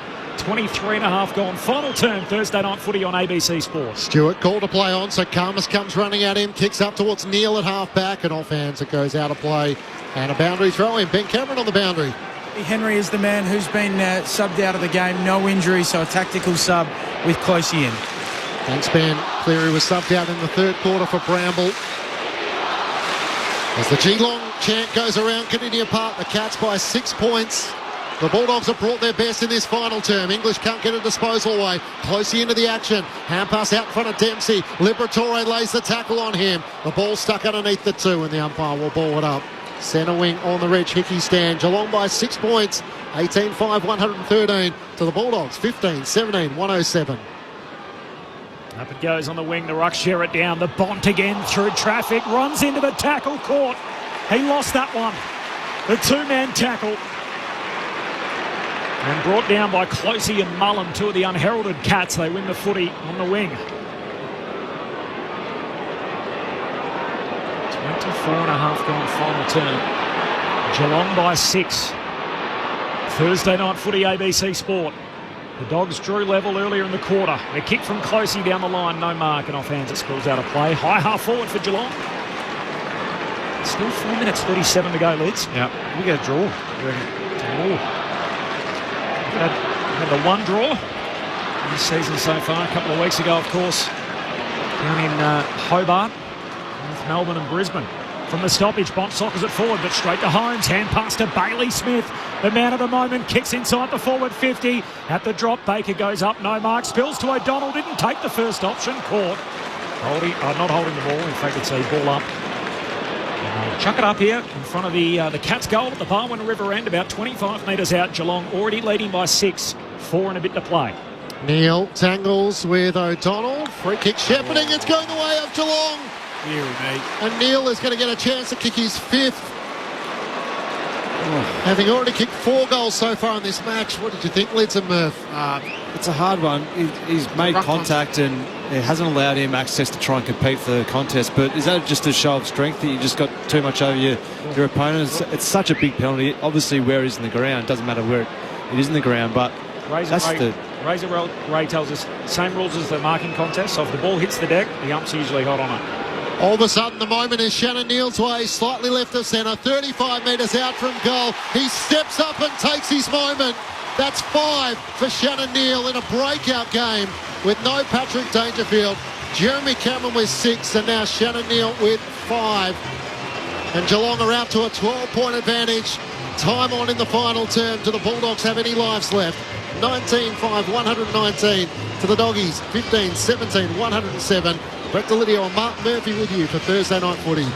Well, we saw how quickly they can score out of the centre square bounce in that third term. They kicked 2 goals in the final 45 seconds of Bulldogs. So there's certainly time to get forward here and kick some goals. But the Geelong outfit have just made the most of their opportunities in this last quarter. The Bulldogs have kicked the 2 goals for and had a lot of the play in the forward half of their ground. The Cats, conversely, have just made every opportunity count in this last quarter, kicking 3 goals straight. So just getting their moments right now requires the Bulldogs to really get to work here in the centre square bounce and kick one pretty quickly here. And Cats now 3 of the last 4 goals to stop that Dogs run. Oh, English grabs it out of the right, caught by Stanley. Ball comes out, says keep going. Atkins kicks it into space on that eastern wing. Bramble collects, tackled by Myers. And the Cats have lifted with the game on the line. 28 gone, final term, 3 and a bit to play, ball up on the wing. We've seen them kick a couple of goals, haven't we, in really quick time. They kicked 2 goals in the last 28 seconds of the third.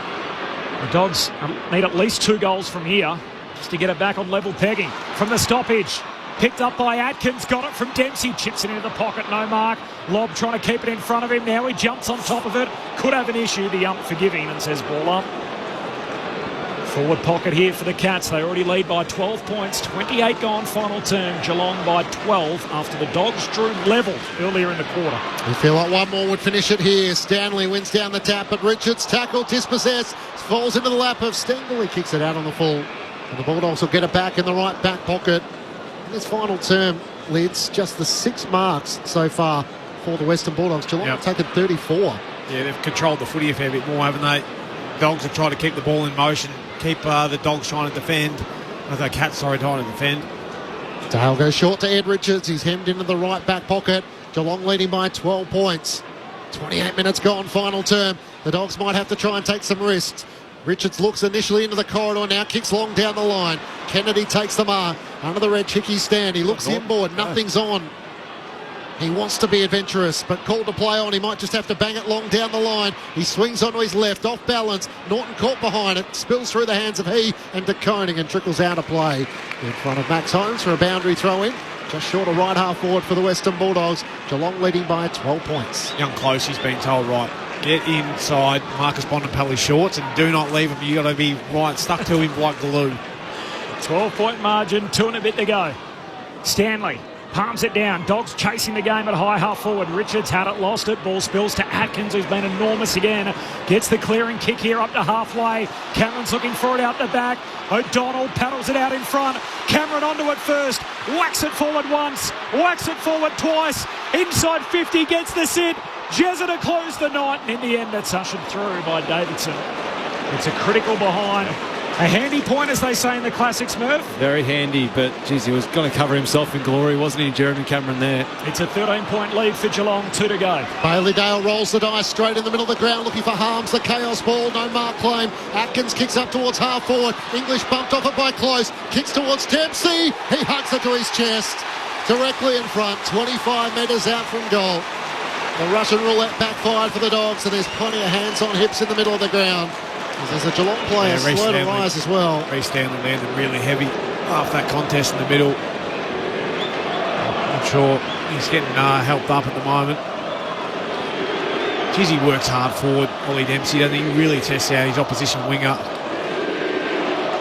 Yeah, he must have a licence, mustn't he, just to get as hard as you can forward, really test out your oppo winger and get on the scoreboard. He's already kicked one goal in this final term. Dempsey a little tentatively misses to the right. It's a 14-point lead Geelong's way. Half an hour gone, final term. Almost a better result as Dale with the kick out turns it over, and Close takes the intercept mark. Still a 3-goal game, and the Dogs obviously had to go the length of the field to score, which so rarely happens, and now the Cats can try and peel off the last few seconds on the clock. Close wide to Guthrie and now to Jack Henry, who's got it on the wing, and we're inside the final minute. 14-point buffer for the Cats. What a game of footy, 121 to 107. And a much hyped evening down in Geelong, sold out weeks ago. Only Smith against his old team, and the Cats led by as many as 30 in the third quarter. The Dogs drew level in this final term. Holmes goes long to the goal square. Pack develops there. Ump says play on.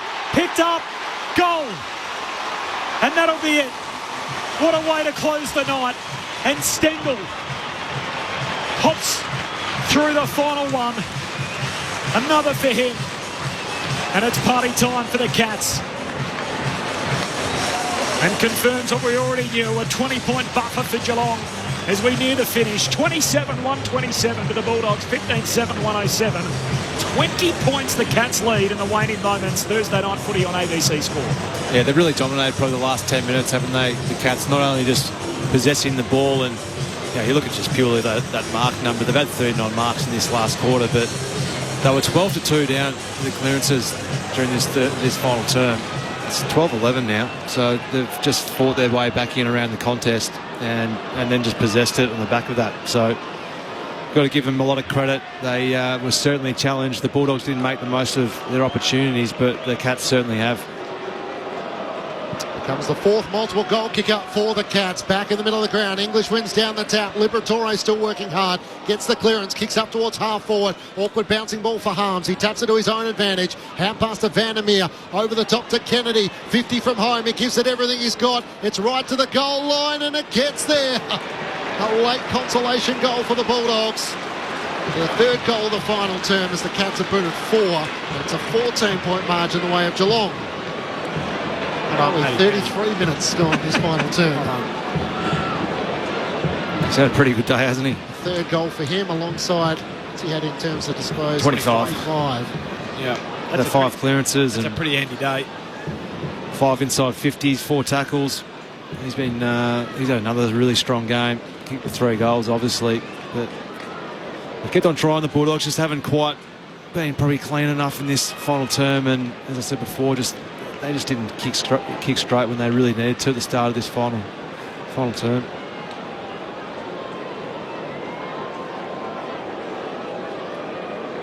A great game of footy. Bailey Smith, so much the focus leading in, stands behind the umpire at the restart as he whacks the Sherrin down for the last time.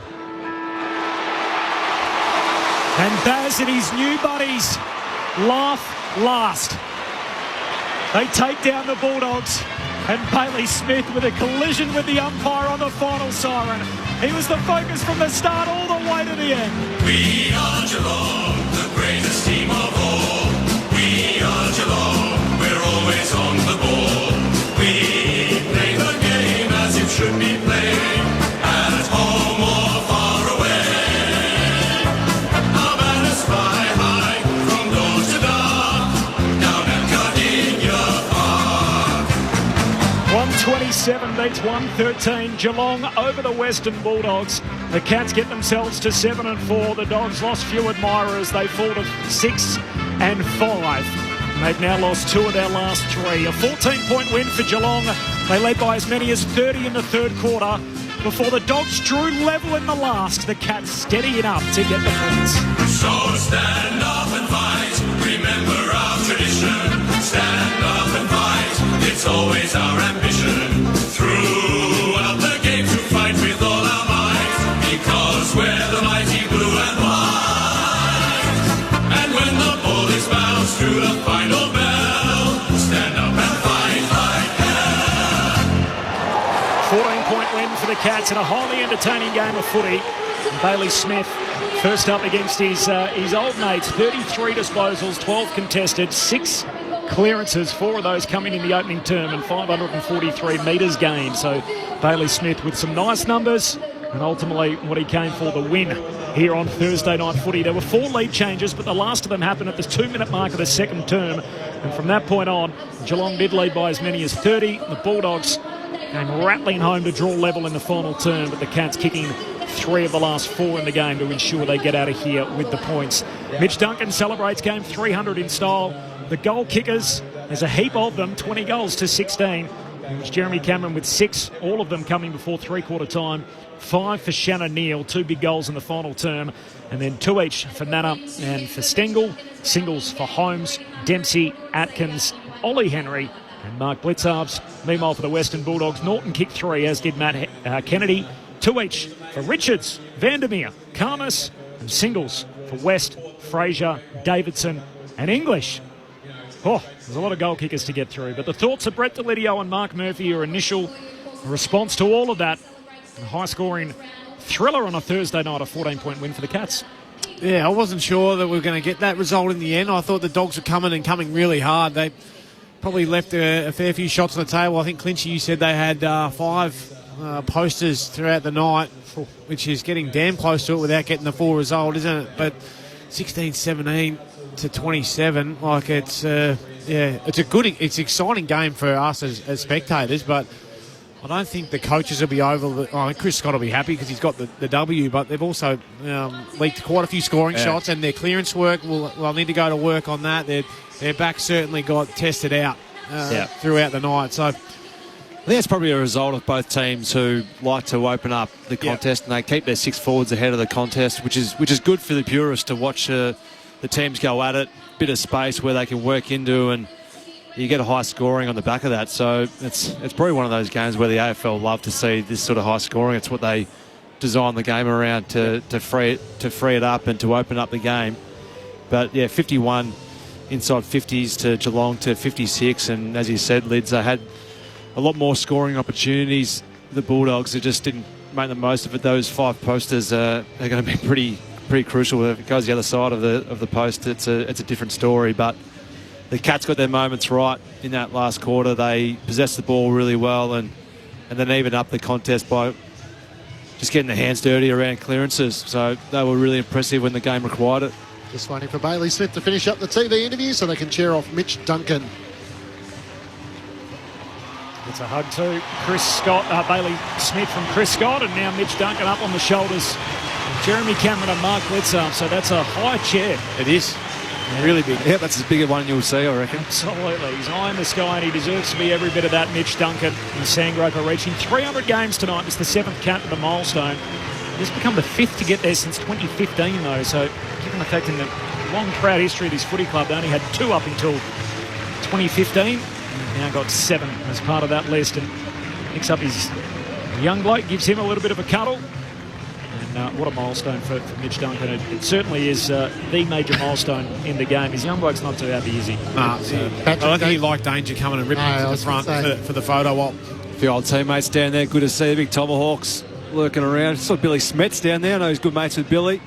He's a real footy head, Billy Smets. Is he? I did see on one of the footy shows during the week, they talked about his 4 kids, Scarlett, Ollie, Archie and Parker, that Ollie's now 5 years of age. Apparently has a bit of harsh feedback for Dad. If he doesn't do something well, he'll come up and let him know about it. So the Duncan family down there all rejoicing in the victory tonight. He'll celebrate his 300th as a winner as Chris Scott takes an early exit. We'll bring you the latest from the rooms coming up in just a moment. We've got half an hour to pull it all apart.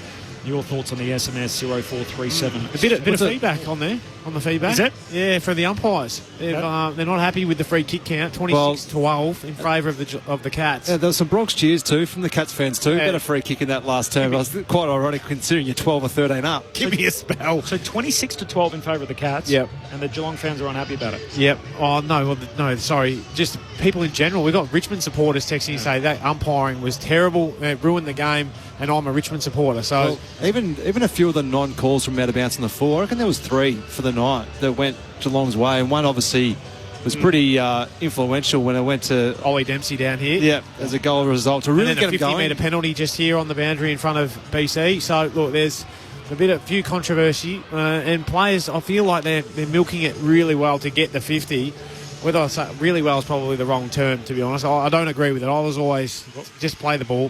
The biggest problem with it too is... Unlike Murph, who crumbled it. Throw the head back. Oh, jeepers. The biggest problem with it too is when different umpires in the same game officiate it differently, and I think we saw that tonight. We saw some umpires who were hot on the whistle and paid the 50-metre penalties, and we saw other umpires who were a little bit more forgiving, and I think that's when it drives the players absolutely spare. That was from Ken in Sandringham, by the way. Brett Delidio is sitting in front of the SMS machine tonight, so he can read your feedback. I've been enjoying it through all day. I haven't copped anything, which has been great. I've had people getting onto the music, which was fun. But there's Benny Cameron down there, boundary side at the moment. I just want to get a confirmation whether or not Patrick Dangerfield's got the tucked in going into the tracksuit pants down there at the moment. I think he's in the room. It's very much an 80s sort of 90s type setup. Bit of boom boom shake the room from Matthew Clinch.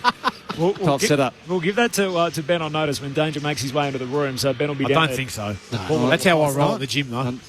I do. 100%. No singlet into tracksuit? Not that bad. No. Andy from Wodonga off the SMS. Far out. I'm so blessed to be a Cats supporter. I went through 4 grand final losses, but got to watch the GOAT Gary Ablett Sr. We have so many great since, for example, Cameron Danger and Chris Scott. Thanks, Andy. Appreciate that. Another big win tonight for Geelong. So 7-4 in the season. So no Dangerfield tonight.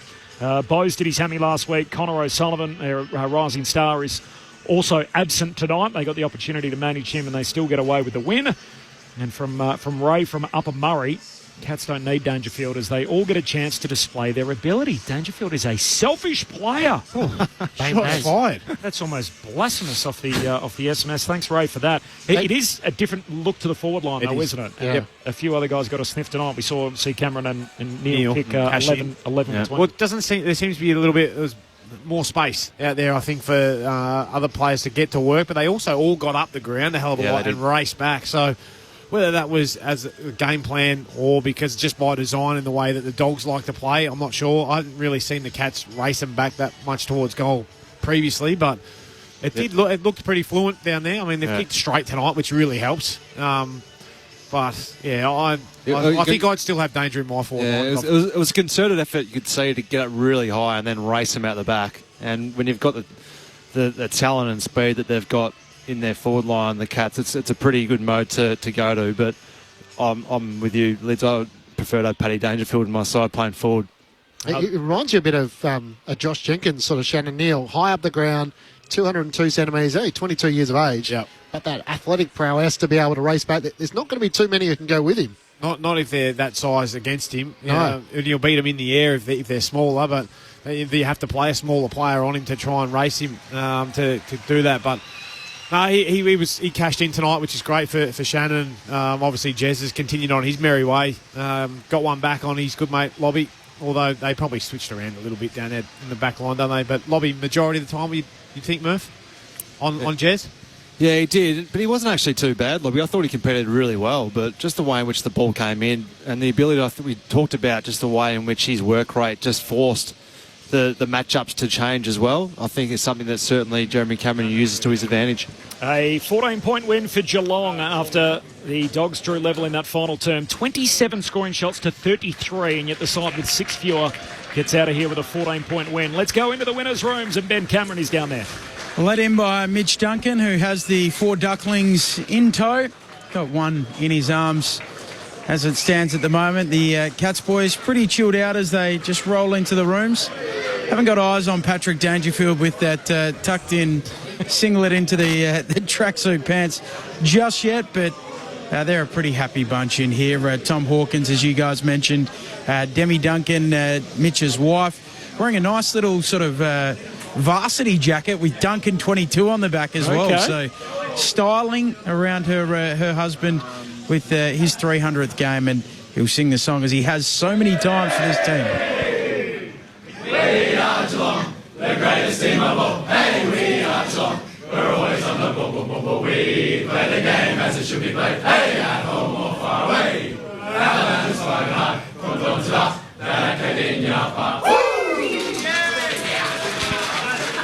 So pretty laid back but pretty happy, and they celebrate Mitch Duncan's 300th in style. I'll come back in a moment with an interview. Thanks, Ben. We love 127 plays 113, and that's what we got tonight, a 14-point win for Geelong here on ABC Sport. I was just looking at Mitch Duncan's breakdown of his games and his percentage of wins. He's had 77% or something like that over his 300. It is so unfair, Murph. It is so unfair. Well, it's at 44 or 48 or something like that. I'm not sure I would have been operating much over the 30s, I wouldn't have thought. So, good on you, Mitchie. It's grim. Yeah, good on you, tough. Mitch. Yeah, had it real tough. It is amazing. He doesn't know how the other half live, Mitch Duncan. Some guys get drafted, and that's what happens when you guys get drafted so high. You all of a sudden go to teams down the bottom of the table, and it's your own fault for being so good as a junior. Yeah, should have eased off a little bit. Tell me about it. Yeah. Could have found yourself in an upper echelon team, and as we've learned in this competition. Is that what you reckon Joel did? He was just like, you know what, I'm just going to not play my last year. I want to say my knee's a little bit sore. Yeah. I'm a bit suspect, so I can go down to pick 7? Pick 7 for Joel. Yeah. Pick 7. Straight into a premiership his first year. I'll just go down the road from Bendigo down to Geelong, and I'll enjoy winning 4 or 5. How many flags? 4? 4. Yep. 4 and out. Yeah. 4th in the last one. You got there just in time for 2007, and start with 1 and finish with 1. Yes, correct. It's a great way to bookend his career. Bill off the SMS, Dogs, ill discipline in a big game, very costly. Yeah. Do you subscribe to that? Well, they gave away some 50s. I thought the Tim English one was the one that probably stood out. I thought Fraser was hard done by down here on the boundary line, but other than that, I'm trying to think of the other 50s that they gave away. He had a few moments, Tim English, didn't he, in the second half? He won't want to watch back. Yeah, he had a few in the contest where he pushed under, and there was one down here too. It was the secondary ruckman. I think it was O'Donnell, maybe might have been in the ruck, and gave a goal to Neil. Yeah. Well, so there was some sloppy decisions and sloppy execution from the Bulldogs, which resulted in goals straight away to Geelong. Dominated our pre-game conversation. Of course, Bailey Smith against his old team. It had been much hyped throughout the season, and I'll take responsibility. I certainly played a role in that, trying to hype it up tonight. It was Bailey Smith You're the main instigator. No one touched him. I was about to say, it was a fizz. Not at all what I thought it was going to be. Yeah. Did you expect more than that? Oh, I thought it'd be a few more fireworks, but it was... Yeah, when you let him get his first touch in the first 10 seconds after the first clearance, it's like, okay, well, this is not going to be that hard, is it? Yeah. But you go after him and you make it damn hard. Even you wrestle him, you stop him. His fitness is his one wood, right? Yep. Let's wrestle him and then take him to ground and see whether we can actually test him out. Yep. Just have a half forward. Or someone you're going to sub out and say, right, mate, your job is here just to make his life hell. Because there's 2 ways you go about it. You say, everyone has got a hit into him, and we're going to count the amount of hits. So sometimes I can take you away from just worrying about the contest and worrying about what your role is as well. So I get why some coaches or the attitude is, let's just play our way and just worry about our own football and it'll take care of itself. But I think for someone who could have been impacted by a fair bit of niggle, and as Lyd said, he's such a hard worker and a hard runner that if you're constantly getting hit and pushed to the ground and you have to keep on getting up and going from contest to contest, it becomes taxing. By the end of the game, you don't have that run in your legs. Exactly right. Yep. He went at just 52% disposal efficiency, Bailey Smith tonight, which is a little unlike him, but he did receive 13 handball receives alongside Liberatores. I think you mentioned throughout the call, Lids, that playing in a Geelong side where they're desperate to give him the ball as much as they possibly can to get his line run breaking into the game. Yep. It is something that they do really well. I think with him, Max Holmes, they've got even their high half forwards, I think they get into Myers' hands a fair bit. They're willing to give it to allow them guys to break the line because you go slow, it allows the defence to set and get strong. Whereas you go fast and predictably, it allows your forwards to be in line and you get them out the back. Well, then you can get them out the back, but. Yeah, it's a great job being a midfielder at Geelong when you just run past. Yeah, there you go, mate. Have another one. Yeah, they have another one. Man on the mark, can't move. How good's that? That didn't happen in our day. Bailey Smith, obviously, his first game against the Dogs tonight, 33 disposals is what he ended with, and as Clinchy said, just 52% his disposal efficiency. We're on the lookout for the niggle and the spice, and if anything, most of it happened pre-game with the coach and Kane Corns, which Ben reported to us. So the coach, Luke Beveridge, walked past Kane Corns on the boundary line, and there were words exchanged. I noticed Fox Footy reported on it, who, of course, are the opposition television broadcaster. Kane's obviously working for 7 tonight. And Fox wrote it off as if Kane was the antagonist, so as if the words had initially come from Kane Corns towards Luke Beveridge. Beveridge responded to that, and then all of a sudden there was certainly words exchanged as they passed each other on the boundary line. So he's upset North Melbourne. He's not allowed in their rooms, and now Luke Beveridge got a few words with him as well. I love that from Luke Beveridge. Yeah, so do I, actually. Yep. I think he'd be one of those blokes you'd love playing for. You just feel that he'd give anything for his players, and he obviously isn't too impressed by the way in which Kane Corns has been going about it, and just gave him a bit of a piece of his mind. He's obviously got his players backed. Yeah. And he saw that with the comments from Koshy, and then now his comments towards Kane Corns. I like it, and I always knew if Dimmer was firing back at the media that we'd be. You knew that he had you back. Cats by 14 points. Thursday night footy on ABC Sport. Let's get into the winners' rooms. Ben Cameron. I've got a man who kicked a tremendous running goal today. His name is Max Holmes, and he joins me. What's your immediate reactions after that? That was amazing. There was a lot on the line today, I reckon, with Dunks' 300th and obviously Bailey. So we really wanted that win. God, they came hard, and we kept giving them goals in the last minute of quarters, so we kept stuffing ourselves up. But no, it's unbelievable, and I loved every minute of it. Well, you're a bit surprised how little they went after Bailey? Yeah, and I was a little surprised how little Bailey went after them, to be honest. I thought he was going to be have a rocket up his ass today, but he calmed down. He wasn't too bad, which is nice. I was thinking I was going to have to be dragging him off melees all day, and that's not my style, so I wasn't keen for that. How did you find him this week in the lead up to the game with all of the noise that was going on around it? Oh, mate, it's ridiculous, really. I've been saying that he would have gone out on one leg. Like, this week, there was no way he was missing that thing. So, mate, it's usual that people miss training every now and then. It's just I guess there's a storyline before this week. But, he's been unbelievable this year. He's great again tonight. Well, we were told by your coach that he did train. We just didn't see it. I'm just stirring you up. I'll let you off the hook there. Your running goal, talk us through it. I enjoyed that. It was right in front of me, a couple of bounces and then finishing from about 48. Yeah, well, I was actually thinking every time I get in that position, I shank them. So I was like, don't miss this one. And I had a lot of boys streaming at me, so I would have copped a mouthful if I had missed that. So thankfully, I went to the big sticks, and I loved it. I'll send you upstairs to two of your heroes growing up, Brett Delidio and Mark Murphy. Not sure about that. Max, Murphy, congratulations on your game tonight. I thought you were terrific. I know you've already talked a little bit about Bailey Smith, but this seems like the perfect 1-2 punch you've got going in there at the moment. What's it like been to get to know him and then to work hand in hand with him so far this season?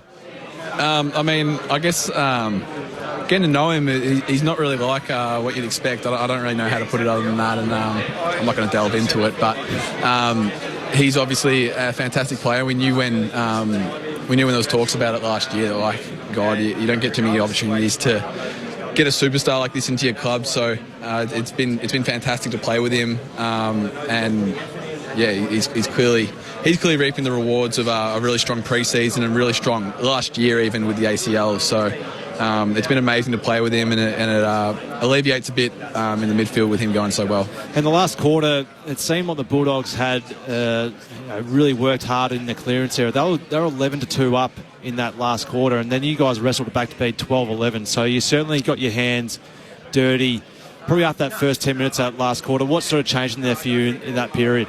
I don't know specifically. They're you just fantastic, got to work with Bailey. Yeah, well, they've got a fantastic clearance team. Obviously, they got a great midfield, and we kind of knew going into the game that we just wanted to kind of equal them around the ball. They're a great team, so it's going to be okay. Hang on, one of the Duncans has just come over and grabbed Max Holmes' boots and walked off with him. Which Duncan's that?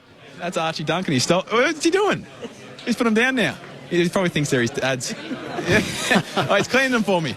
That's all right. Talk to us about Mitchie Duncan. Obviously playing the 300 tonight. What's it like playing with him and being an absolute superstar of this club? Yeah, we talked about it just then. Altogether, he's been a wonderful player for the club, and I think he's the 7th player at Geelong to play 300 games. So it's an amazing achievement, obviously, and we all love him to bits. And he's so level-headed and composed out there, and he's got such a beautiful kick, obviously. So it's great having him out there. And ever since I've been at the club, he's been nothing but supportive and helpful. So. Really love playing with him, and really love getting the win tonight. Are they mine? Thank you. Max, it's Lids here, mate. I just the 2 big forwards up front, mate, they worked really well together. You kicked accurately, obviously, but is this the best you've seen the forward line look, mate? Obviously, Paddy aside. Oh, yeah, God, if these boys keep firing and then Paddy comes back into it, it'll be very, very dangerous. Scratch was amazing, and I was so stoked for him. I mean, we come to expect this from Jezza week in, week out, but I was just so stoked for Scratch. I mean, he's been just sitting there ready for a breakout game, and I think he was there tonight, and I think it will take a lot of confidence away from it, and hopefully we keep seeing that kind of result more often from him. Max, it's Matt Lynch upstairs. How mindful are you of the Western Bulldogs' ability to turn the D50 into inside 50 tonight, and how did you try and combat that?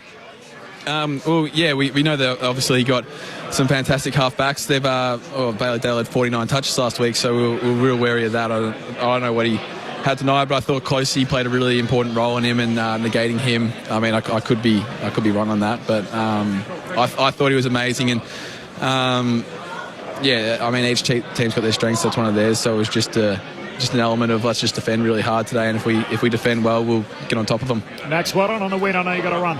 Appreciate it. Max Holmes in the victorious Geelong Rooms, a 14-point win at full time. So 27-127 over the Bulldogs, 16-17, 113. He just had to dart off to a meeting. I think Bailey Smith said in his TV interview that he's had his shin jabbed up during the week, and if it was half-time. Half-time. Four times at half-time is what he said. Anyone else, he wouldn't have played. Yeah. Well, for 5-day break, coming back from interstate. Oh, well. How often would that happen in your career where you... I've never jabbed my shin. I wouldn't know. I never jabbed my shin, but had a few jabs over the journey. But it just shows the type of resilience that he's got. He sort of comes across as a bit of like a playboy sort of bloke, but he's obviously fighting through a bit of a sore shin, and probably wouldn't have played against anyone else. So for him to get up and play against the old mob, I think shows he's pretty mentally tough. Well, a fair bit comes with it too if you just tap out. You know, it's like, oh, you're scared, you're playing. It's like, yeah. But you're better off just to front up and get it done, and then now it doesn't matter now, does it? Like he's played his old side, and he can move on with the rest of the season because that's been built up since before opening round. Were you interested in his response about the lack of physicality towards Bailey? Yeah. Well, I mean, maybe it's a bit old school from us to expect that, Murph. I don't know, but I would have thought that you'd get at least a few hits. Like there wasn't even any heavy tackles. I mean, we saw Libber and him going at it with about 5 minutes to go. But other than that, it was pretty, I don't know. Especially considering that someone's left your footy club and sledged you on the way through. Yeah, like it sort of seems weird that they didn't get into any argy-bargy or even just any like noticeable sort of hits around the contest where you're trying to push him in a direction he doesn't want to go to. Yeah. They obviously had the thought process about just playing their way and worrying about just playing the footy, and the rest will look after itself. I mean, if they kick straight, we're probably here not talking about it, are we? But well, that's it. Yeah. They lose the game, and then you think about some of the opportunities maybe that they missed, and then you look at the numbers of Bailey Smith. He's had 33 touches, and he'd probably walk off not really that sore, to be honest with you. Like he's got a sore shin, other than a jabbed shin. But he's probably not sore yet. But that's probably, looking back in hindsight's a wonderful thing where you probably go, well, we probably could have got into him early in the game where he had the 10 disposal in the first quarter. So yeah, were the Dogs a better side tonight, you reckon? Or were the Cats the better side one? It's a big win for the Cats when you think they have 6 of their last 11 at home. They have a little run there where they have 6 of 9 rounds here at Kardinia Park, so it sets them up. I mean, the challenge for top 4, they swap spots now. So Geelong go to 5th, the Bulldogs slide down to the bottom half of the 8. But then, what's the question? Who was a better side today? Who do you reckon? Well, I thought that the Dogs looked better But then the Cats capitalised, and they obviously had another team that was helping them out there, in the ones in green. So that is an interesting point. So Brett in Canberra, Corby umpires seem to be on the Cats team tonight. It was pretty obvious to me. So there's lots of that kind of theme off the SMS about the umpiring. Yeah, did it have a material impact on the game? Well, it did in the last quarter because the momentum was well and truly against the Cats, and they get one that was definitely out of bounds in the full. They kick a goal a result, and then they go and score. Then they're under the pump, and they a bailout kick that gets marked like near the boundary line, and then gets given 50, which then's another relief that they go forward. It's just, I don't know. I'm not here to bash. They got lucky with a few decisions, but I think that the Cats were better in the moments when it required them to be better, and they were probably more skillful at times and got some easier goals. So whether that means that they pulled the Bulldogs apart a little bit by getting really high up the ground, they had a lot of goals where they were out the back. Yeah. And the Bulldogs sort of kicked goals out of just pure talent sometimes, but then the Dogs hit the post 5 times, and they've had 6 more scoring shots. So smacked them up around the contest. Yeah. And you look at the clearances, 51 to 42, and the centre bounce clearances like 20 to 10. 56, 51 inside huge. 50s. I think that the Dogs were the better side, in my opinion. Well, what was at the start of the final term? The Dogs had like the first 6 inside 50s. Yeah. And Geelong went down the other end and scores. Should we be able to have score reviews for out about like those crucial moments in the last 5 minutes? Captain's challenge. Well, they're all mic'd up, the umpires anyway. Yeah. So surely there's a mark paid in the forward 50, and there's a contentious call. Yeah. If there's a camera angle which proves that it wasn't a mark, surely you look at it, earpiece in, boys, you've made the wrong decision. It's out of bounds in the full. But the problem is, that those images, the rules don't allow for that at the moment. But also those shots can be deceptive. Like if you shoot them from the grandstand and the look at the boundary line, whereas no one's going to have a better view of that than the camera on the line or the boundary on That's the line. That's right. But if there's a clear shot on camera... I don't think that was clear, though, was it? Like, was that clearly wrong? Well, all 4 of us went, I thought it was that. I thought it was out in the full. Watching the replays, it was closer than I thought it was. Yeah, I think we're caught up in that the whole ball has to be over the line. So the umpire's like, yeah, it looks like the tip of it's still there. So, Mark.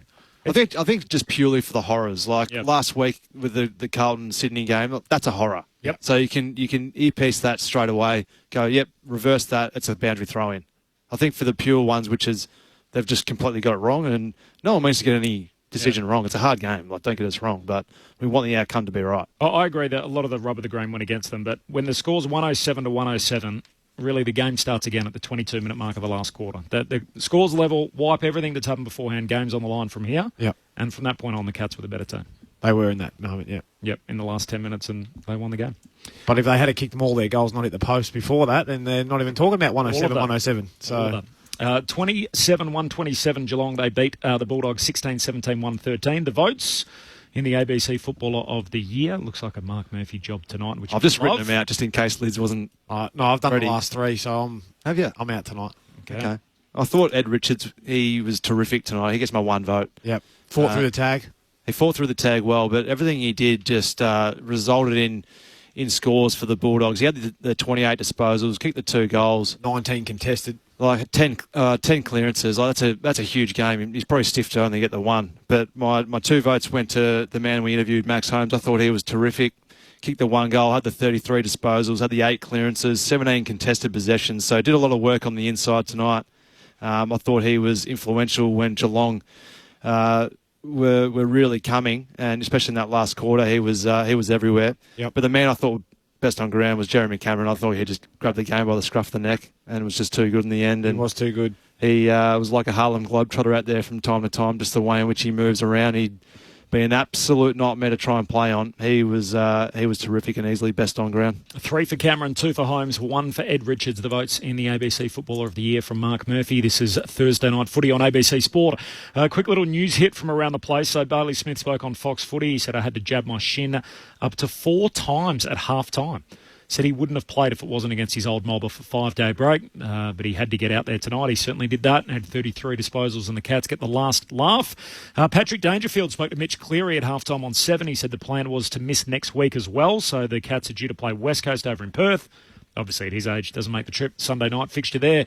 Plan is then to play the Suns the week after. So I actually saw him running laps beforehand. He looks like he's right to go, considering that that hammy was only 5 days ago. And we came here tonight talking all about Bailey Smith. He was the main attraction, and yet we leave here again talking about Kane Corns, who was involved in Ben's mate. Another little fracas on the boundary line with Luke Beveridge. He was on Channel 7 during the night trying to explain exactly what went on. Yeah, look, there was a confrontation, there was some words spoken, but look, he's combative and they do like to protect their clubs and their players. I don't have an issue with it. It's a big game of footy, and clearly the relationship between myself and the Western Bulldogs isn't a strong one. You've been banned from the rooms. You've targeted him in the past around his tenure and whether he's the right man for the job. Do you feel he went out of his way there? Oh, not so much. I mean, it was an awkward situation because he was staring at me quite strongly and I didn't really know what to say, so I just said, "G'day, Bevo," and it wasn't received that well, as you can see there in the vision, and I would have liked to have gone on with the conversation and had it respectfully, but it wasn't the time or the place.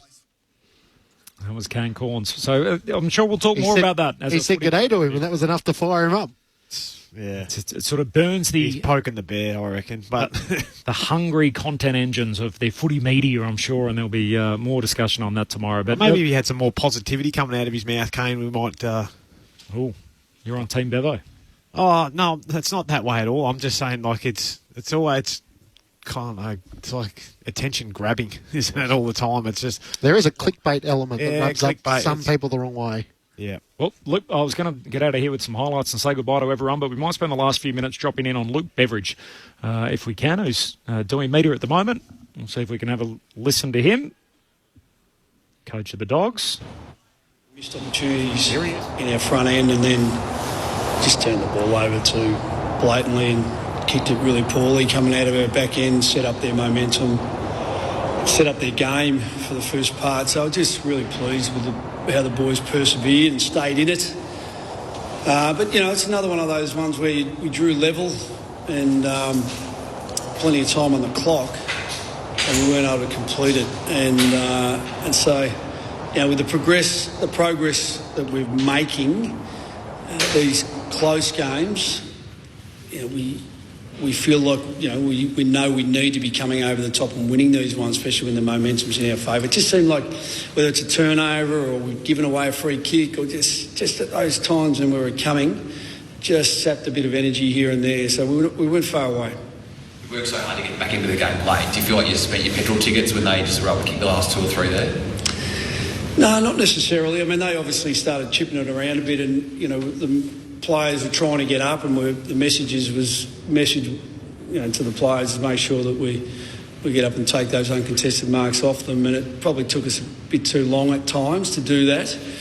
But, you know, we had them pressed in our front end with scores level and we had chances to at least hit the lead and we didn't take them. And that would have been nice, you know, because it probably just gives you that different aspect where you're in front and the game's a little bit, it's on different terms. And so, no, I don't think there was a fatigue factor. I think both teams were probably feeling it a little bit at the end, but not one more than the other, it didn't appear. Those turnovers from the back half were crucial in the first half. It was uncharacteristic. What did you put it down to? So it was a little bit of Luke Beveridge, who's just fronted his press conference downstairs after the Dogs' 14-point loss to Geelong. ABC AFL Daily in the podcast store. Catch it tomorrow. Brett Delidio will be on with Ben and myself, so we'll have a full preview of the round and a look back on Thursday night footy. So we'll pull it all apart. And, of course, our coverage of the footy tomorrow night from 6:45 Eastern. Dream time at the G, and Stephen Michael, the Sir Doug Nicholls Rounder honoree, is going to be our special guest as part of our coverage tomorrow night. Cats by 14 points. Mark Murphy gave Jeremy Cameron top votes in the ABC Footballer of the Year. Thanks for coming down, lads. Great night, Murph. Safe travels home. Great night to be down here at Cardinia Park. What a day. It's a great place to come. We don't often come for Thursday night footy down here, do we? I feel like in a couple of years we've been doing it together. We haven't had too many. No, we haven't. I'll miss the food, unfortunately, next time. I'll be better prepared next time. Yeah. The Bulldogs have the Hawks next up, so another big clash for Bevo's boys. A little week off before then, and Thursday night in round 13. Thursday night crew. We'll be there for next time the Dogs play. Thanks to you, Lids. Pleasure. See you for the podcast tomorrow. Thanks, Clenchy. Thanks, Colby. Thanks to Ben Cameron downstairs for all his hard work. For Stu Hollywood-Baker as well, who sets it all up for us, pulls it all down when we come to Cardinia Park, and we're always happy to be here amongst the locals on what was a cracking night of footy. Thanks to the cult figure Adam Jones back in the studio as well, and our entire crew for putting it together. Geelong 127 beat the Western Bulldogs 113. Bailey Smith and his boys had the last laugh. 33 disposals for Baz against his old mates at the Bulldogs. Jeremy Cameron Besterfield with 6 goals. Good night from Cardinia Park. We'll catch you for the footy tomorrow right here on ABC Sport.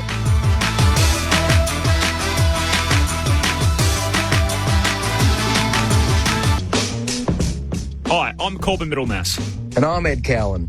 He played Test cricket for Australia. And Ed Cowan gets his first Test match century. And he commentates the cricket. This is greatness uninhibited.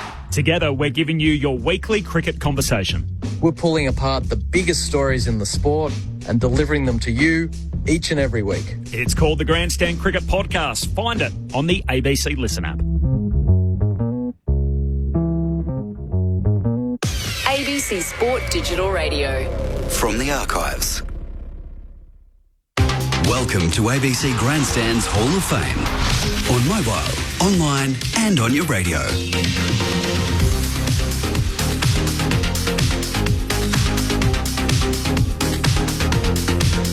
With me is Tracy Holmes to talk about Sports Hall of Fame. And in today's show, you and Jim Maxwell speak with Laurie Lawrence, Glynis Nunn and Edith Robinson. What level did these people reach in their chosen sport?